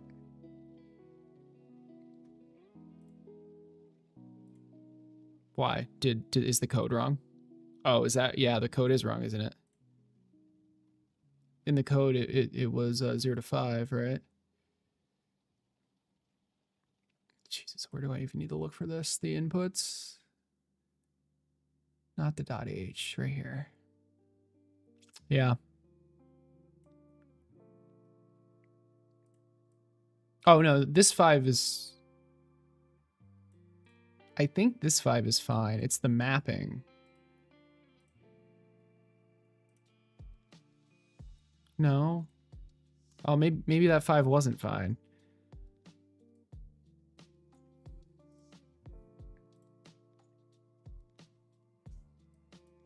So this is 4.95. That's close enough, but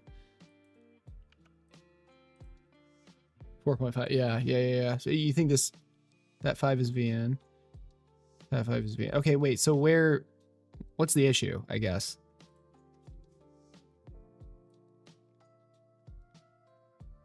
Because getting 8, that meant... Yeah, the 8 means it's full. Because 4. Oh, wait, no. 4.5 times 2 is 9. Sorry. Wait, what's the issue? Gosh. You're confusing me. Or I'm just being confused. It's not necessarily your fault.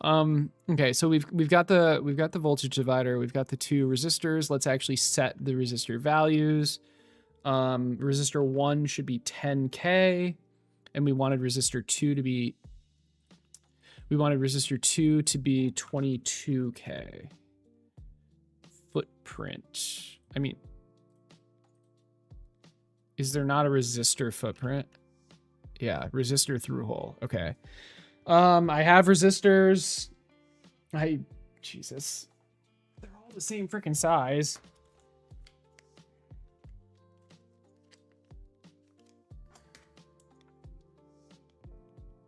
It's like 7 millimeters or something. Oh my Lord. So is it 6.3? Like what? Yeah, 6.3. That's what it is. Why does the diameter matter? Oh my Lord. Well, which one is it? Wait. It is 7. The The resistor length is 6.3, but the pin, yes, I believe this is perfect. 7.6. Yeah, that's perfect. All right, cool. And then here's a question. Can we copy and paste that footprint like that? That looks like it worked. All right, now we've got our voltage divider. Let's add that in as well. We still don't have current sensing, but at least we know how much battery is left, which frankly is more important. The current sensing literally wasn't, like, we don't care about that. Okay, it was just for fun, honestly. Like a cool to know thing. Voltage divider resistors. All right. Now we're ready to go. Now, should I re-record the clip saying that the schematic is done? I really don't want to. But maybe I should. Okay, maybe I should. So 5 should be 9. Are you sure, dude? Since that is V in from the battery, 5 should be 9.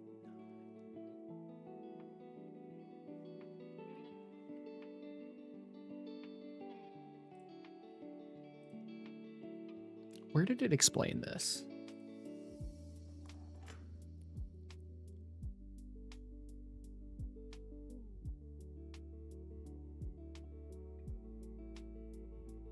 I thought the 5 was the max voltage that the analog pin could receive. Which is, yeah, look, 0 to 5. That's where this 5 is coming from. Yeah, yes, it's a 9-volt battery for the transmitter, which is what we were looking at.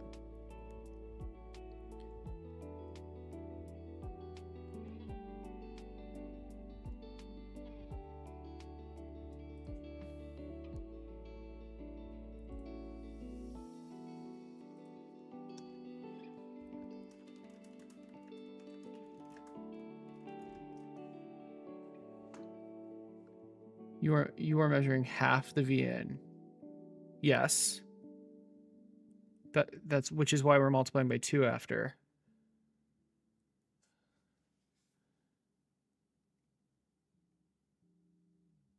It represents the reference voltage of the analog to digital converter on the microcontroller.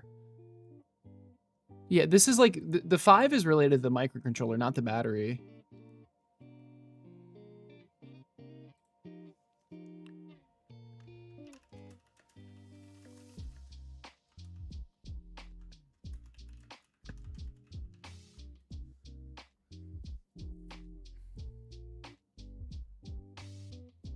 Maybe you're right. I don't know. Wait, it's still being multiplied by 2. All right, what? How is that any different than multiplied by 2?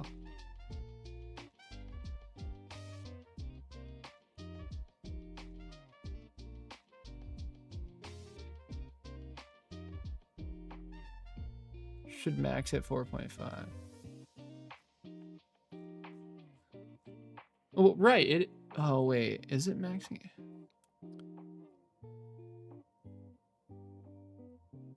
Okay, so okay. What do you think instead of this, what do you think I should be doing then? Like specifically, what should the code be?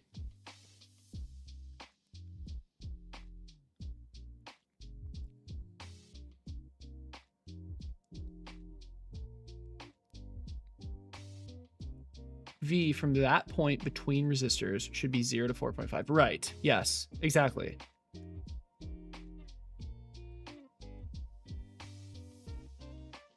Okay.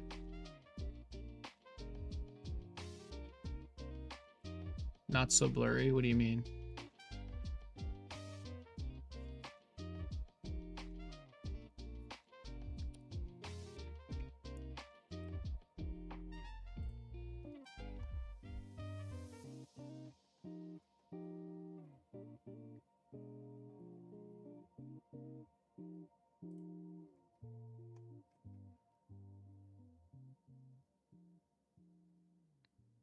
The formula is converting.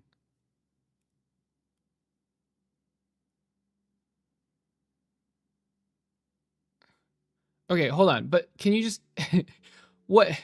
I'm not fully understanding. Like, what specifically should the code be? Like, I assume the sensor value equals analog read battery voltage pin. That doesn't have to change. So like voltage equal like this line. What should this line be? Like, because that's the only line of code really. It's like, instead of what it is, what should it be? In your opinion?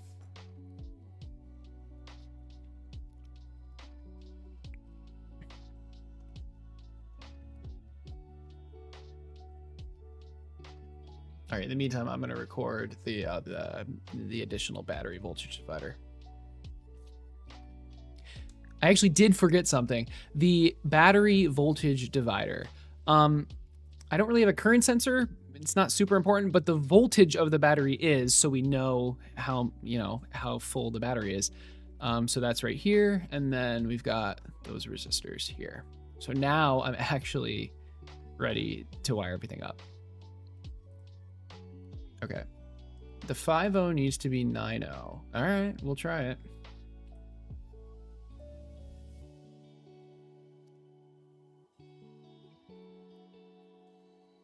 Wouldn't that mess up everything else though? Because like I'm getting numbers that make sense though. I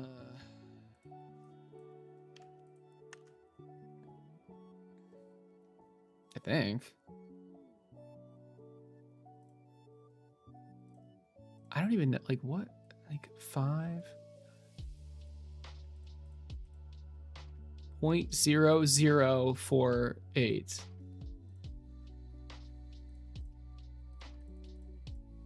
0087. Those are very small numbers. So I'm just gonna get a smaller number probably. If value is then voltage equals 5. Right. Okay, look, I'll try it, but I'm pretty sure it's just gonna give me some weird numbers. And do you think, I mean, so surely something has to change with the voltage percentage, right? So what has to change here then? Because it's no longer going to be 6 to 8. Is it going to be like 3 to 5?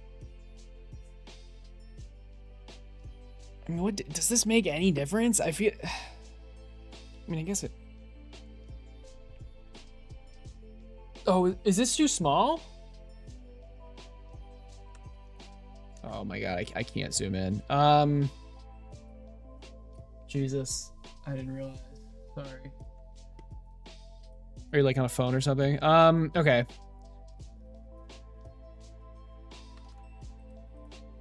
This is how I'm calculating the percentage. We're just mapping the voltage from 6 to 8 to 0 to 100. So instead it's going to be like 3 to 5, right?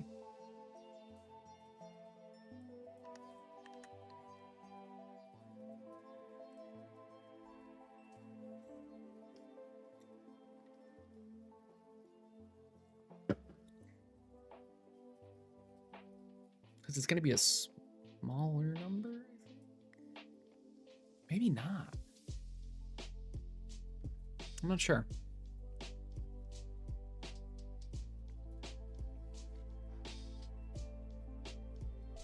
Yeah, that did not work. I'll just keep it 6 to 8 for now.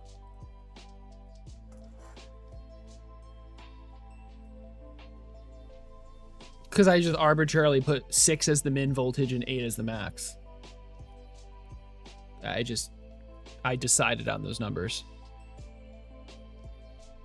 Because I had put a new battery in and I was getting the number 8.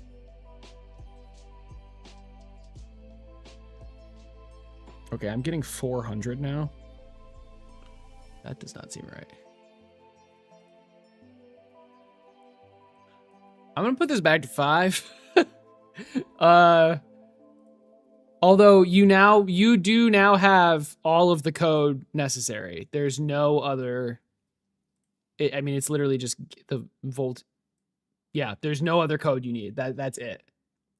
So those 2 lines that I posted in chat, that's everything else is just like displaying. And so yeah.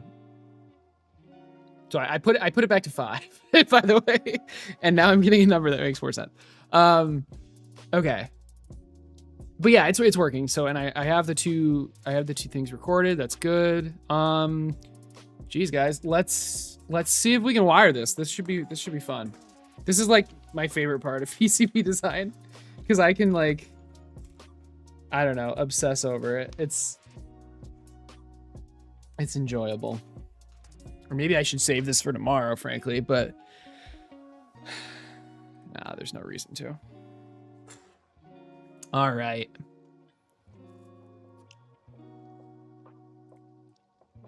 How is this going to be laid out?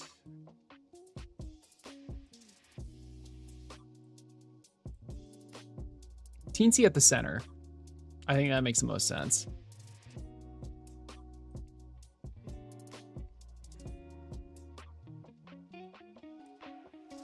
If I can keep this under 100 millimeters, 100 by 100, that would be like amazing, by the way. We got the voltage regulator to power the teensy. Oh, it's gonna be tight. The gyro ideally is in the dead center of, oh, frick. The gyro needs, maybe I can put the gyro on the bottom.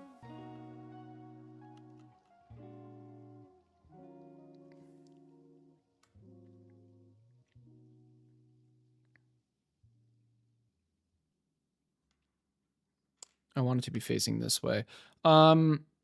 If I can sneak the gyro on the bottom of the PCB, that would be amazing.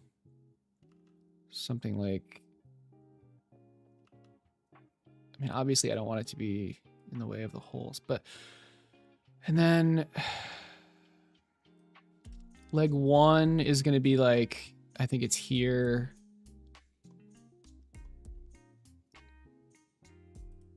Is that leg 1? I can't even tell. Where's J2?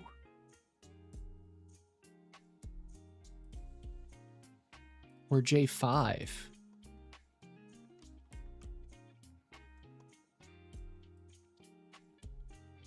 Six, 7, 8, 9, 10, 11, 12. Okay.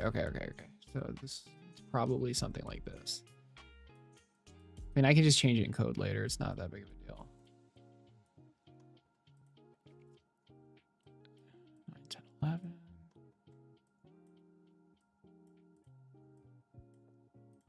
Why? What? Okay. Just doing a rough layout right now, obviously.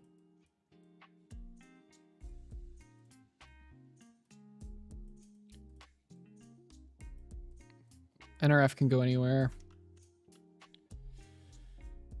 Voltage divider can go anywhere.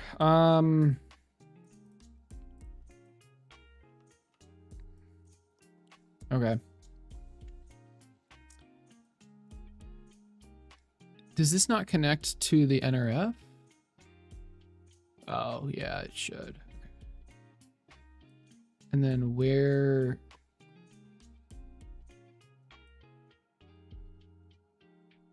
I guess it depends on where the wire is. I'm probably not gonna have a 3.3 volt power plane.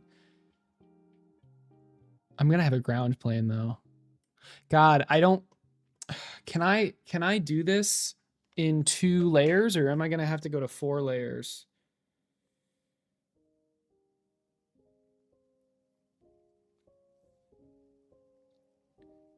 Sorry, my house. My heat turned off. It's cold.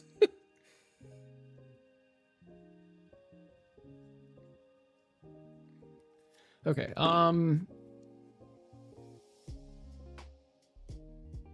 no, I got to go proto the divider.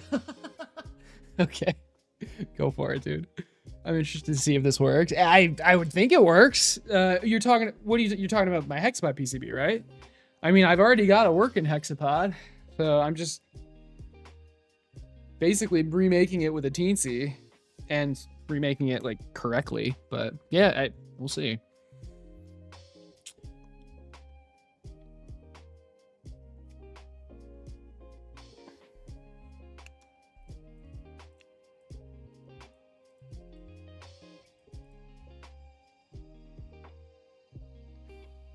This is a similar problem I had with the transmitter where I wanted the gyro in the dead center, which caused issues.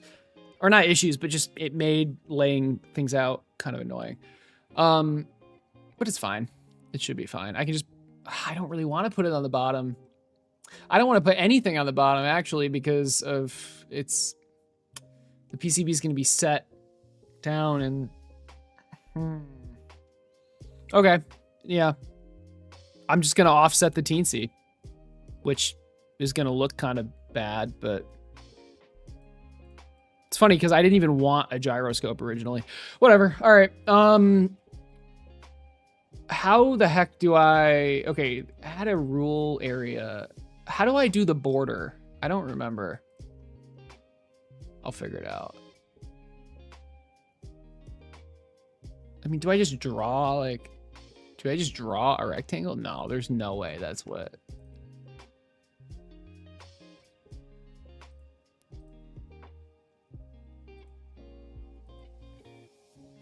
That might be what I'm supposed to do.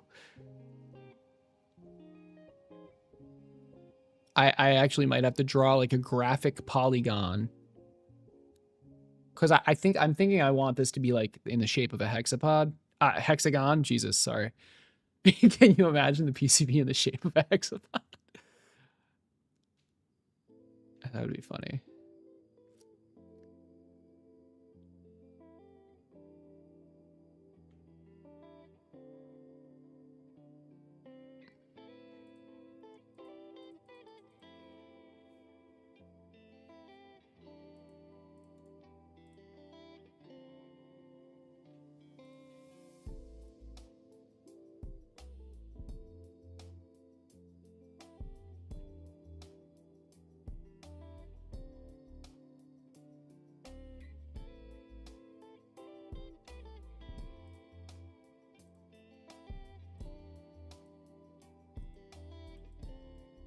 Am I keeping things out of this or am I...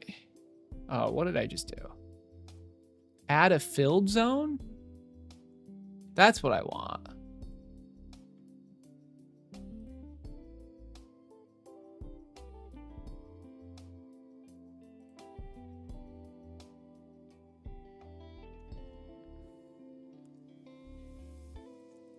Let's make the bottom ground and see where that gets us.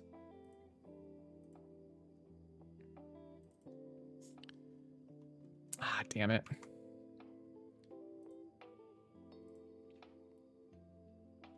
Wait, what? No. Will result in an isolated copper island.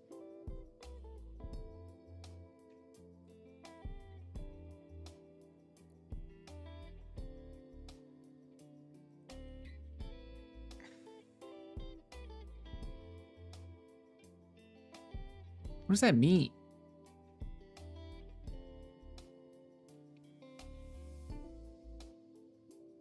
I guess that's fine. Is that fine?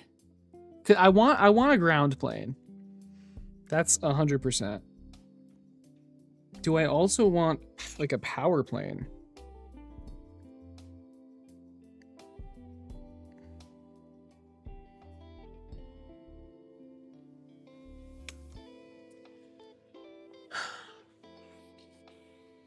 You need bench to fly. Which one do you have? Because I don't have one, and I'm looking to. I want one. I should have one.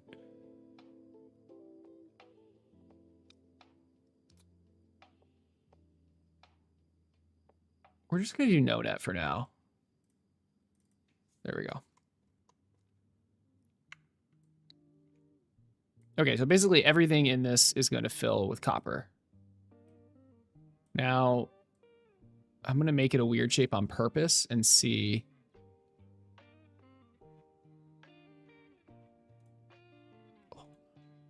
Fill all zones. Okay, this is so far, this is working how I expect. 3D viewer. Oh, see, yeah, that's the...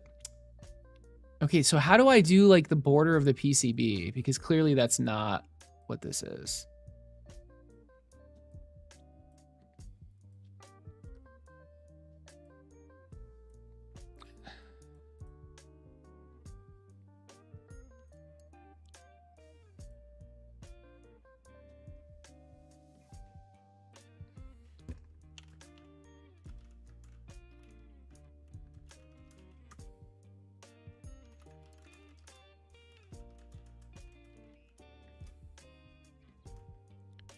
Edge cuts.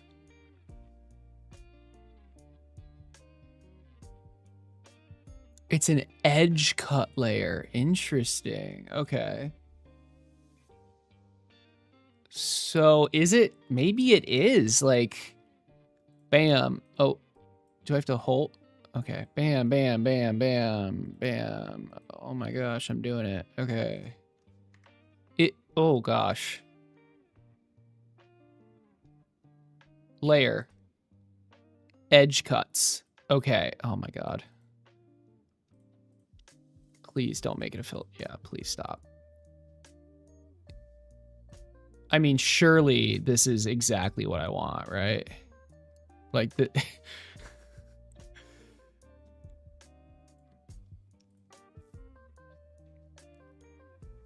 There's no way this works.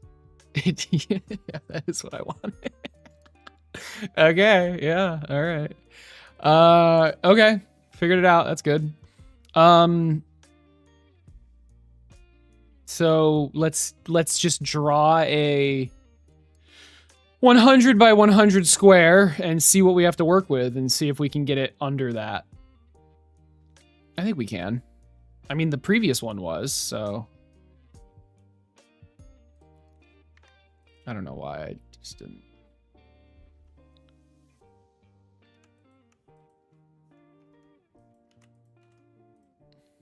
All right. Oh, man. The previous one didn't have to fit a teensy or anything on it. It was being attached to an existing Arduino Mega. Oh, guys, I don't think I'm going to be able to do this. I know if I am able to do this, it makes things so much cheaper.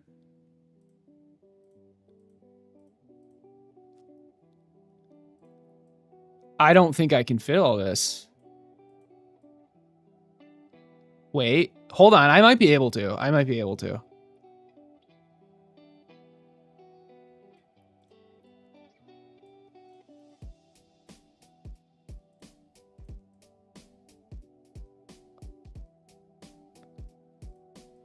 Well, okay. First off, goddamn. First off, we make the gyro in the dead center. All right.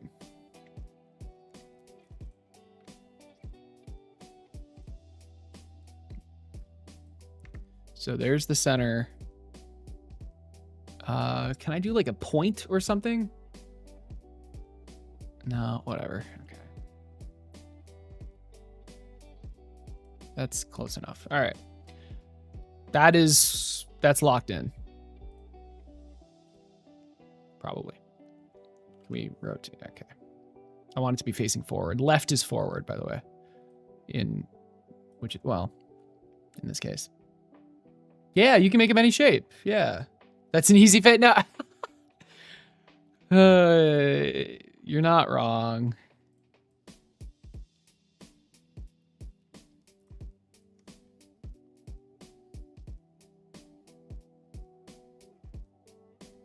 Yeah, you're not wrong. There's more than enough room.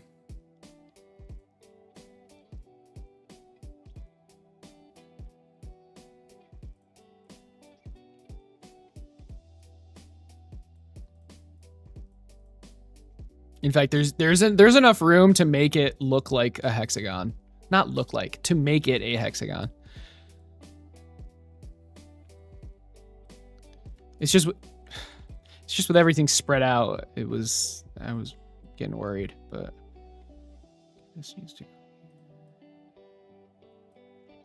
Although we cannot put anything on the bottom for this.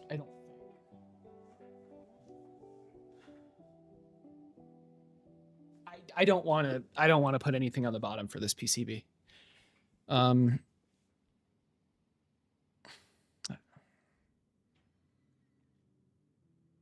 mean, it could work, but the thing, like, I'm placing, wow, this is slow. Oh my God. Okay, there we go. It was like sleeping or something. I'm placing the piece, Jesus Christ. I'm placing the PCB on this, right?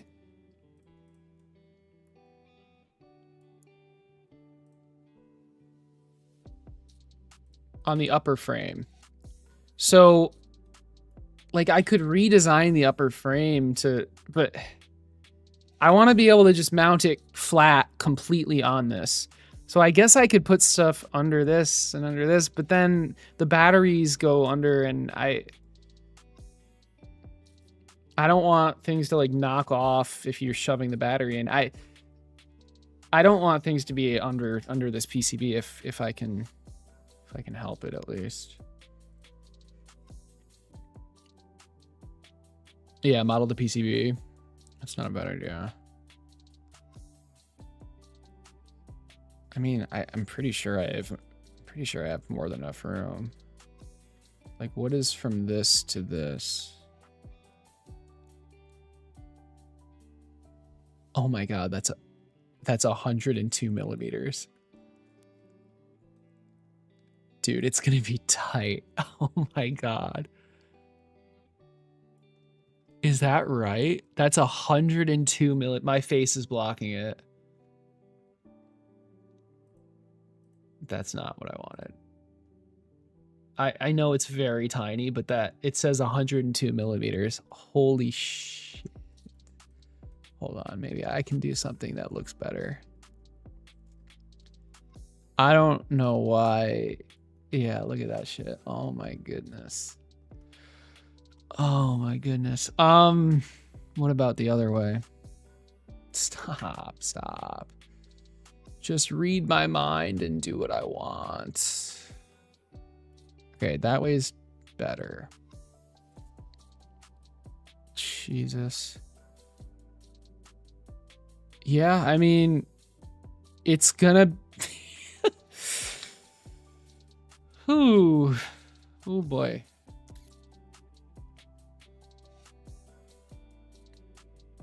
You know, I think I will have the wires connect from underneath though. Although that's going to be super annoying. Do I need to redesign this whole thing and put the batteries like on top or something?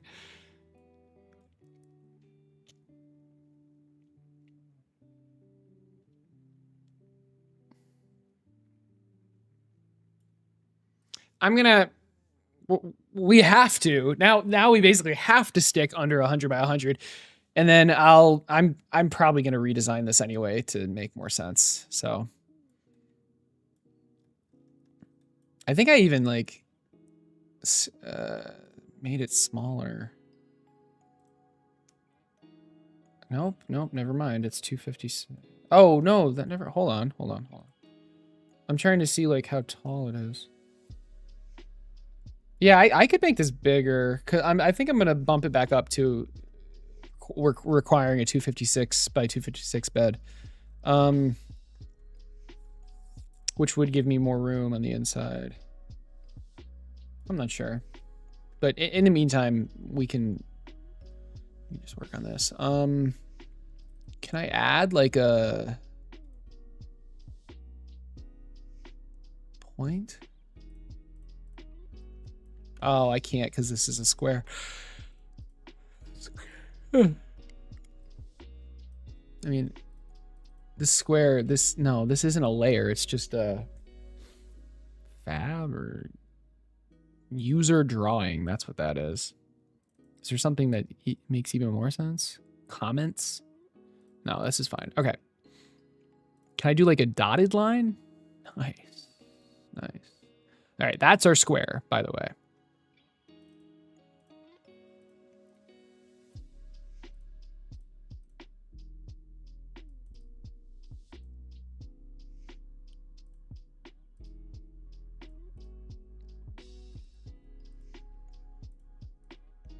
Perfect.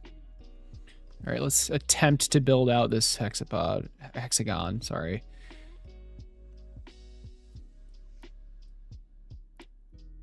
This is going to be the ugliest freaking hexagon. Oh my goodness. Ah. This is an octagon. This is not a hexagon, but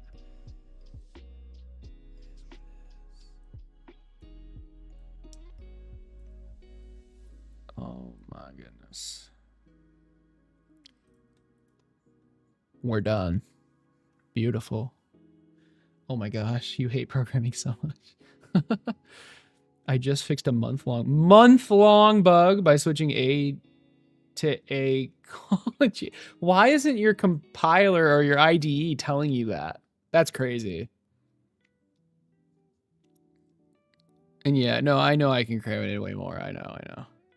Mounting holes, yep. Yeah. I forgot mounting holes. Yep. Where are those gonna go? Right there. Let's see.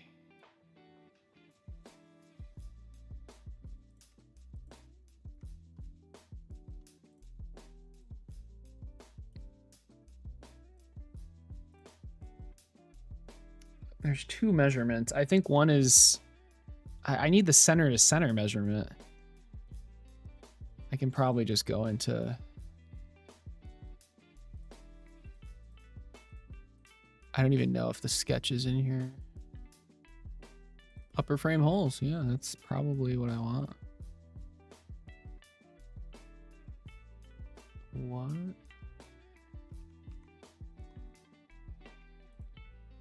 Nope. Electronic holes? Yes. Okay. Okay, but this doesn't really give me a good measurement.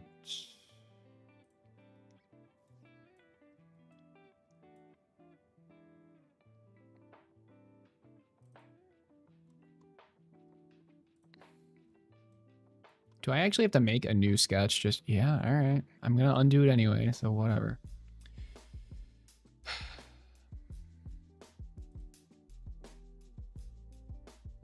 I'm sure there's a better way to do it, but yeah, it's 25. Okay.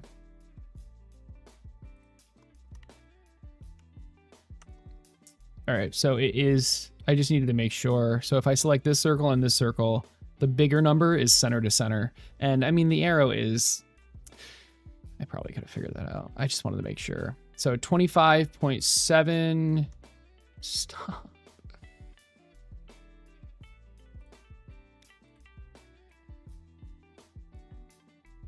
And 38.1.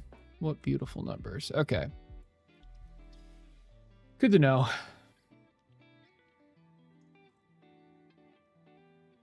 $38.1. God, why is that? I can't change it because it's already printed. Oh my goodness. 25.723.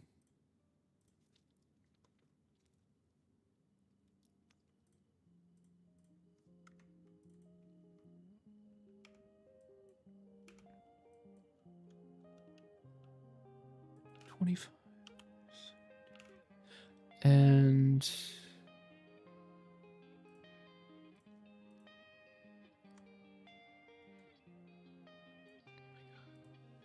there's so many sketches that are on right now. It's so annoying. What is this? What is this? Why is this sketch visible?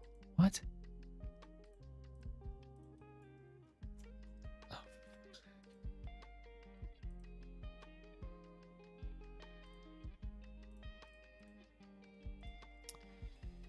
Anyway, all right, inspect 38136.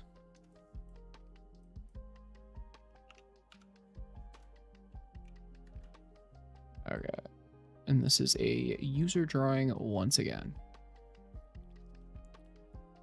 So these are the mounting holes. And I need this to be the dead center. How do I make this the dead center?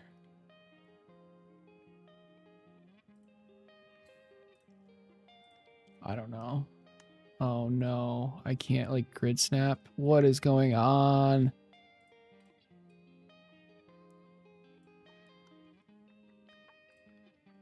I am unable. Oh my goodness. I'm unable to snap. Can I snap it now? Yes. Okay, good. Okay.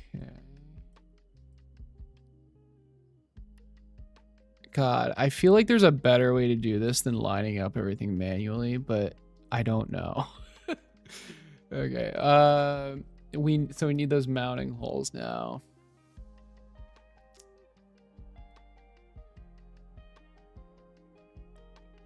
Would that be in the schematic? I think so. Please give, yes, thank you. Thank you. For once, I get what I want.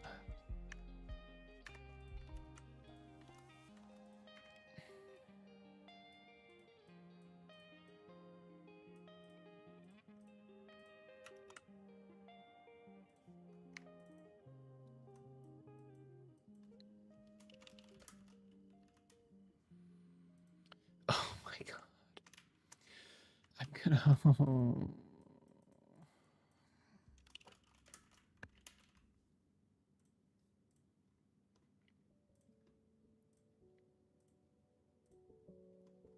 Where are my holes? Oh, I didn't make a footprint. Shit.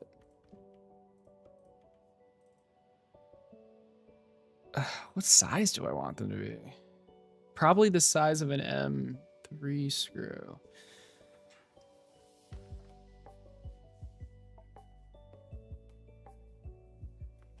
Where are my screws?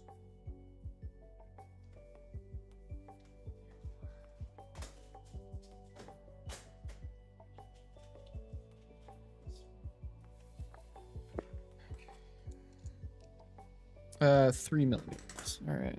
Yeah, M3, 3 millimeters. That makes a lot of sense. And it just fell on the floor. Footprint. I just needed to be a freaking hole. Like, yeah, mounting hole. Okay. 3. Yeah, M3. There you go. Look at that. KiCad is great when it has what you need. When it doesn't have what you need, it's really, really annoying. What am I doing? This, update, close. There are my holes. All right. How? Okay. What layer is this? F fab. So can I make this also the F fab layer so it like snaps?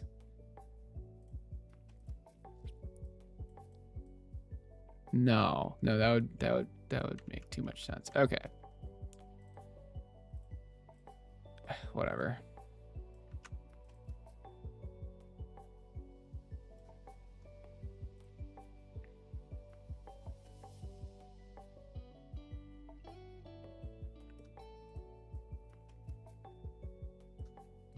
I mean, it's not exact, but I don't think it matters if it's like 0.01 millimeters off.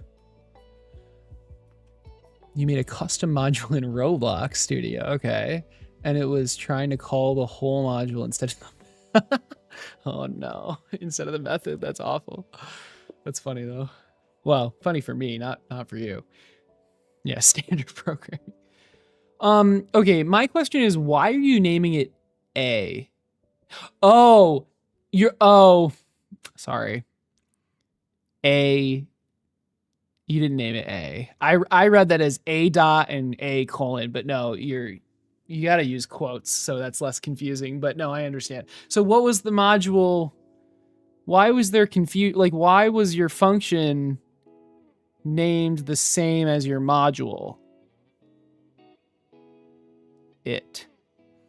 Bro, make a new component and sketch a PCB. Then you can get dimensions. Make a new component and sketch it. Then you can get dimensions for overall size and mounting holes. In Fusion? How would that help me here though? to be fair, what I'm doing does not feel correct, but also it will work. So there. Is this that bad? What's wrong with what I just Jesus. Oh my lord. Dude, I don't. Are you sure this is gonna fit?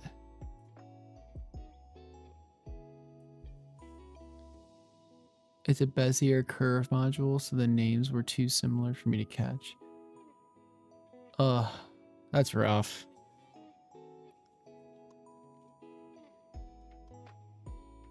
You gotta be careful with that though.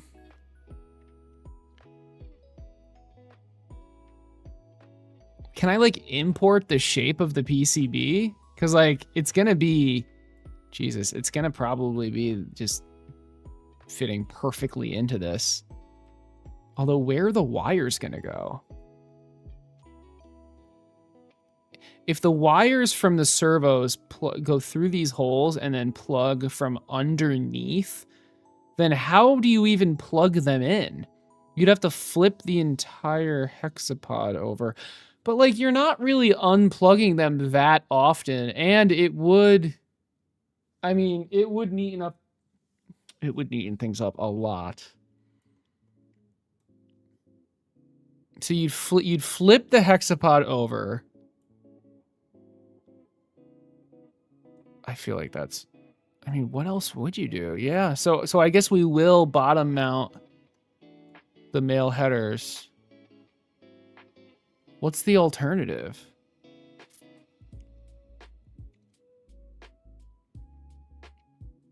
The PCB could be mounted on the bottom and the batteries on top.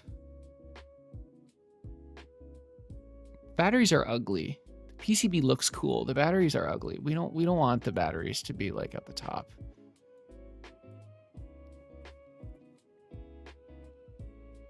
You're gonna need to move those holes. Yes, sketch and fusion, then you can take the XY positions of the mounting holes and corners. Gotcha.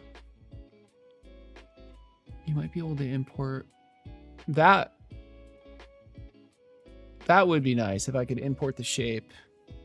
But I mean, I lined everything up. Is there a better way to do it? I don't really know, but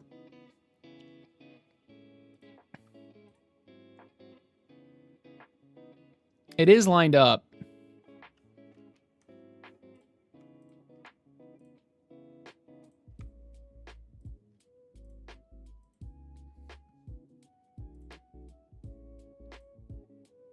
Now, is it lined up correctly is another question. How the hell are... Wait a second. And the answer is probably no. 25. Why are these different? Oh my goodness.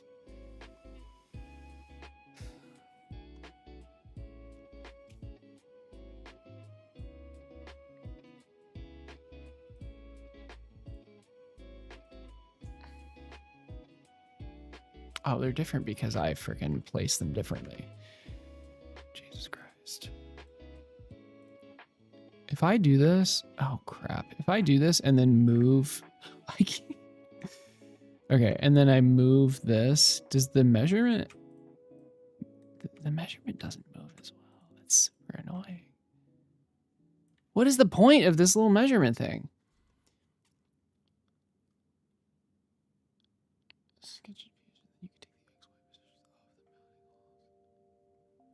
XY positions of the mounting. Yeah, that's a good idea.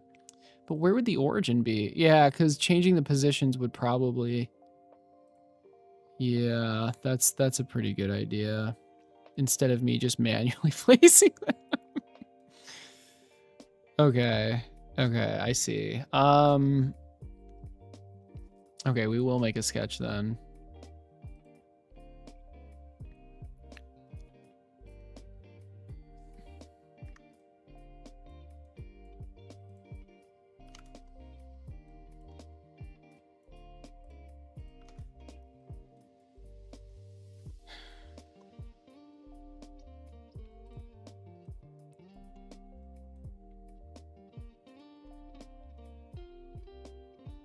So, I mean, would 0, 0 be like...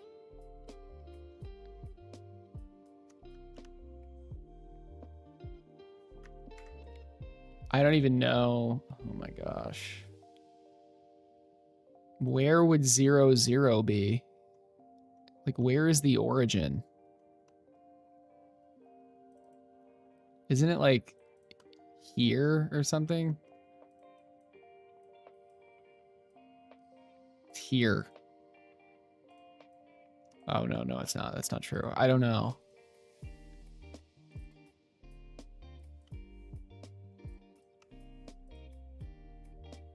Oh, yeah, okay. Okay, so how do I turn...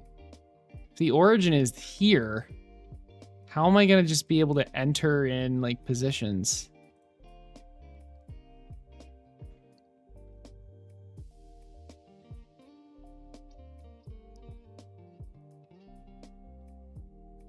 You ever heard of Lua?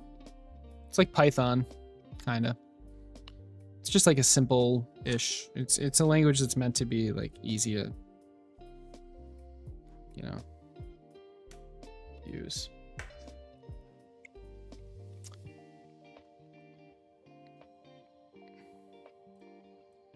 Okay, we're gonna, this is what we're gonna do. We're gonna get all this crap out of here. And we're gonna start with the PCB shape.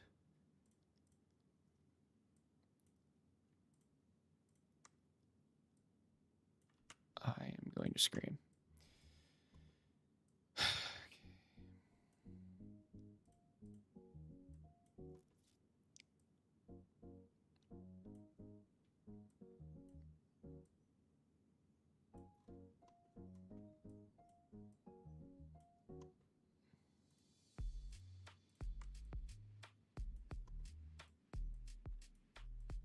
Because this is just making everything much harder. We've got the gyro. No, no, no, no, no. All right, we've got the square. We have a 100 by 100 square.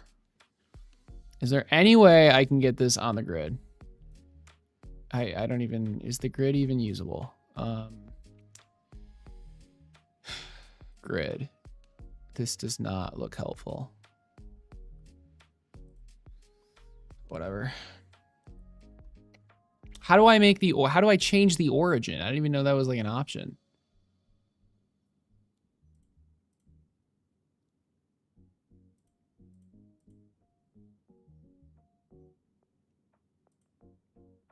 Polar coordinates?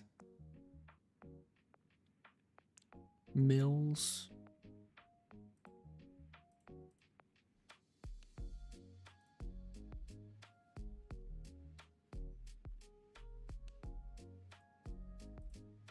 What the frick? Oh. Oh. No, no, that's fine.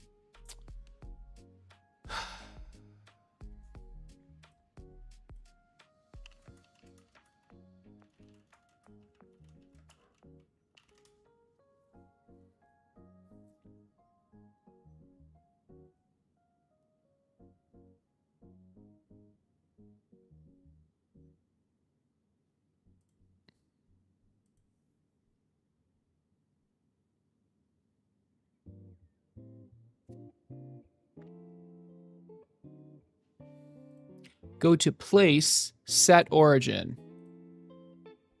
So that was a lie. Go grid origin. I think I did it. Okay. We're off. We're off to the races. So that... Wait.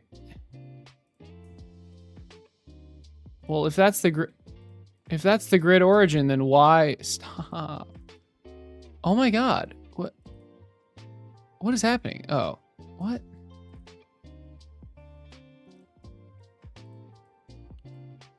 I can no longer... Oh. I don't even know how to get to this hole's position anymore. What? What the heck? Oh, it's right here. Why did that change?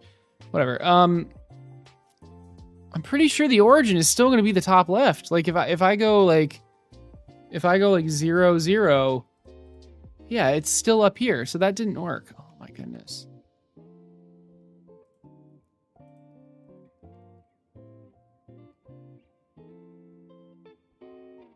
Oh, place file origin. Okay. Set the center. Close enough. Now is it going to edit? Oh my God. Why is this not... I don't think I should be messing with this stuff, but maybe it doesn't matter. Just move everything? I mean, you really just move everything up here? Will... But what about my... What about this? How do I move my sheet? I'm going crazy. I mean, at least that lined up. Well, now what? Like, this is... What?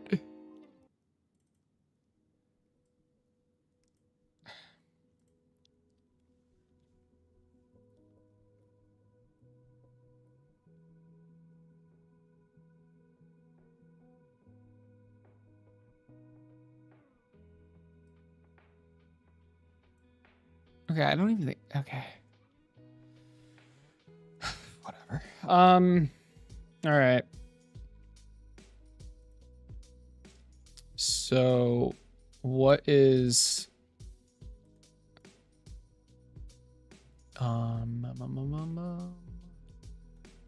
So I've now made the origin the center.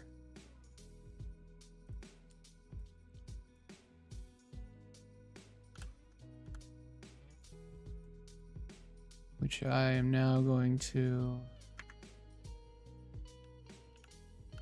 make in the Fusion 360 file. Okay. So, for example, well, hold on, I'm not done.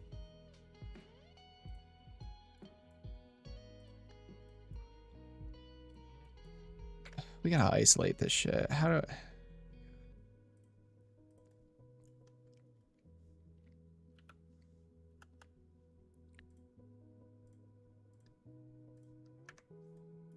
Okay. So like I want to measure from the origin to here. 19.068. Wait, oh my God. Okay, and that is the X position of this hole. 19.068. Just moves like 1 pixel over. Okay. And then from here to here is 12.861. Negative 12.861. Okay. Wonderful. This is much easier. Can you delete the sheet? I don't know, maybe. I don't know how.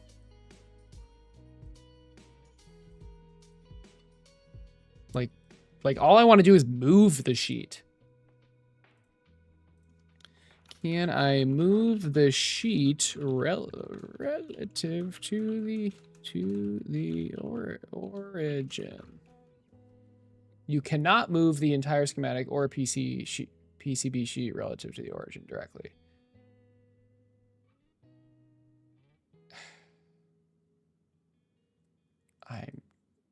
I've hit the free plan limit.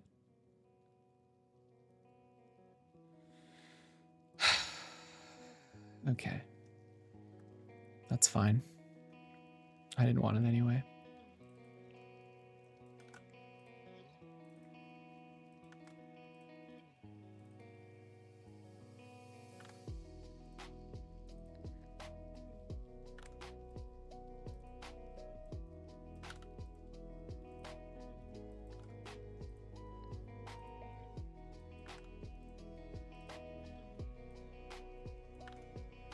All right. Pixel perfect. Or actually beyond pixel perfect. Real life perfect. Now what? Well, now we gotta actually like do this. This awful, horrible piece, hexagon shape is probably not gonna happen. Oh my god, maybe we do need to like import specifically like this curve.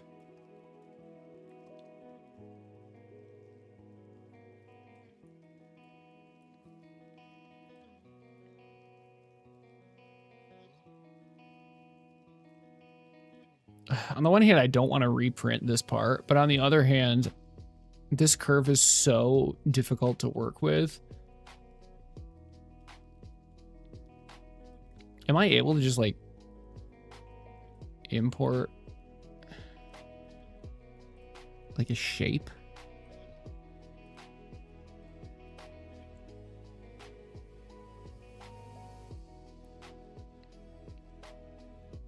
Yeah, actually. It's a vector graphics file. All right. Can I export? Oh my gosh.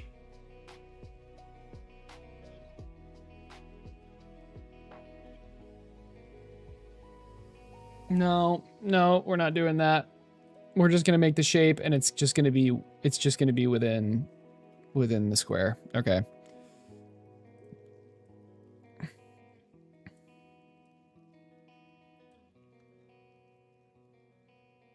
Because as long as it's within the square, we're good. Can I like?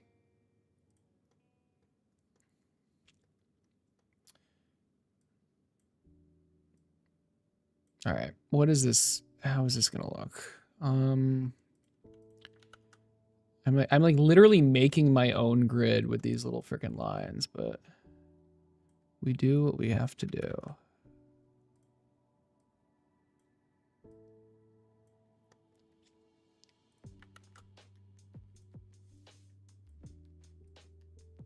Beautiful. All right.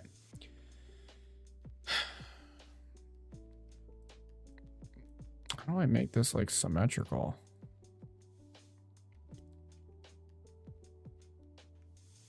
It's not snapping to the grid at all. Like, oh, maybe it is. Oh, it is. It's just an insanely small grid. Okay. Well, can we temporarily make it a bigger grid? Yes. That makes things easier.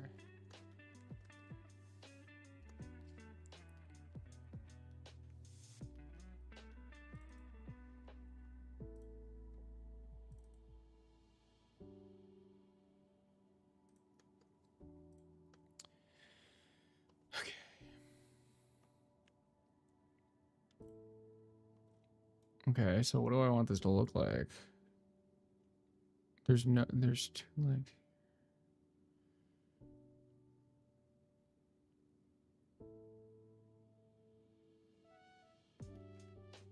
Man, it basically is. It's not going to be a hexagon. It could be. It wouldn't look good. Well, it could be a hexagon.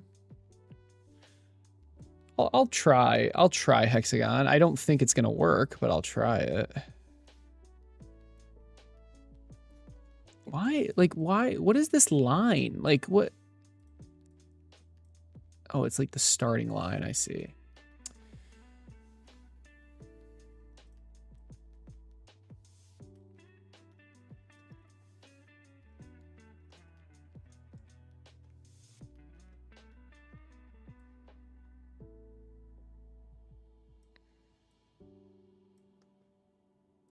All right, well, at least this is much easier to like work with.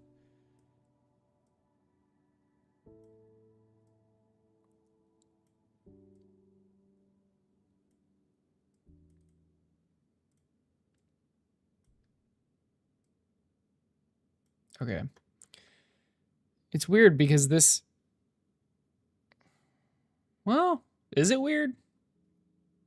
I don't think this is weird. This is actually not bad. Okay. And then we'd have leg or something.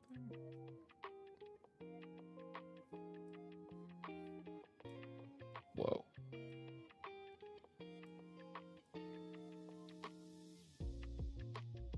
But keep in mind, this is sideways. The front is actually here. I mean, I guess it doesn't have to be. No, it actually does have to be. We'll top, we'll rotate. So this is what it'll look like. So now this is going to overlay directly on top of this. Okay. That will fit, probably. I mean, we can just be sure by moving it. Let's bump it in one grid each. Okay. We're getting somewhere. We're using the grid. We're, you know, we're trying. The holes are in the right spot. We're using the origin correctly, I think. Oh boy.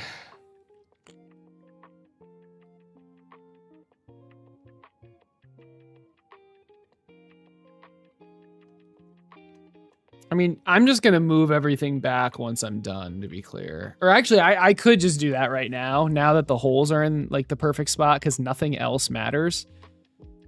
I am going to do that.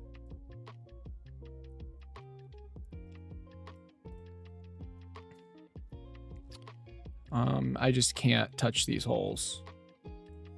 Can I like lock them?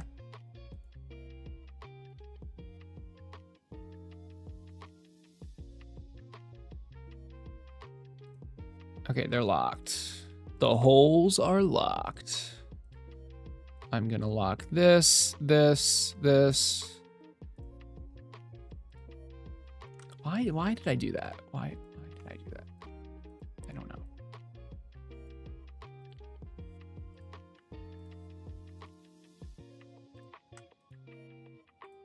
Lock. Okay. Okay. Perfect. My grid and my drill hole, whatever, mounting holes are locked in place. Now, surely I can't mess this up. I'm going to be right back. I need to pee.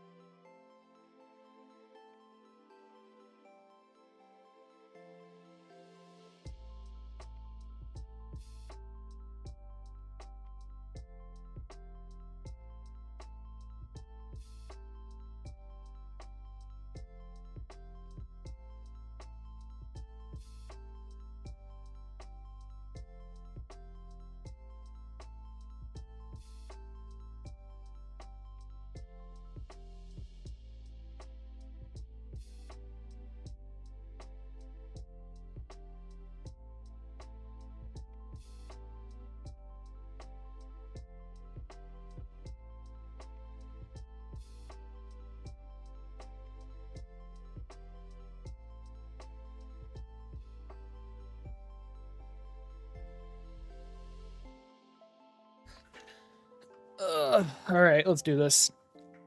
We've got a good foundation. Should be able to fit everything now. Are you sure this is gonna fit? You said this was an easy fit, which is fair, but Jesus. I mean, I am limiting myself a bit.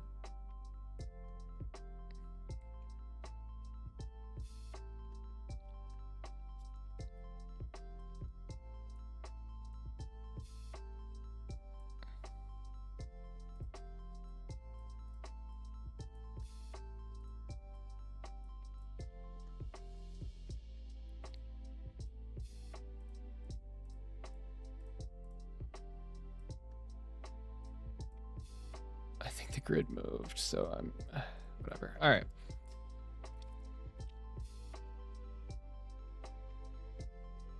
Like where does the teensy go? Where does any of this go?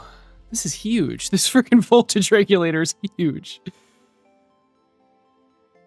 It sucks because the gyro has to go dead center. Okay, let's make the grid half as small. Perfect. Okay. And then we've got the NRF. We can shove that here. That, yeah. Okay, it'll fit. It'll fit. I'm being a bit dramatic. It'll fit, and it's not even close to being an issue. It's not even close. Okay. We want the battery. Yeah, yeah, yeah.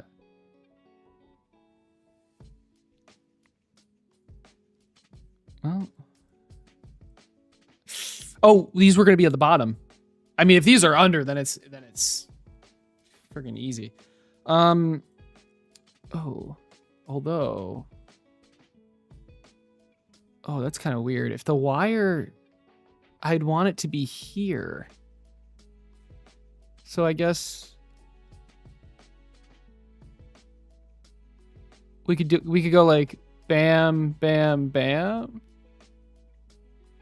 Because if they're going to be on the underside, well, if they're going to be on the underside, I can put them anywhere. But they're not going to be directly lined up with the legs, which is, I mean, it's fine.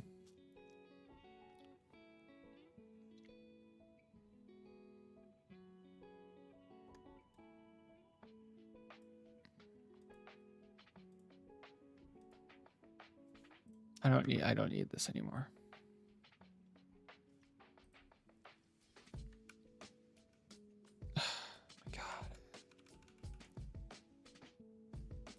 Oh my goodness. Okay, whatever. Just delete the sketch. It's fine. All right. Can I unisolate, or am I no longer isolating? It's fine. All right. If this is the front, oh, I mean there are only like these holes. So really it would have to be like here, here, and here. Interesting. Okay. All right. So on the bottom,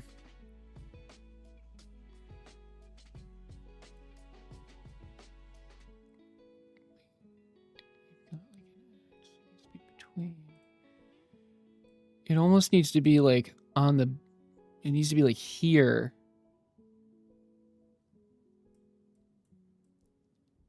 Oh my God, this is.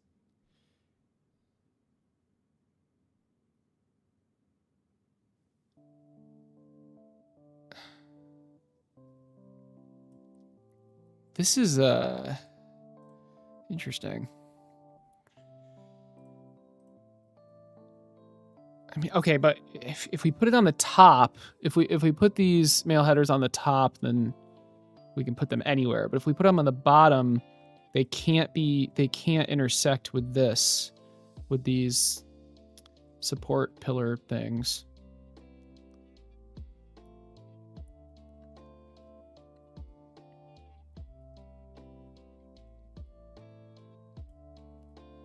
Unless I embrace that and make them wider and then put a hole in the middle. Ooh, that's actually kind of nice. I'm going to do that. That's what I'm going to do.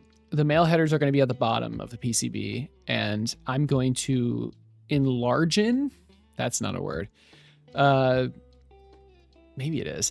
I'm going to make these posts or whatever wider, and then I'm going to put a hole in the middle so that there's room for the headers. Enlarging. That, I think that's a word. Now, can I rotate 45 degrees? Where do I change that?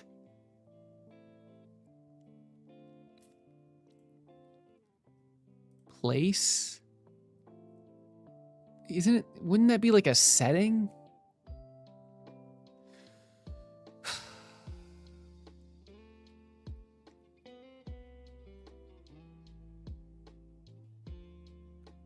There's coordinates, units, but what about like rotating?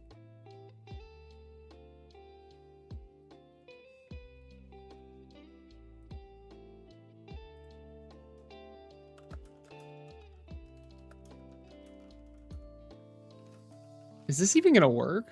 Oh, it's just gonna use a different model. All right.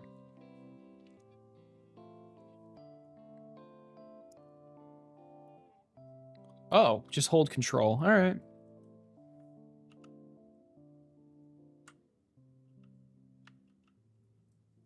Dude, this is just not right. Kill me, man. What?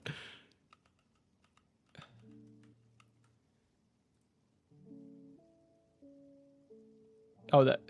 Yeah, PCB editor. Hold control while pressing R. That did not work.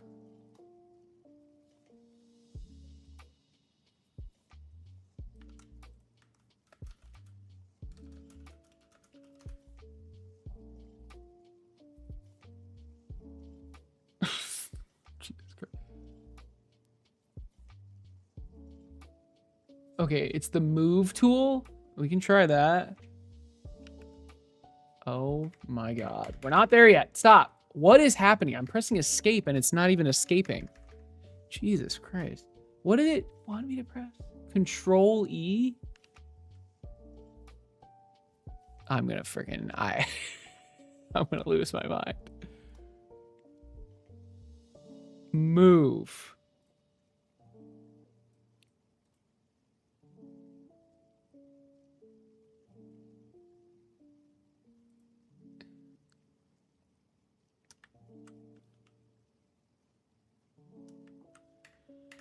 Okay. Okay. ChatGPT is not knowledgeable on KiCad.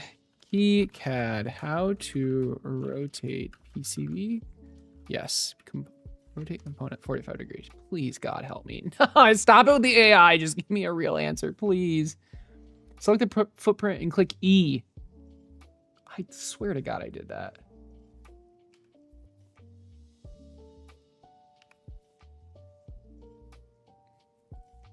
Wait, what is this?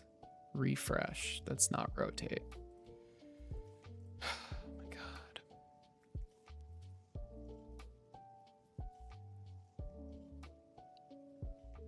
Move the mounting holes to the outside. You're going to cut up the layout. Oh, I see what you mean. Well, I mean, if I'm reprinting the whole thing, I might as well.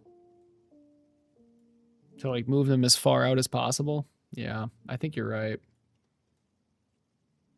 Well, no, you're definitely right. All right.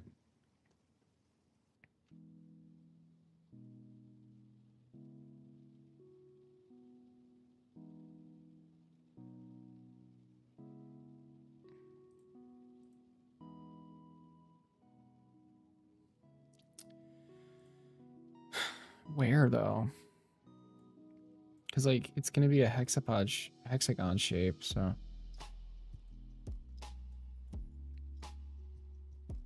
I mean, I guess it shouldn't be too hard to move this.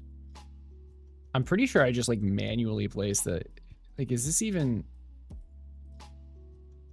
Oh, it is constrained. How?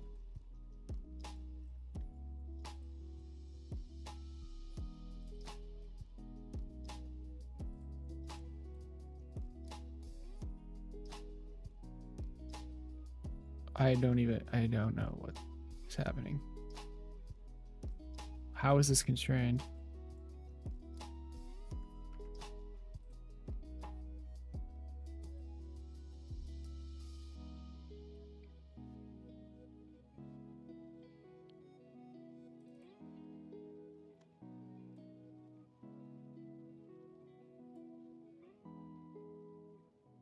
What?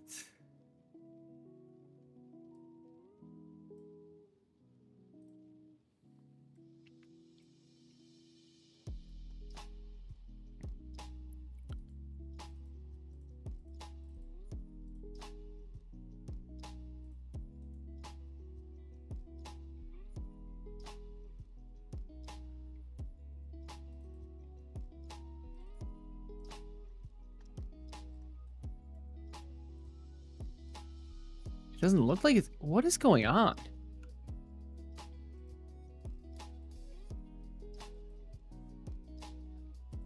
Yeah, it's driven because this is constrained.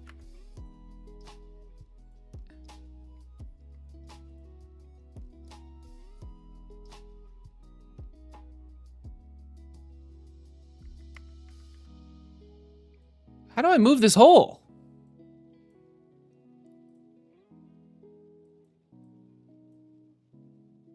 Yeah, okay, so this is where I made that.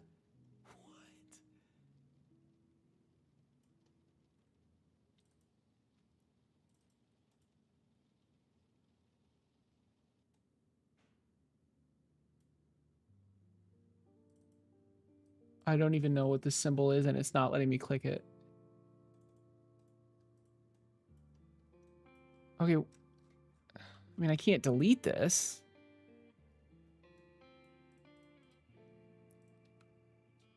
Oh, I can just delete it. But I can't move it. That's not allowed. Break link.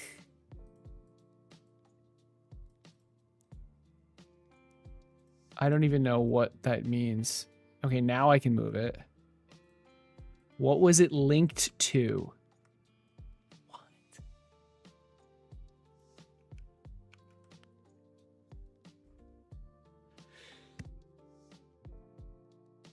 Excuse me.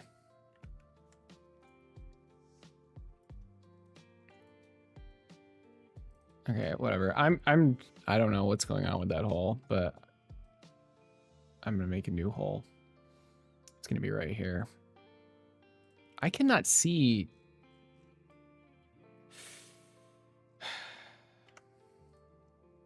.4.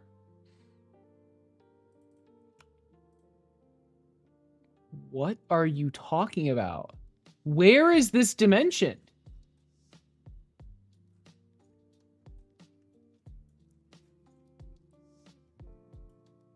What am I missing?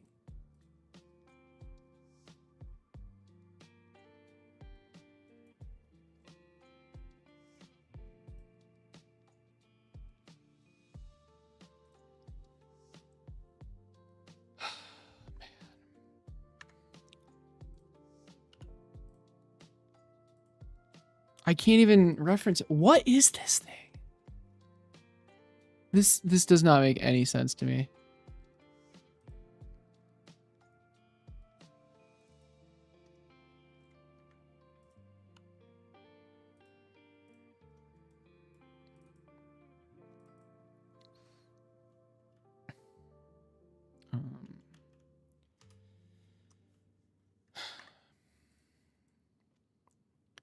Okay, whatever. Where do I put this?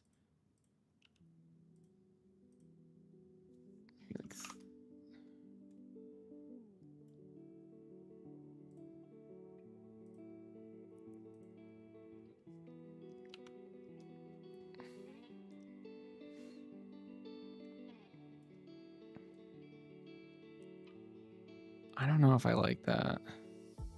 I think I should just have it centered.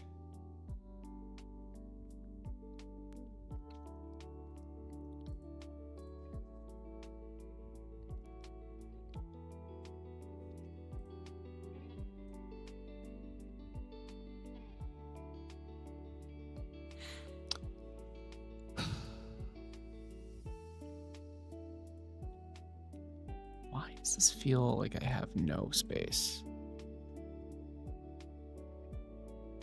Is the teensy really like that?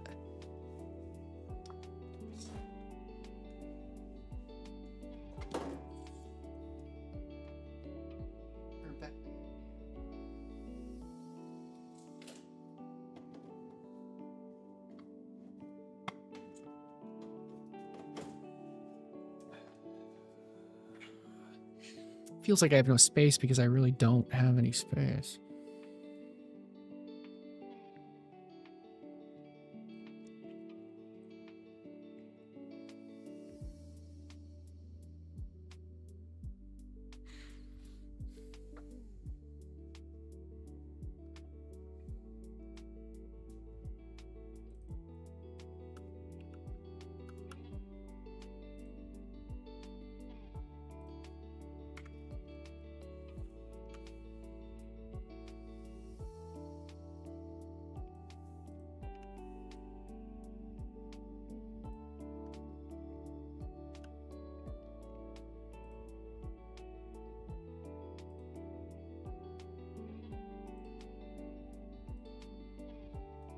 So now I'm just unable to dimension things.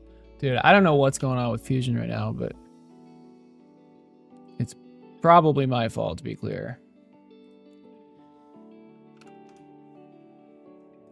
All right, I mean, if that's 24, then this dimension is not going to be pretty, but it's fine. All right. Finish sketch. I don't know what this is, but whatever, I guess. Make a hole there, sure, hole there. I mean, I don't want it to be this hole anymore. I want it to be this one.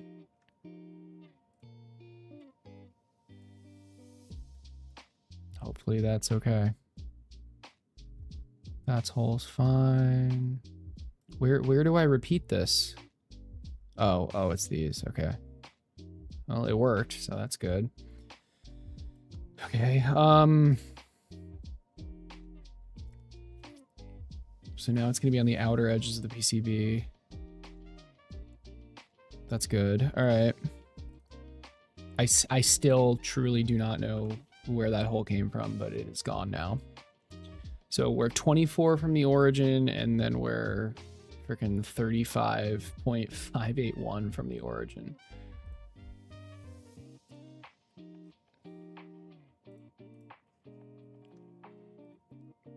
Okay, doesn't that mess this up now? God damn it. All right, well, we're back, and it's locked. Okay.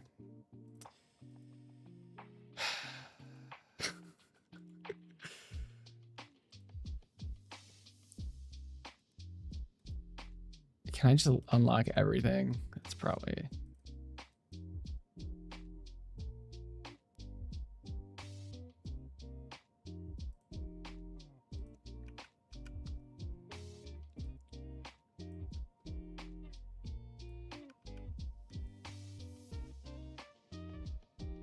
I'm going to cry.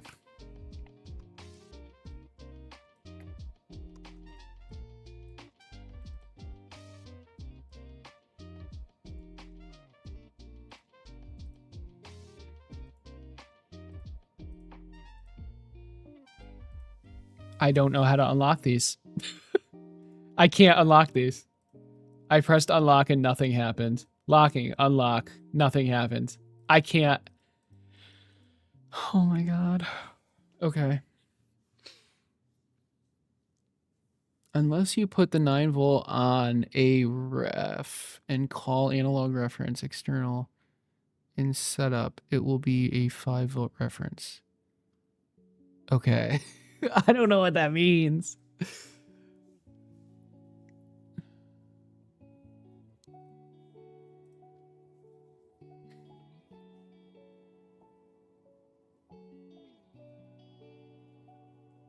Oh, I can add a stream marker. That would have helped. Whatever. Okay, what's going on with this? Like,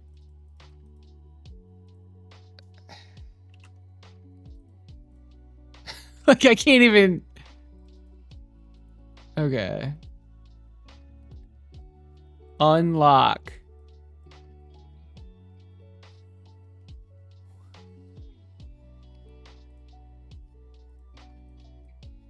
Dude.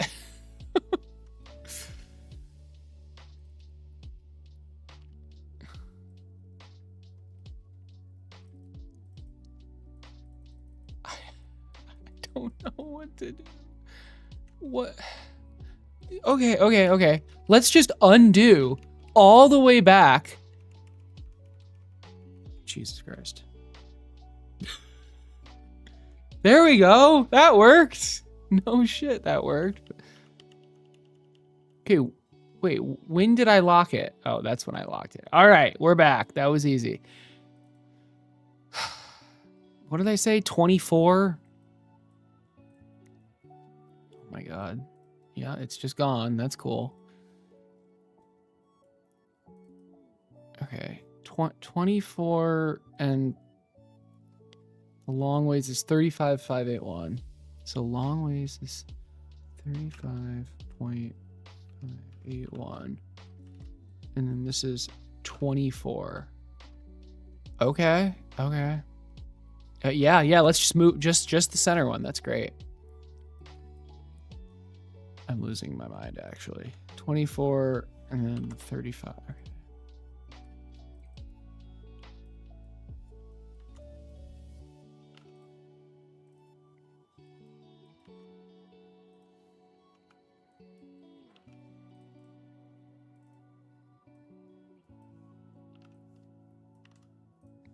Okay, the mounting holes are now on the outside, which will make things significantly easier. We can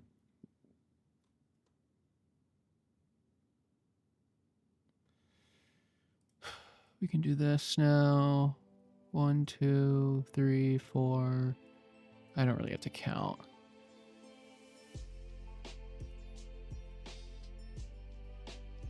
Oh, maybe I should have.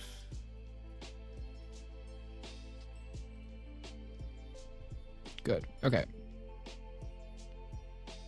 That is decent. Will that fit?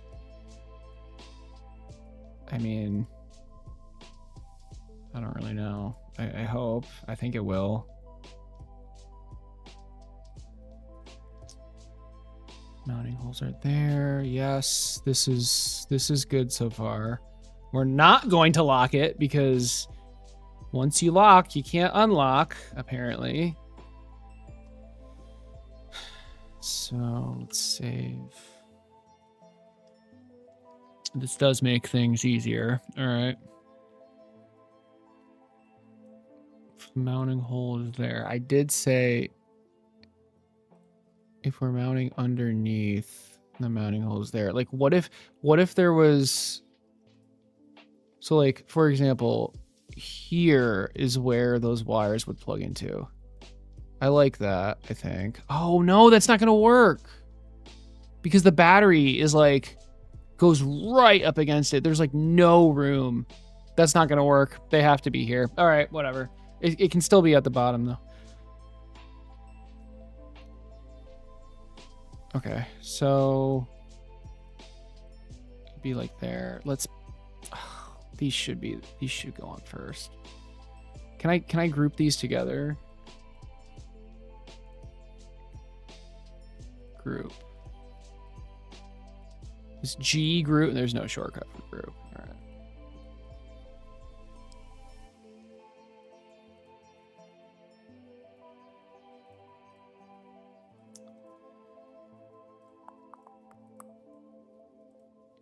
Oh crap. Oops. I accidentally grouped everything together.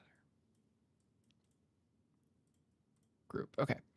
So now I should be able to just click that. Very nice. Very nice. Alrighty.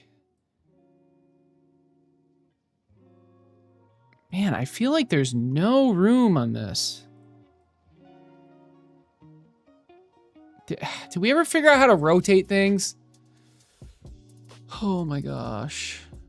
Preferences. It's got to be in this. It's got to be. Symbol editor? No, it's footprint editor. Editing options. Thank you. Constrain actions to step for rotate. Okay, 45? Thank the Lord. All right. Rotate. No! What? Is that... What? Is this not the footprint editor? Oh, it's a PC. Oh, it's a PCB editor. Oh. I see. Okay. Yay. Okay. Anyway, I mean, does 45 even make sense at this point? I mean, it makes more sense than... Jeez, wait, actually 45 isn't even what we want. Oh my gosh. Okay, hold on.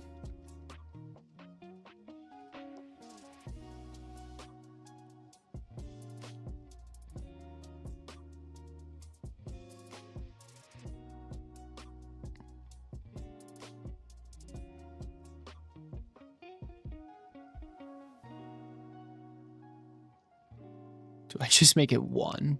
Do I just make it 1 degrees or maybe 5 degrees? Let's make it 5 degrees. Oh, that's fun. Okay.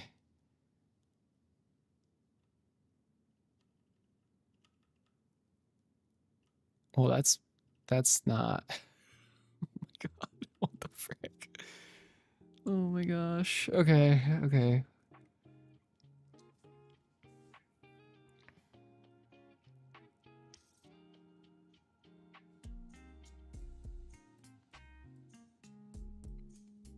If one goes there and one goes there, where does the last one go? Because there's 3 legs on each side. Would it go here? Is there even room for that? I guess there is. Yeah, I guess there is. It would go like there. All right. All right. All right. I can see this. Okay. It's okay. Okay. I see the vision.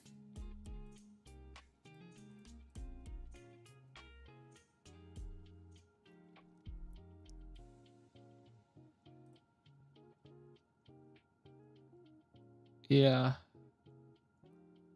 I mean, it'd be kind of a stretch. I don't know what else I would do. Unless I put them on top. If I put the wires on top, I have none of these issues.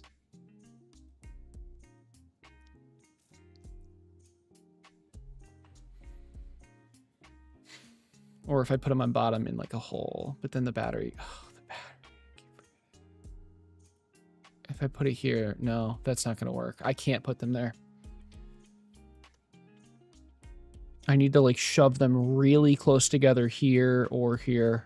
That's what I need to do. Yeah.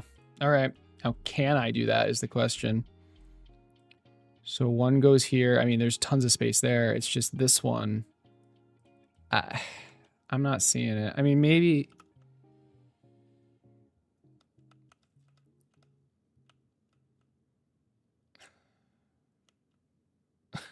This rotating, man. I can't do it. Oh my gosh.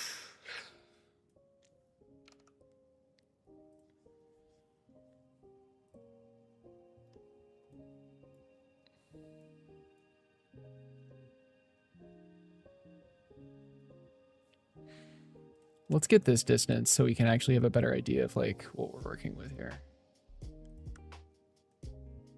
12 millimeters. And then is this also 12 millimeters? I'd like to, I would hope it is, but I don't know.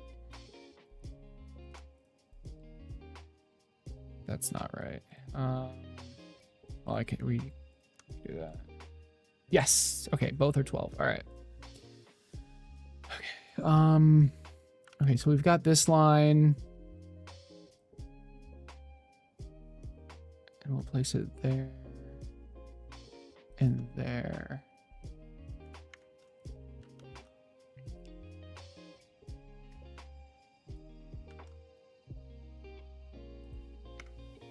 And then I'm gonna make this dashed. Yes, dashed. Perfect. Okay.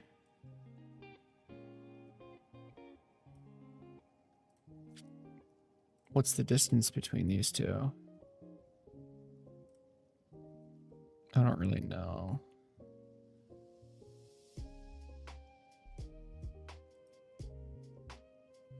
It needs to be 12.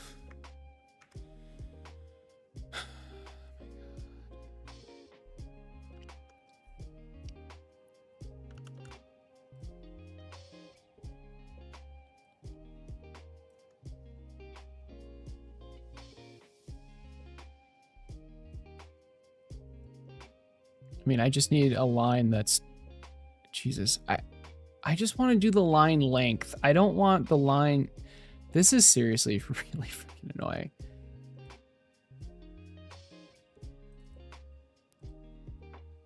Because this isn't going to be 12. Oh, actually.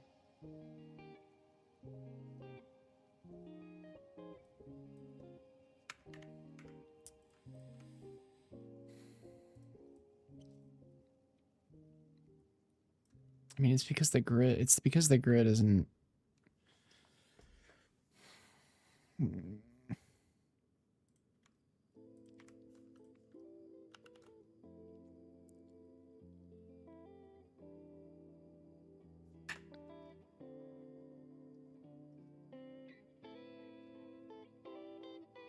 Okay, I got it. I just figured it out. I need to draw a line that's exactly 6 millimeters.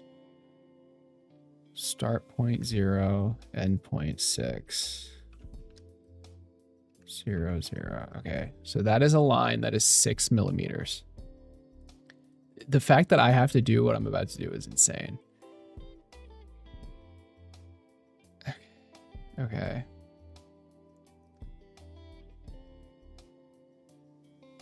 Wait, what am I even gonna do? I was gonna like rotate or something. Oh my gosh, this is so frustrating.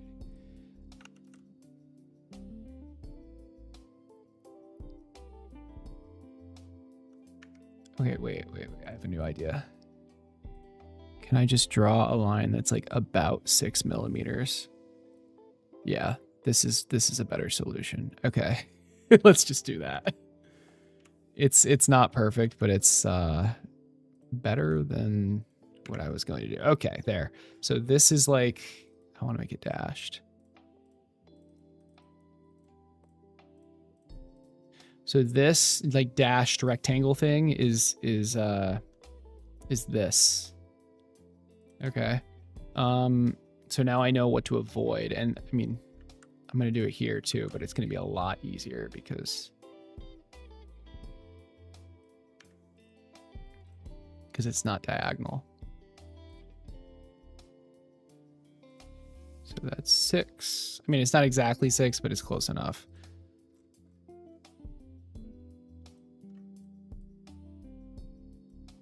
I don't even know, dude.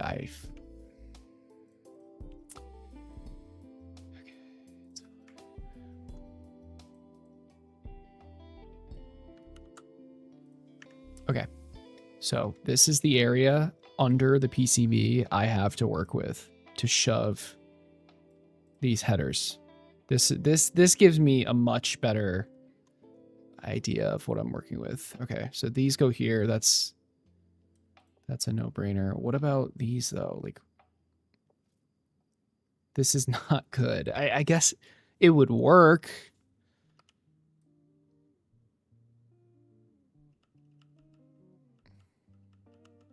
Maybe maybe I do just do that. Just straight up stack them.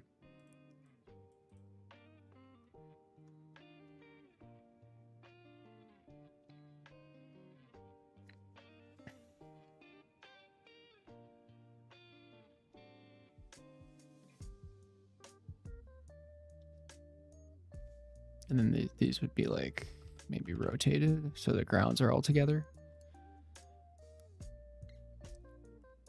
That doesn't matter. That doesn't matter. In fact, you want them all to be the same direction. Okay. Okay. I can see this working.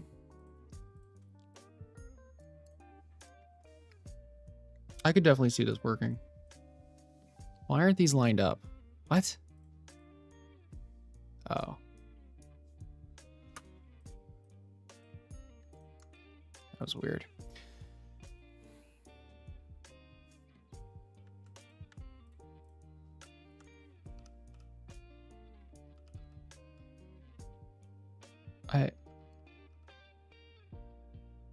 I just need to flip them.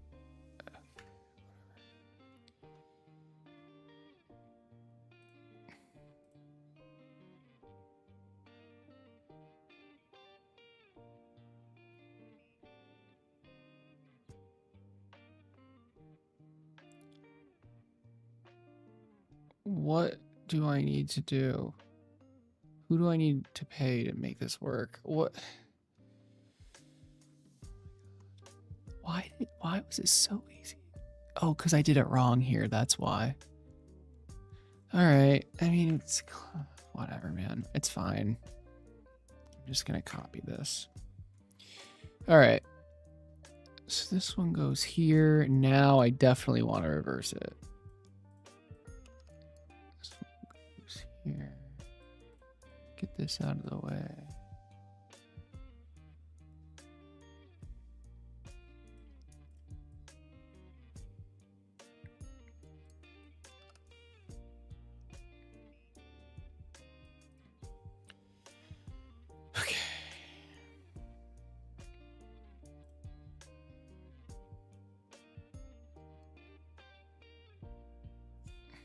course it's not lined up. It's not symmetrical.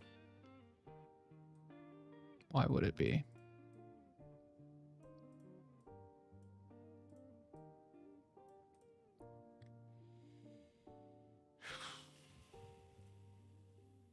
That's not a straight line. Is this even on the grid?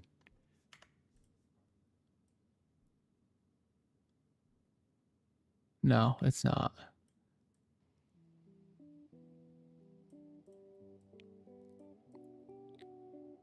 Now it is. Okay.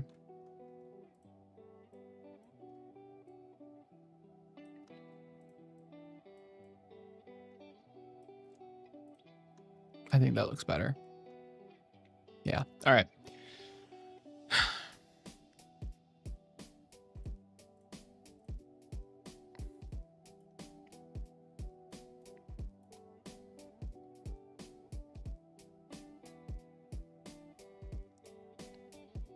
Or do we just make the wires go through and plug in on the top? Honestly, that would make things a lot neater for the PCB, but it would look messier and look worse. I wonder if...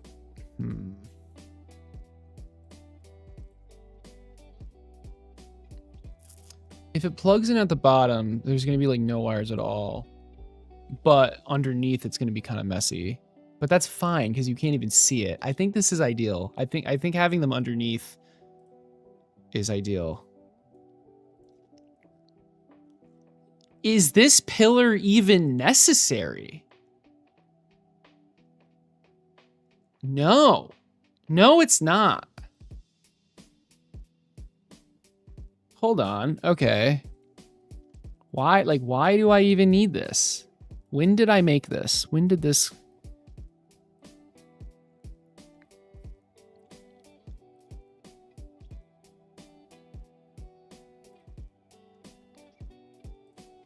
When did this come to be? I mean, I just don't select that. Okay, maybe I need to do a little more.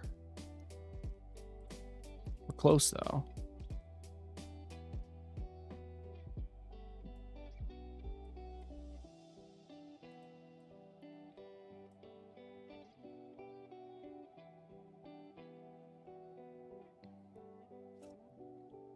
I think there's a master sketch that I need to edit. Frame top, yeah.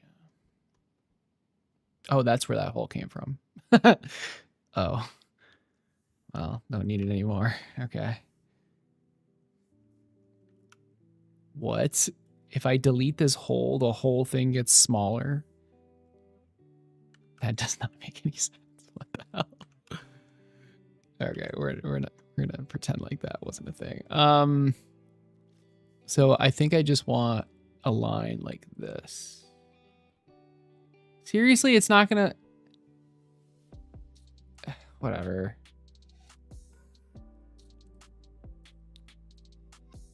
Okay. I think that's all I want. Why would that... Okay, and now when I go back to the frame...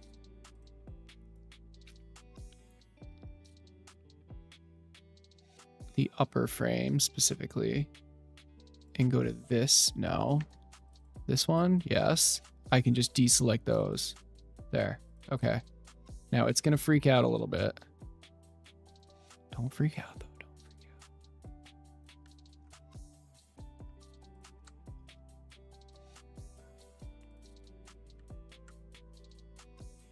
Don't freak out.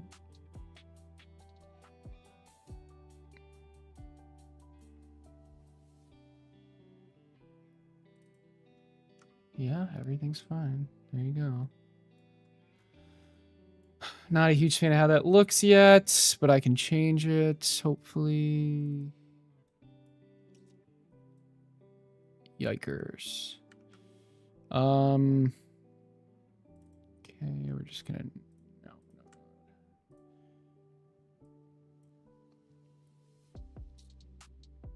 Actually, you know, I kind of want to...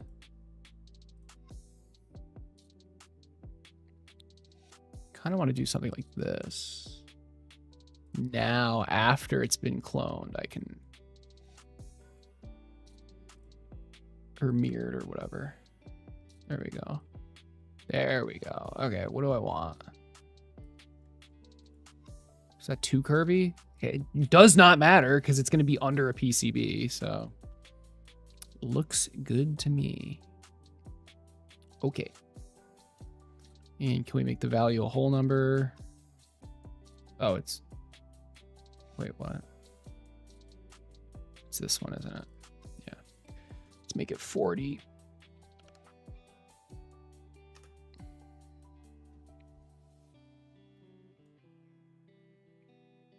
That's still enough support. It's fine. All right. Alrighty. That makes things very, very easy now. Because now there's no pillar here at all. So we can just go straight across. There we go. All right.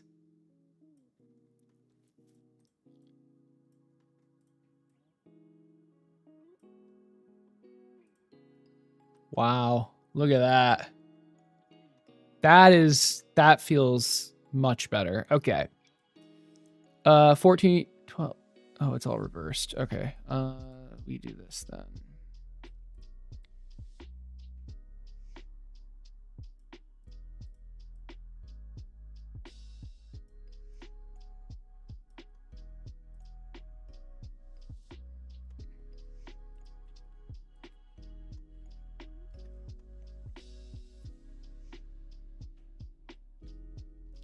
This is good. This is feeling good. Whew. Okay. I feel like that was the hardest part, to be completely honest. Like figuring out where the 18 male headers should go. Okay, 5 will work so long as your VIN is less than 10. Fortunately, the VIN is 9, so I am glad to hear that. Oh, that's funny.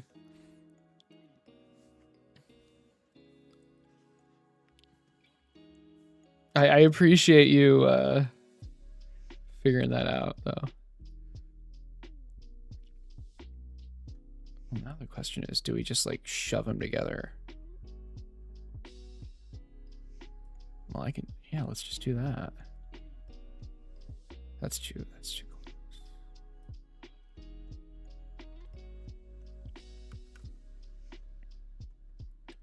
What grid should we be on? I'm gonna try putting it back to a bigger grid and see if it's just like, I don't know. Yeah.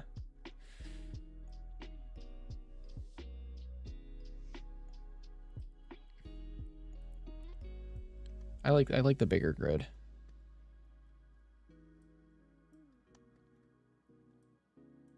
There we go. Okay.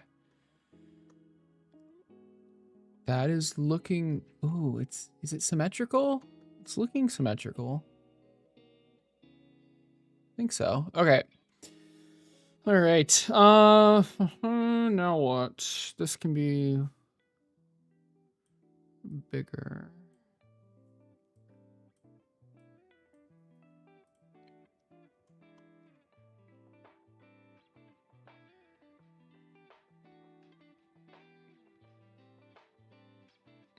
This is looking really good.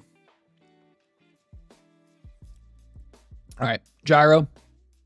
Let's do this. Gyro dead center. We got to put the grid back. Now, is that dead center? Technically, no.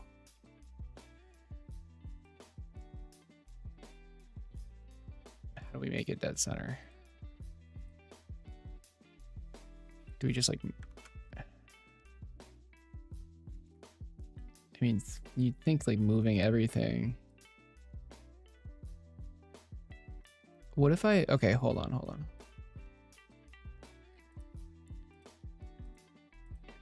What if I just moved like, oops, specifically.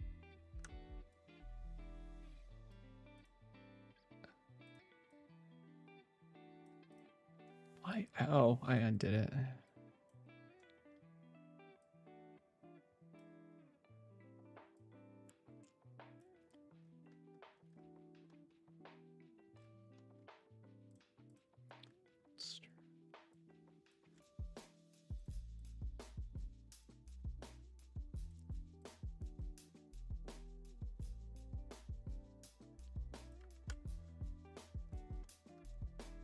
Did I not group? Oh my god, I didn't group the diagonals. This should be a group.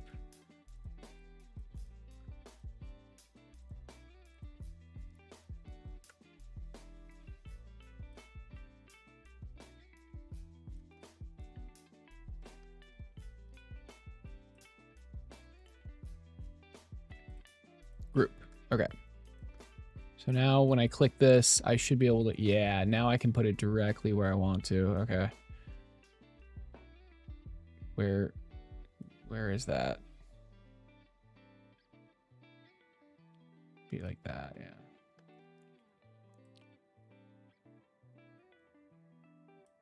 That's the grid center. Okay, there. Okay. Now my little mini grid is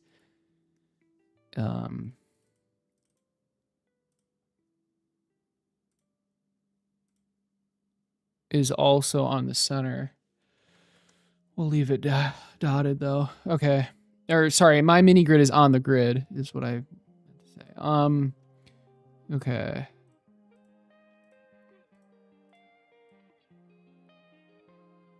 So now that that's the case, I wonder, is this gonna like, well, this was already on the grid though.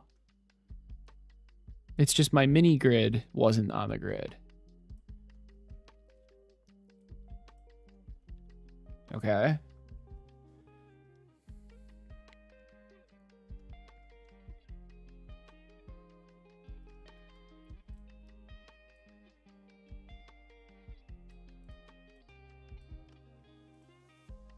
Let's move these closer to the outside.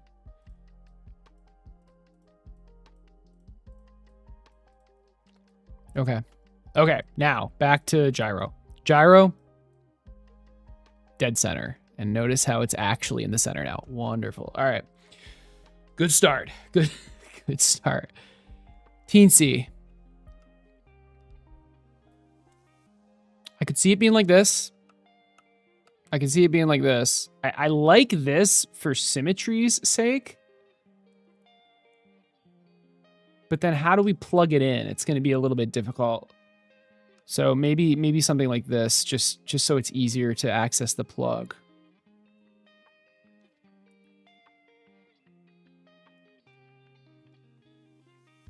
Oh, and these are going to be on the back, or the bottom rather. So can I,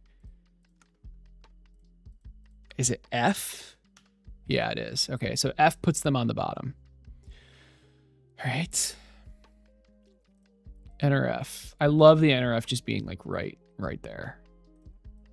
And now we put this, the voltage reg here. Not sure if it really matters.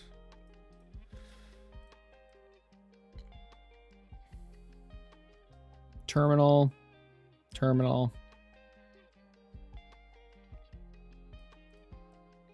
We don't want them too close, but there we go. All right. This is such a cute PCB. Oh my god. It's like a little circle. Okay.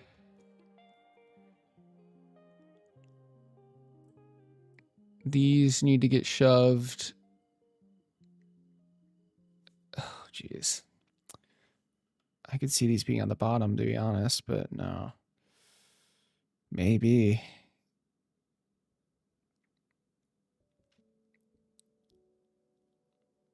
Yeah. Yeah, this gets put on the bottom, like here. And here. Because remember the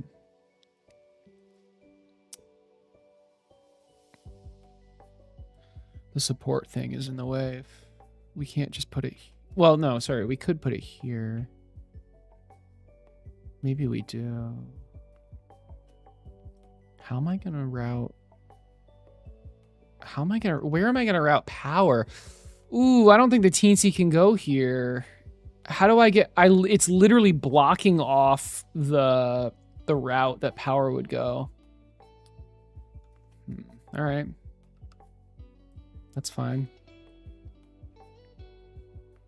Makes things easier anyway. I'll put it here.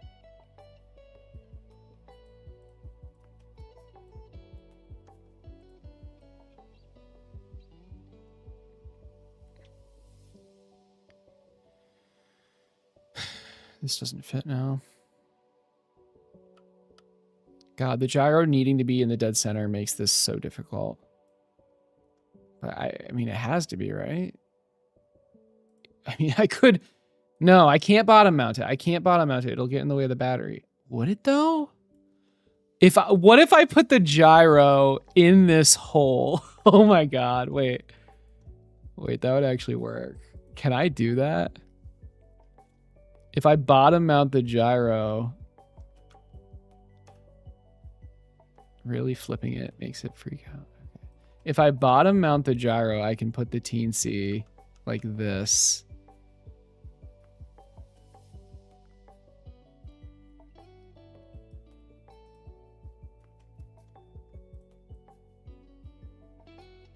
Oh, no. It would have to be like this. Shit.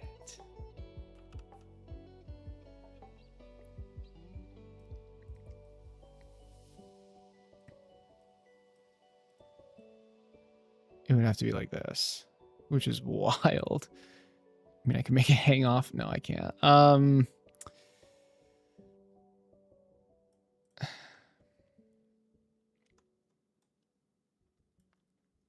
God, it not being centered is like hurting my soul. It wants to be that so bad. What if I just don't center the gyro? But then the gyro isn't centered.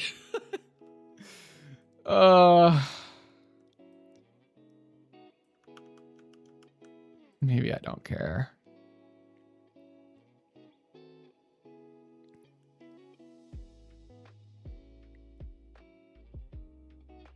I mean, if the gyro is not centered, doesn't the gyro need to be centered? Like, it kind of...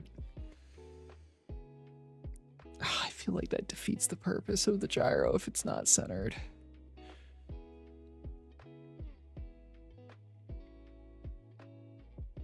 I mean, it would still work. It would still work. Right?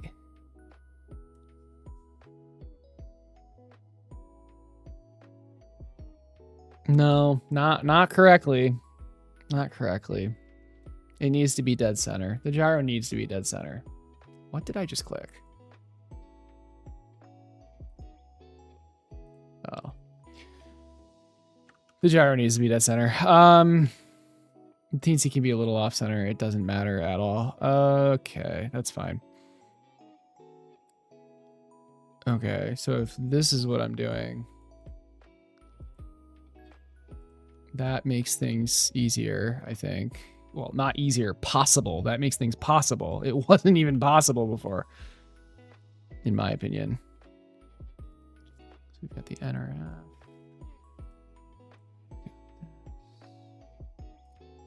We can put the voltage divider here.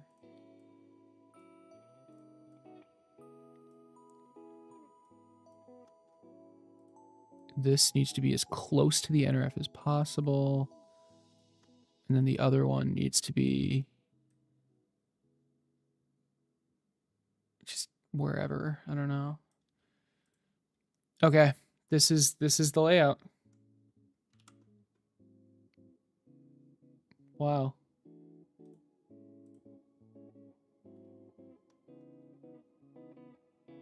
Oh.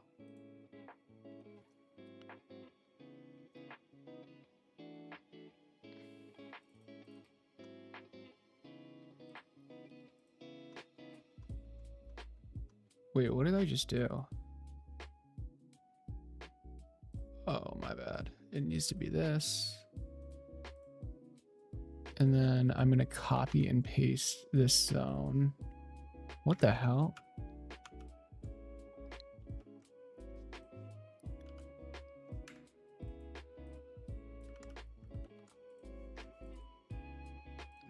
Make this ground, make this net ground, I think.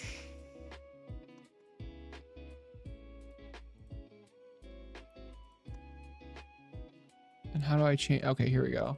Yeah, there we go. I mean, there's no wires yet, so it doesn't really matter. Or there's no, what are they called? Tracks? Yeah. Okay. Anyway, save 3D viewer. Look at that. Wow. I want the 3D model for this and this, but it's fine for now. And the terminals. Oh, I had one for the terminals.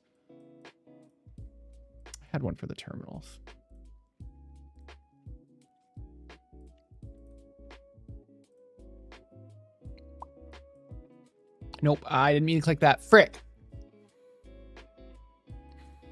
I've done this before.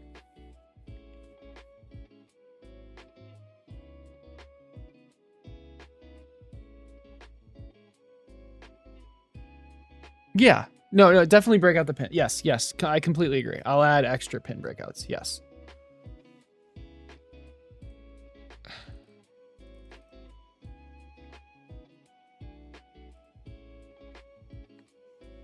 I saved it, so it's not that big of a deal, but my God, like when I press this little folder with no rows, it just loses its mind. Similar to me losing my mind right now.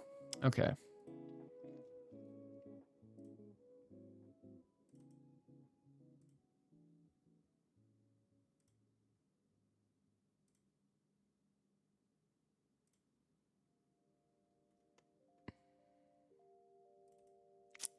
I wasn't worried.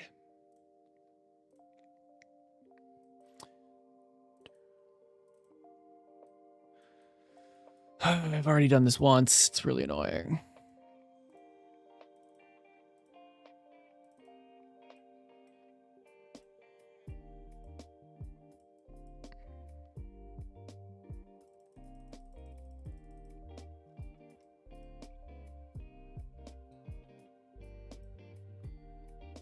Seriously? Okay.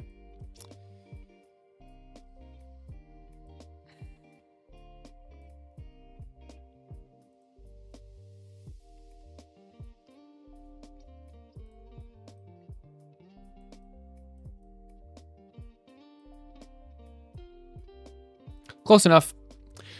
All right.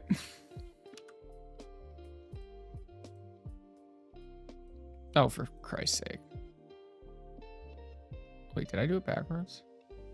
Oh my God, I actually did it backwards.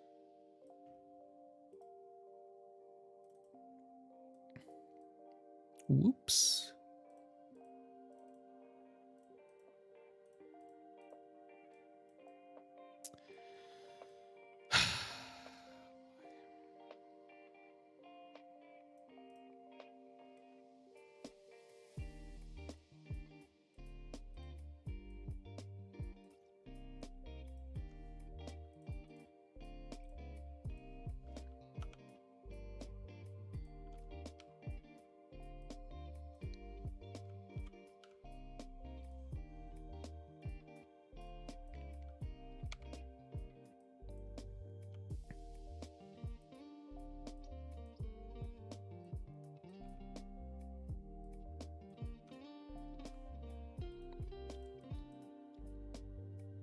Oh my God, did I not update the... Wait. But this one doesn't have a 3D model. Oh my goodness. What am I even supposed to do? Edit library? How do I edit? Oh my God. Well, at least, okay.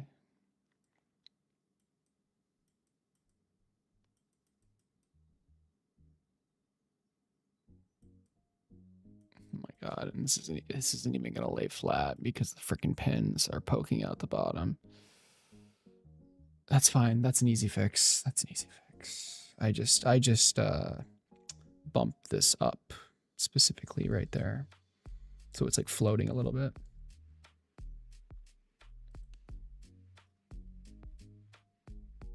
Oh, and I'd have to do that anyway because of the gyroscope.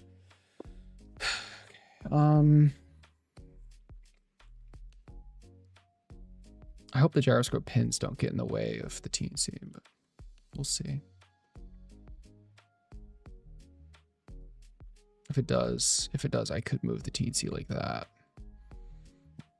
so the pins don't get in the way. I might have to do that actually.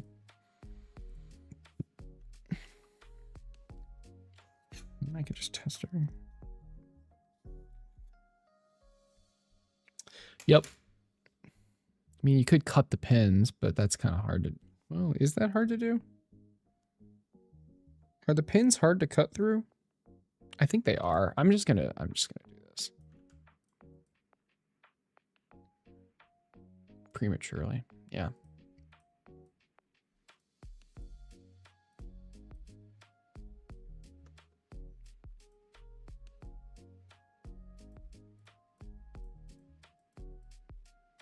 Okay. Oh, and because we do that, there is one benefit. I can shove this all the way back. And then I have room for, okay, all right, at least something good comes out of that. Am I crazy? Why is this bigger than this? They're supposed to be the same. What is happening?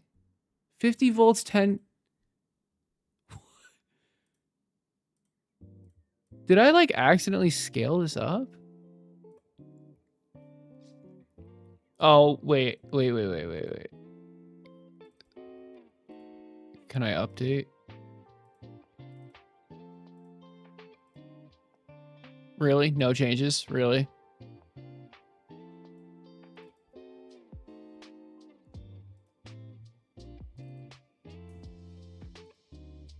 Dude, what? That doesn't even make sense. What the frick? Why is this one green? Okay, what? Oh my gosh.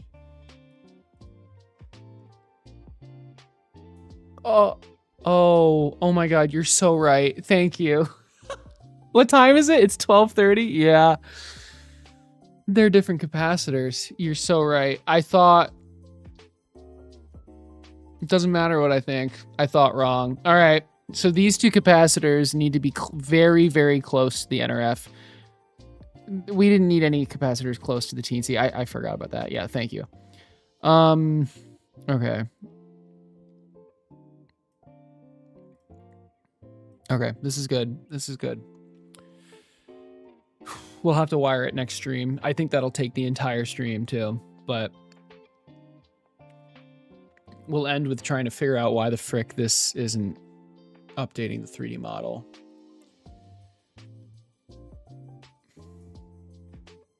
Dude, just open it. Yes, just restore. Oh my God.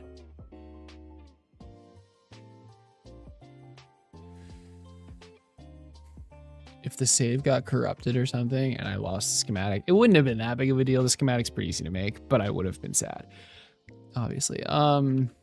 Okay, anyway, the terminal thing. What the hell is going on with this? Footprint, terminal 2 pin.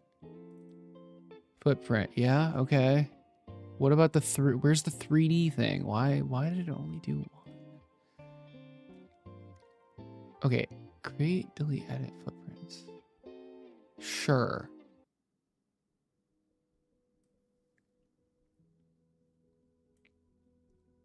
What the hell are these? Didn't I make, yeah, terminal 2 pin. I made my own. Terminal 2 pin. Where do I edit the 3D model for this?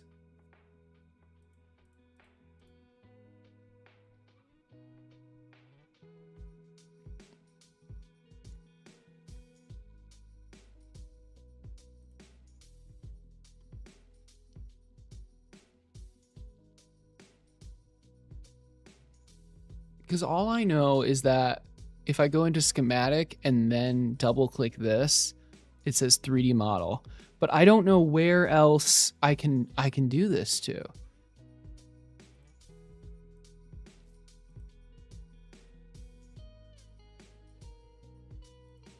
Because like I did it with this one, but how do I? Hey Birdie, what's up? I'm following. Yeah, you're following the Arduino transmitter project. That's done for the most part. The tutorial still needs to be released, but the kit is available for pre-order. So, but yeah, how do you like it? Or how are you liking it? Do I just do this again? That can't. There's no way that's correct. Like, look at this one.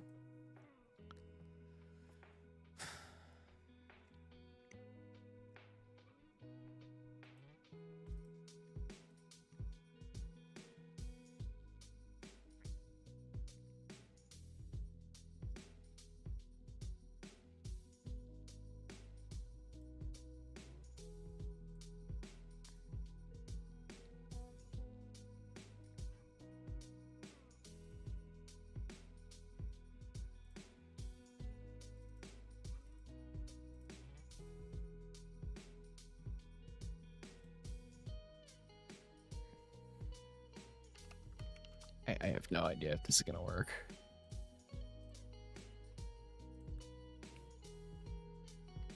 Yeah, that didn't do anything. God, and the measurements are all, dude. There has to be a way. It's not. You're not gonna tell me what this. Okay. Like, yeah, I can manually do it again, but I'm.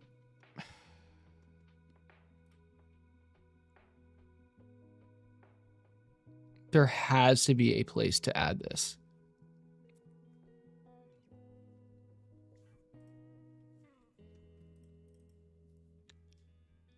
That's the footprint.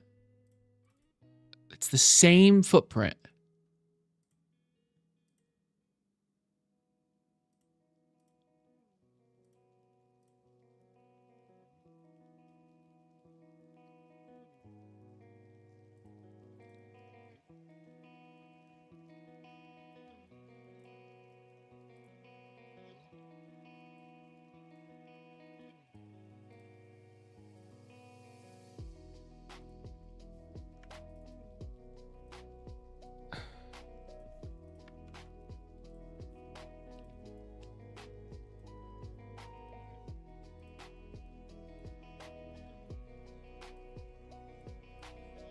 Okay, we're getting somewhere, maybe.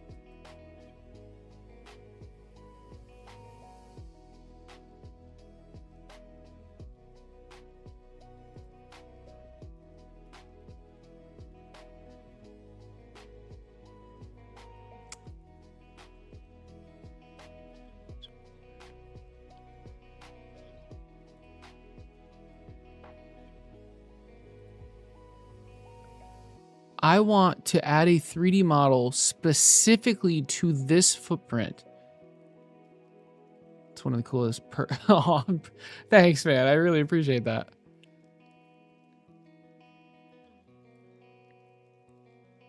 Yeah, it's not like the flashiest thing. It's a controller, but still, I felt like it was important to start with that because otherwise, any of these other projects, I don't even know. I guess like make phone apps or something, but or I guess connect it to like a PS3 controller, but I don't really want to do that.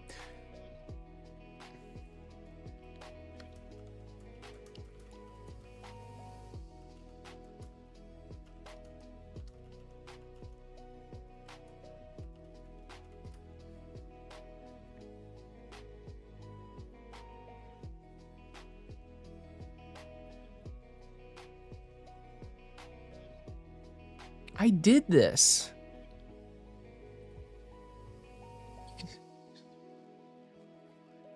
What? You can save changes, which I did, and then use the 3D model in your footprint library. I mean, how?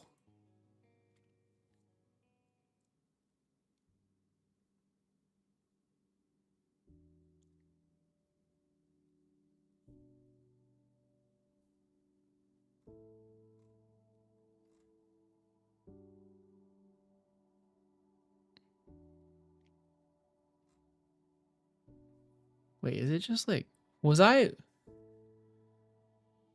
in the right place at that?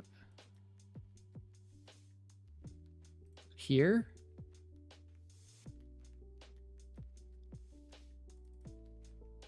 But instead I needed to just do this.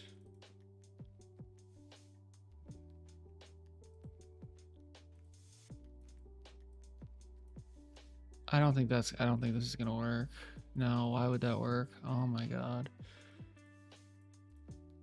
Dude, I shouldn't have to manually add it.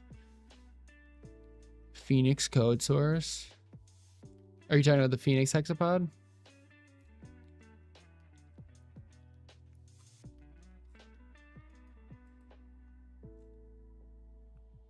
Yes, I wish to permanently attach a 3D model to a footprint. That is what I want to do. This is KiCad. Okay.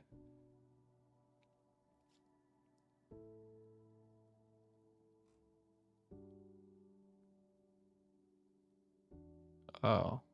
Okay, create one or more personal 3D.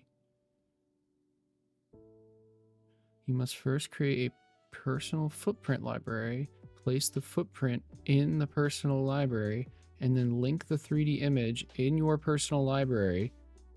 In your personal...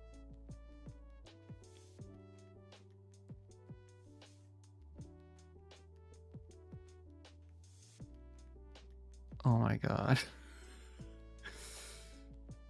I think I'm just going to do this manually.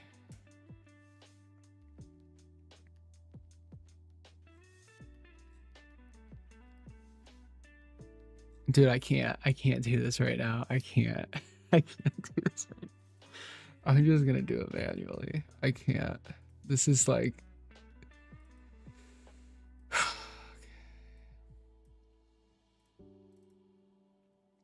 Negative 90, 0, 98.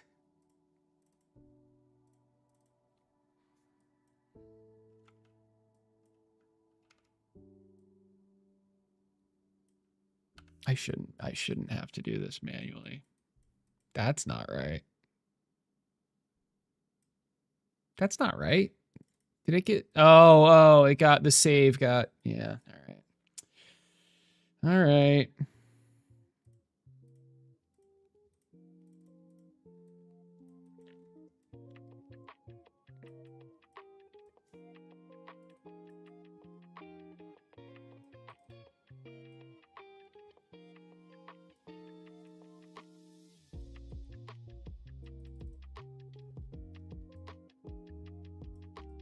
Uh, 7.5, negative 8, negative 90, negative 90.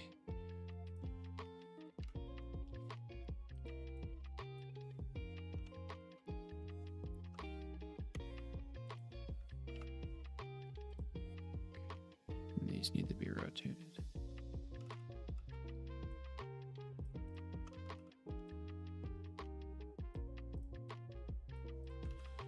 Okay, I think I'm done, guys. I think it's done. And by done, I mean done for today. Yeah.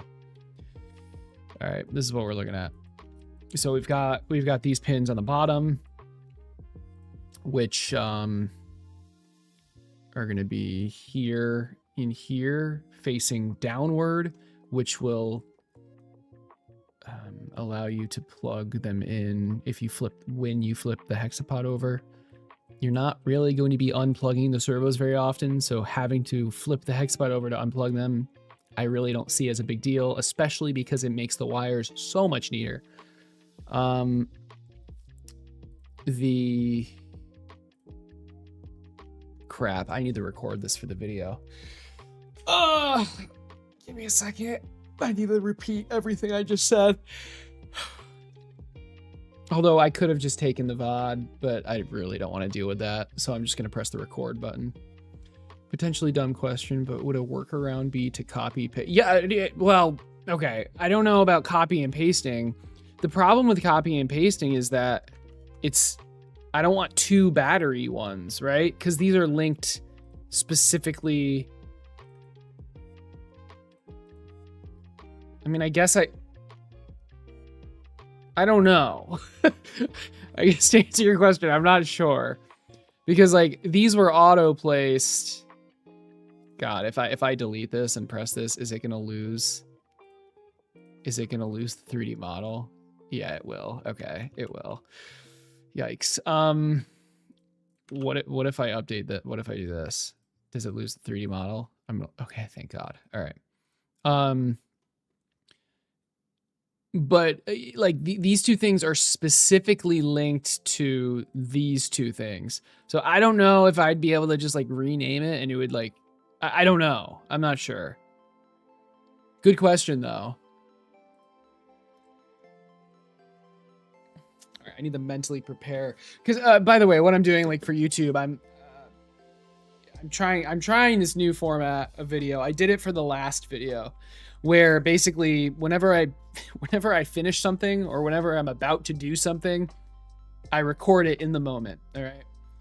This is as opposed to like just doing it all and then like taking footage of the stuff I do and then writing a script and talking over that. Instead, I'm just like in the moment, you know, explaining things. That way I don't need to write a script, and also it's fresh in my mind, and also it kind of feels like you're like doing it along with me. And I don't know, the last video did pretty well, so we'll see. But it also makes editing way easier.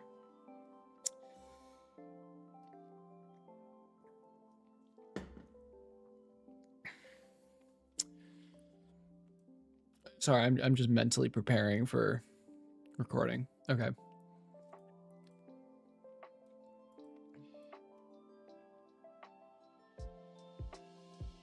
Is there anything else that needs to be done before I do this?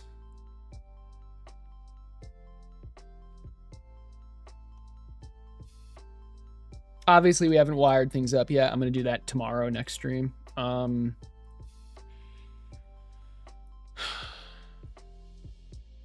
Yeah, I like it though.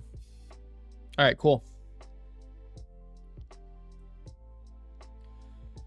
I am finished with laying out the board. There are no wires yet, but my God, trying to get this layout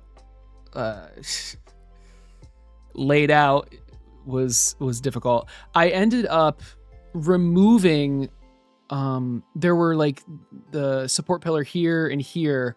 I removed them, which allowed me to put the male headers, if I show the 3D view, on the bottom and all in a row. So you will have to flip the hexapod over to plug in the servo wires, but I didn't really feel like that was a big issue since you're not really unplugging the servos that often. And it makes this so much cleaner. Everything is just in a row. I'll have these labeled like leg 1, leg 2, leg 3, and then with coxa, femur, tibia, etc. But yeah, it just really makes things simpler.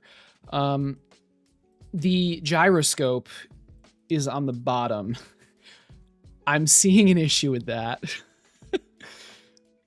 because you can see like this is the gyroscope and it's going to be colliding with those pins.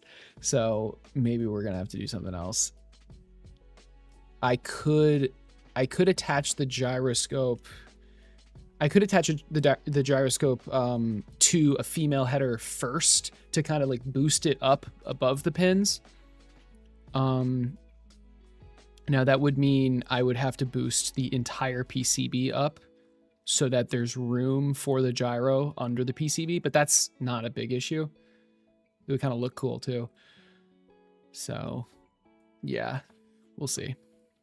But yeah, this is what the board is probably going to look like. I'll round the corners a little bit. And I mean, things are probably going to move a little, probably going to have to move a bit, but yeah, I'm really happy with this. It's not a hexagon, it's an octagon, but you know, it is what it is. So we've got the Teensy 4.1 in the center. the plug kind of out the back. Hopefully that makes it easy to plug in. The battery and the power switch terminals out the front, and that is relatively similar to the layout of this PCB, and it makes sense having the terminals there. But anyway, the servo headers on either side here and here. We've got the power regulator for the Teensy here, and then the NRF.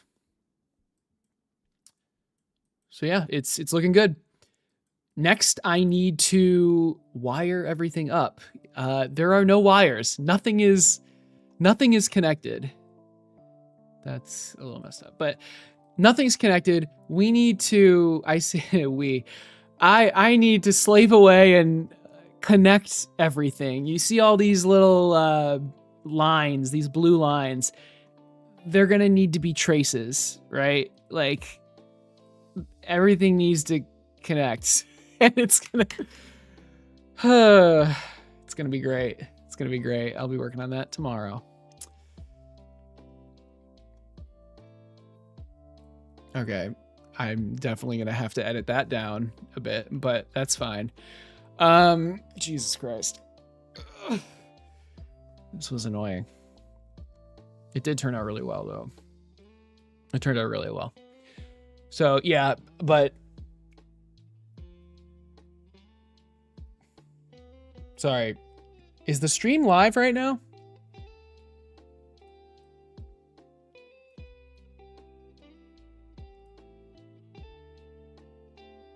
Dude, frick off. It's fine. You guys can hear me. Okay. I know you guys can hear me. I can see that the stream is live. I'll read chat really quick. Shouldn't you apply the model on the footprint? Dude, I tried. Shouldn't you apply the model on the footprint library while editing the scheme editor? Dude, it sounds like what you're saying is like a joke, but you're not. I think you're being serious. And then to shouldn't you apply the model on the footprint library? Okay, browse footprint library. Here we go. Here's the footprint library.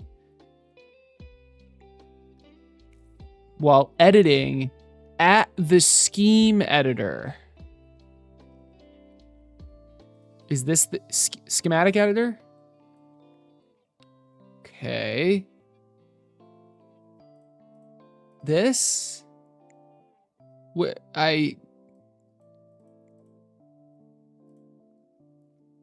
do I add the 3D? What's happening? Where do I add the 3D model here?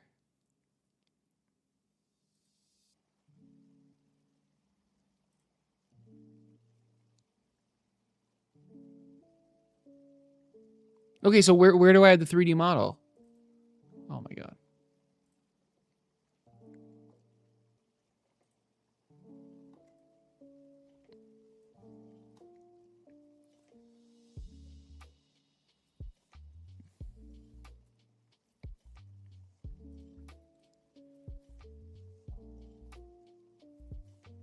ILI, please help. There's probably like a delay, so well, there's definitely a delay.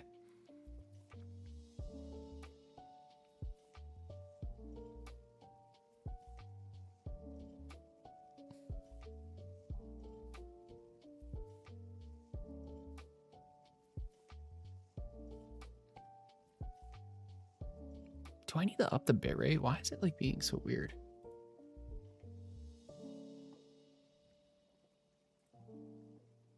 Oh, it says it's good. Okay, never mind.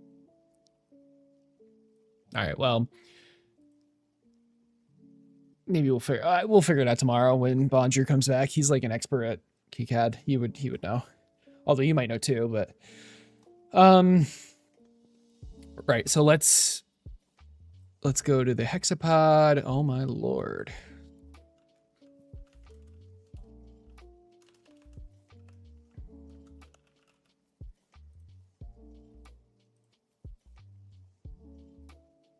Oh, got you.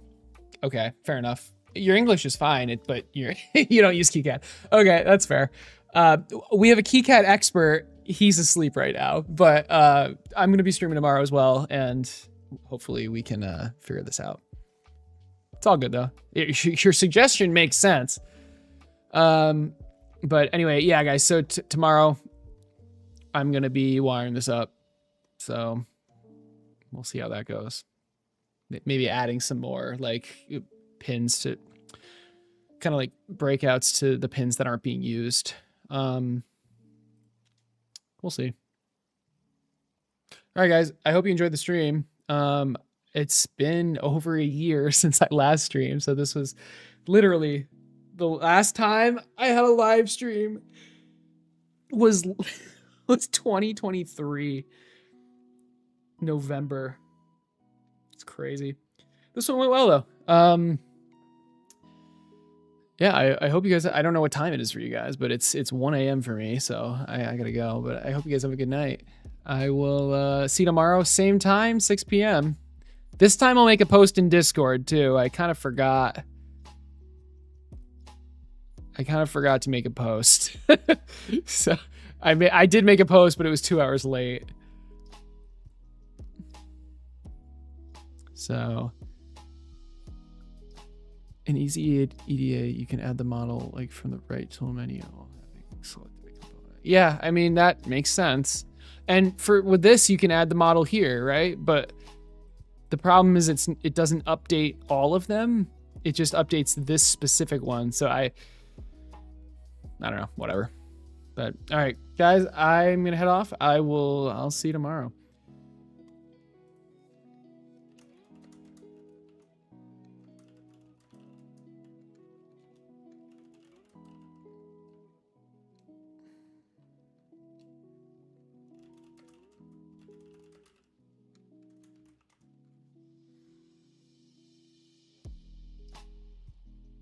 Thanks, Jared. You too. See you guys. I'm just waiting for the delay to catch up. I don't know how long it lasts.